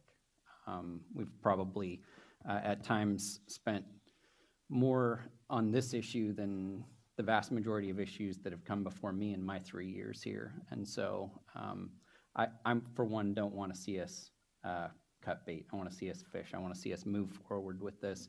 And I think that for the most part, we're informed enough to make a decision today to provide some direction. Do we have every piece of information?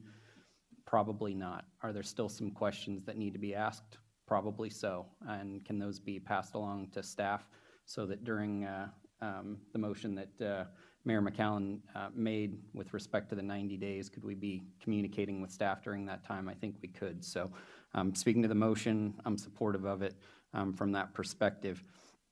Some of the other comments that were made today, I appreciated Supervisor Rutherford's comments earlier at the beginning with respect to Cal OSHA's involvement in all of this, because as some of the public commenters mentioned, the employees that are working at the refineries, they're at ground zero. So, they're the ones that we should be most concerned with, and that's Cal OSHA's mission. That's what they're supposed to do. Our mission, as Supervisor Nelson so aptly put, is to make sure that we clean the air. And he's making an argument that there's some mission creep here, and I think that that is an argument that we all could debate. But we all can agree that our number one responsibility is to make sure that we clean the air. And my conflict in all of this is that if we move forward with a phase out in a short period of time, the only viable solution I see today is a move to sulfuric acid. And of all the options that were provided to us, the advanced sulfuric acid, it mentions in our own report on page 31, it's not commercially proven right now. And then the solid acid, it's still being tested, just petrochemical facilities. And then the ionic liquid, which we've talked about at times, is still in development, right? So it would be sulfuric acid if it's going to move quickly. And what does our own report say on page 31? It says if there was a move to sulfuric acid, there'd be 50 more truck trips a day. When I joined this board, there were certain individuals who came up to me and said, you're going to be one to roll back regulations. You're going to cause more pollution. Hasn't been the case. I might not have moved as swiftly forward as they wanted, but I'm not one to roll things back. I think if we pushed an organization to move towards something that was going to increase pollution by adding truck trips, we're going to increase NOx emissions, we're going to increase emissions that we are tasked to reduce, then I'm not doing what I'm called to do here. So until one of these other solutions makes sense, a phase out doesn't make sense to me. So when these are ready, then maybe this conversation is one that we have again, but I'm just not there at this point. So thank you very much, Mr. Chair. I appreciate the time. Mr. Chair, I have a Supervisor Hahn? question. Yes. I thought that sulfuric acid advanced is commercially proven. It's in our slides. Am I wrong about that? So there. Slide 30? Right, slide 30. So the advanced sulfuric acid, there's two technologies. One is the CD-alky, which is commercially available, and 2 Valero plants are installing that. And then the convex is advanced sulfuric acid technology, but it's not commercially proven yet, and it's designed specifically to convert from HF to sulfuric acid. And both use less sulfuric acid than the traditional conventional sulfuric acid alkylation units. So they could use the CD alky, the one listed first in that, on that slide? Yes, they could use the CD alky. Does that also increase truck trips? It'll compared to increase truck current? trips, but not to Not the as much extent that as- the conventional. Not as much as the conventional, but it still increased. So Yeah. my point's still the same, but I see that there's a split between the two, but, so one's not commercially proven, the other one somewhat is, so, yes. Supervisor Hahn? Thank you, Chairman. I'm trying to figure out how you speak around here. I was on the board, I'm off the board. So speaking to the motion, you know, I will say off the bat, my written record, my written testimony to this very board indicates that I probably will not be able to support the motion to enter into an MOU only. You know, there's only 2 refineries in the state of California that still use this deadly chemical, and they are both in my supervisorial district, one in Wilmington and one in Torrance. I believe it was March of 2017, the County Board of Supervisors, of which I was one at the time, we sent a 5-signature letter to this board urging you to proceed with what I thought was going to be a rule which began to phase out and ultimately ban this deadly chemical. I actually thought you would have done that by the time I got here.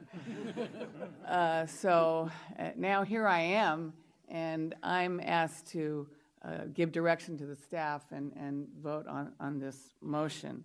And I think a lot of my comments on why I can't support this motion have to do with many of Judy Mitchell's comments. And that's really how I'm looking at this, is in the event of a catastrophic event. I just don't know any MOU, any performance standard, any goodwill, any safety training by our workers could in any way mitigate a catastrophic event which allowed for a release of this deadly chemical. And I will got to tell to my friends in labor, and many of you are my friends. Ron Miller's a friend. Tommy Favreau's a friend. Rudy Rodriguez is a friend. Art Hernandez is a friend. And usually, when I see the orange vests in an audience, they're usually there because I organized you to be here to support a motion that I was doing, either on the City Council of Los Angeles or at the County Board of Supervisors. So this is really hard for me because I understand your concern. And thank you to the refineries who have been good chamber members. And you've been good, constituents and neighbors by supporting good programs and nonprofits in your communities. But the only reason we're, I believe, at this divide is because the refineries, though they haven't said it exactly,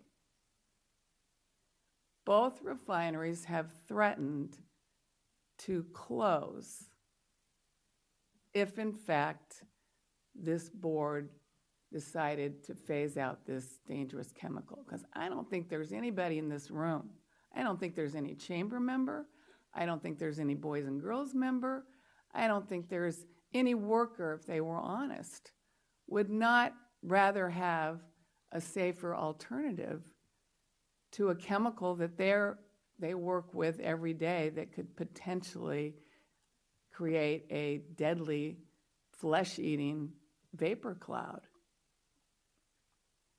So for me, in my years of public service, this is one time I just feel like I've got to come down on the side of removing this chemical from your workplaces.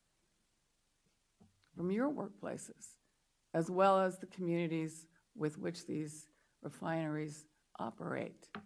Now, if this motion passes, and we indeed are directing staff to create an MOU, I'll be interested in see what that looks like. But I have a hard time believing we can actually enter into an honest MOU with these refineries, who have been less than transparent, in my opinion, on a number of issues. And I think they're being less than transparent on whether or not $600 million to convert to a safer alternative really would cause them to shut their doors. In fact, I know for a fact that PBF, soon after they purchased the Torrance refinery, were looking to purchase another refiner in Northern California at the price tag of $900 million. So I just don't believe that that price tag will cause them to close. They're too valuable to the industry. They're close to our airport. They're close to our port. They're too valuable to the refining industry to close their doors. But that's the threat they've given, which is why people will say, isn't it great that business and labor are joined on this issue? There's only one reason labor is joined on this issue. It's because their jobs have been threatened. And I would feel the same way. So, in voting against this motion and hoping that we could have a rule that ultimately phased this deadly chemical out, I would hope that we would get a little more information on sulfuric acid, a little more information on whether or not 50 truck trips is really necessary, or is there self-generating of this chemical on site, which would reduce truck trips. And I'm curious to know if there's monies available, whether it's from our federal partners or our state partners, to help a refinery who has been given this unfunded mandate to get rid of a dangerous chemical. Is there money that we could look for, even though I don't think the refinery needs it? But I think it might be a gesture if we worked to look for money that could help the refinery make it through. I don't want the refineries to close. I don't want people to lose their jobs.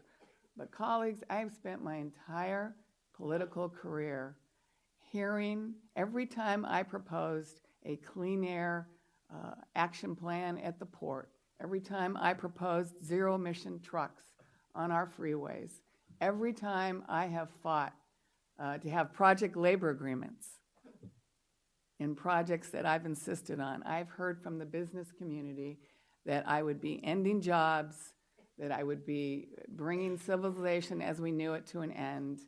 And, I'm now 20 years into my public service, and not one of the projects I've ever proposed has done that.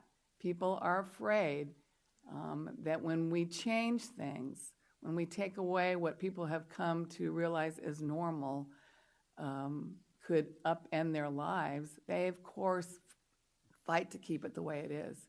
But it takes people of courage and people who have some bravery to know that when we do the right thing, right things will follow. Thank you, Mr. Chairman. Thank you for your testimony. Yeah. Now, Supervisor Ruffin, point and counterpoint. Will you presume my position, sir? I find myself in agreement with a little bit of what everyone has said here. I'll start with Supervisor Hahn. You're right. We have been dealing with this issue for a long time. You deal with it. So the argument today that we don't have enough information to give staff direction falls flat to me. We have plenty of information. I suspect many of us would agree that we have more information than we ever thought we would have on this particular chemical. Dr. Liu, catastrophic mitigation. Yeah, from a risk management perspective, this board cannot possibly hope to prevent every disaster that could occur because of natural or human causes.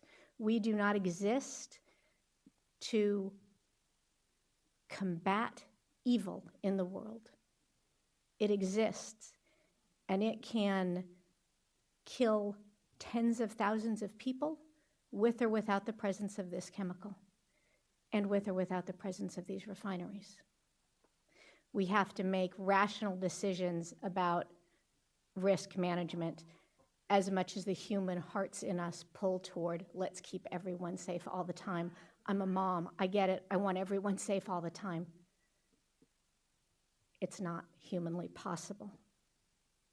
What is possible is that we work with the refineries to come up with a plan that makes this as safe as practical, and I think on behalf of the residents and the employees, our obligation is to do that as quickly as possible. And throwing it into an extended rulemaking process does not accomplish that.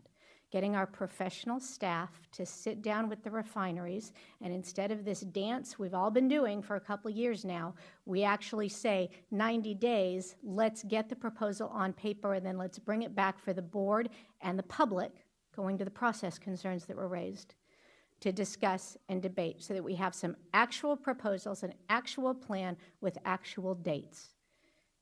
And to support that is why I'll be voting for Mayor McCallum's motion.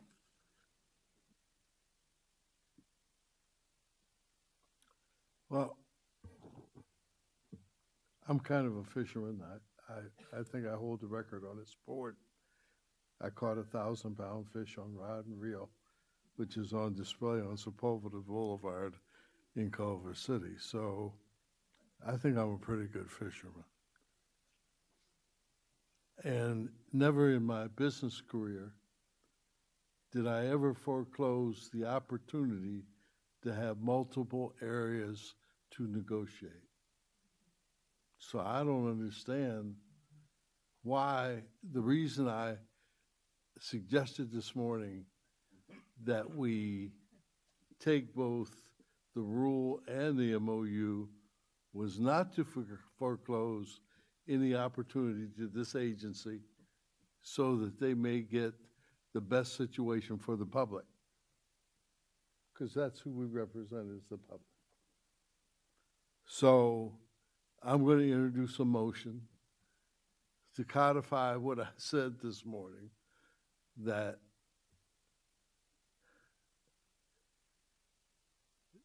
the staff be instructed for the next 90 days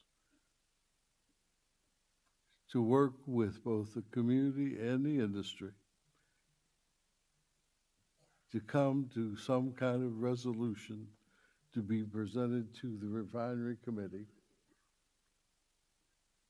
and that refinery committee review that and bring it back to this full board.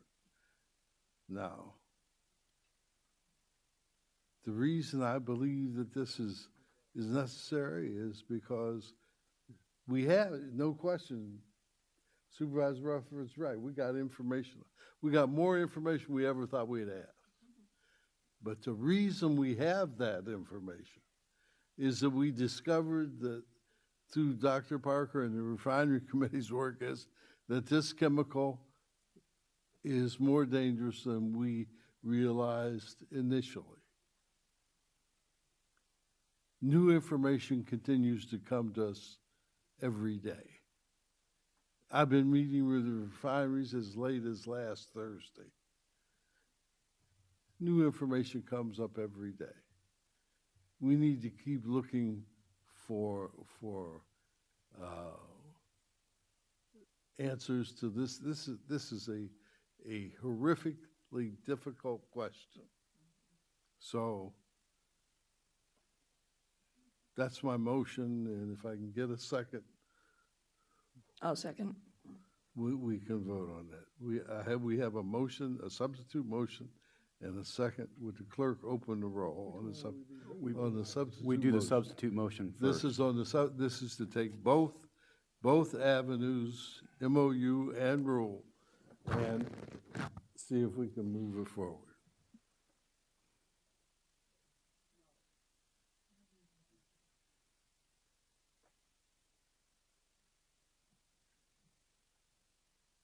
We have Close the roll. The motion passes 9-4.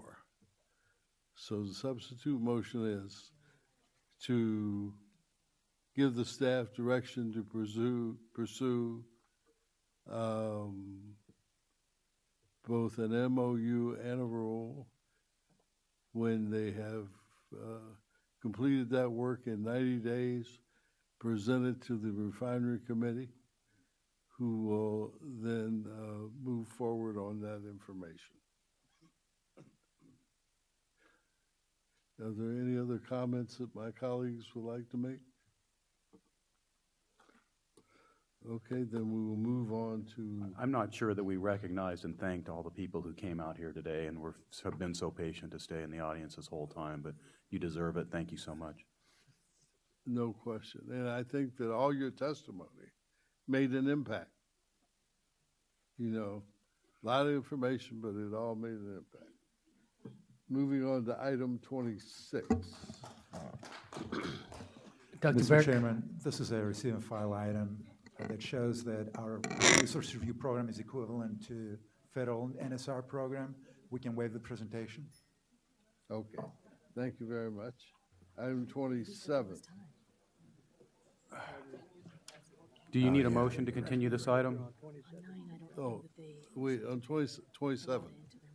Do we Staff need had a motion on recommended that 26? this item be pulled. So we don't need a motion? No. Okay, good. 28. And We you pulled say it. what is full? Item number 27. 27. 27 is full. Okay, how about 28? Item This is a- 28, we waive presentation. Okay, Mr. Eder would like to speak on 28. Mr. Eder, are you still here? Mr. Eder? Speaking of fishing, you have to go against the stream of people Oh, to yeah. make it here. Should give them a chance. I would note on this item that I made a bunch of comments at Stationary Source Committee that I reiterate and see that you've captured them in the minutes. Anyone's interested in my comments on this subject, you can reread those minutes.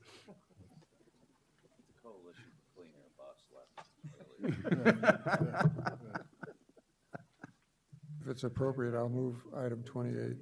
I'll second. Harvey, here comes Yeah, Harvey. here he comes. Oh, yeah, Mr. public Eder. comment. We're on item 28. Yeah, I was in the 27, overflow room. 28. There was a big crowd coming 27 out. was full. We're on 28. Okay. 27 was full. All right. Hello, my name's Harvey Eder. I'm speaking for myself and as Executive Director for the Public Solar Power Coalition. In reference to exemptions from CEQA, basically against it, both backed and racked, as was stated at a couple meetings ago, solar energy is backed and racked. Been talking to the district for 35 years. Now there's a group meeting on RAC, done a lot of work on this, have litigated, and solar's come down, 80, 90% in the last 8, 10 years. It's cost effective. The sun varies from 1 to 5 times anywhere in the world, and certainly, higher numbers in the district, lower numbers in the district, higher intensity anyway. This is pretty outrageous that solar has never really been evaluated now. And I'm incorporating by reference everything in litigation and comments in any meetings that I've ever made to you folks and any other state or local agency, including the CSAs, CCAs. I don't know. I'm going to say stuff about the trucks. I've been talking to BYD for 2-3 years now. They say they can manufacture 5,000 Class 8 trucks a year. These could be solar electric trucks. If we get on it and 5% is put in by the end of the year, we can get the full 30% tax credit. We can get it on the trucks as well. This needs to be done. So we've got to work on this and do it and not just talk about it. And the same with the refineries. Okay. The big picture that I talked about in my comments, they're on their way out. The state law that says by 45, it also says, or sooner. Representative Cortez, it says the whole country to solar renewables by 28. We're the ones that got the most experience. We've got the problem worse than anyone else. And we have the ability to change it and the people available to do it. And if we don't, it's a crime against the public. It's actually knowing that there's such a body count, just like in Nam, we used to get, a body count every day. Well, there's a body count here, and that is murder. And I've been wrestling whether to litigate on murder for at least a year now. Any questions? Thank you very much for your testimony. Please stay at the microphone. Oh, yeah. Mr. Eder, because you're going to come up for public comment in a second. Is there any action needed on 28? It's a public hearing? Yeah, we do. We need a vote? Okay. I'll move the item. Second. We have a motion and a second. Is there any opposition? Hearing none, it's unanimously approved. We move to public comment period. Mr. Eder, Margaret Peters, and Steve Ty. You're up to first, Okay. Mr. Eder. Hello, I'm Harvey Eder. I'm speaking for myself and for the Public Solar Power Coalition. The issue of the future of the investor-owned utilities is before us. It's a political economic issue. It's related to climate change, to the fires. There's articles in the LA Times that said most of these fires started from problems on the utilities systems. This is not going to go away. Like the problem isn't going to go away, it's going to get worse. We've got to deal with it. History is not being looked at. 18 years ago, when PG&E went bankrupt for the first time, I was told by PUC Commissioner Florio, who was expert, I was the expert witness for Turn in the Bay Area 40 years ago, and it was in San Onofre. I made comments about that in solar. He said PG&E was going to buy out for $1. The state was going to buy out from PG&E $1 the total transmission and distribution system of PG&E. The state was going to go for it, and it was on for a couple weeks with a Republican governor. Governor Deza said, this is not a bailout, this is a buyout for $1. That's what was going on. Now, trying to get information on this documented and whatnot, I'm head of a subcommittee of the Sierra Club State Energy and Climate Committee, and looking at the state acquiring the transmission and distribution system of the IOUs, and to facilitate CCAs, which are being slammed by PCIAs now and are about to be wiped out. There was no foresight 20 years ago when this was passed. By the way, the state was also going to buy out Edison's and negotiated for much time, and San Diego's transmission and distribution system for $2.76 billion. Now, we're trying to call a meeting. I'm bringing this up with the Sierra Club. They have a declaration, a climate emergency that's going on the 9th, and trying to get it involved with that and trying to call a state meeting to support this. We want to get legislatures. There's a lot of activity and different groups involved. We'd like to get the district involved as well. You've got connection, you folks are representative of the people and the system in the cities and counties. And it needs to be done, and it needs to be done in soon. With that, Mr. Eder, I met yesterday with Edison and yes, talked to them about the plan that they are developing to diminish the fire danger in the South Coast region, and it does necessitate some changes or some modifications in our generator rules. So I told them that I would set them down with Mr. Nastri and see if we can't work that. But you're right, we represent the public, and we have, in their zeal to do what they want to do, we have to make sure that their plan and their actions are transparent to the public, no question about that. Transparency, I mean, apparently it's an issue in what we just discussed with the refineries, and it's an issue all over.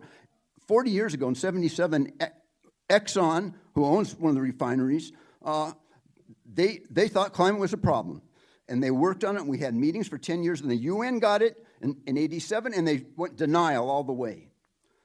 They know what's happening. They brought this on. We knew about it 120, 30 years ago. The turn of the century, we were choosing the fuel for vehicles. Anyway, we've got to change now. And then this sixth great extinction in 17, the Vatican had a conference on it. This isn't just me. Right.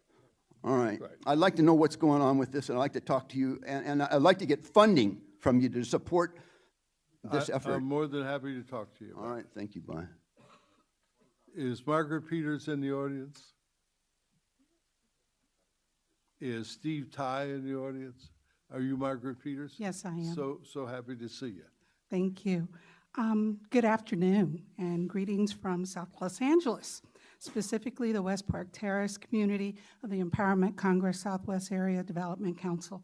And I'm here because the residents of my area and my community are concerned about our air quality.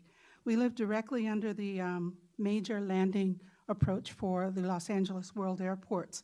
And we also live within distance, to quote a recent politician, we can see the upcoming stadium from our house.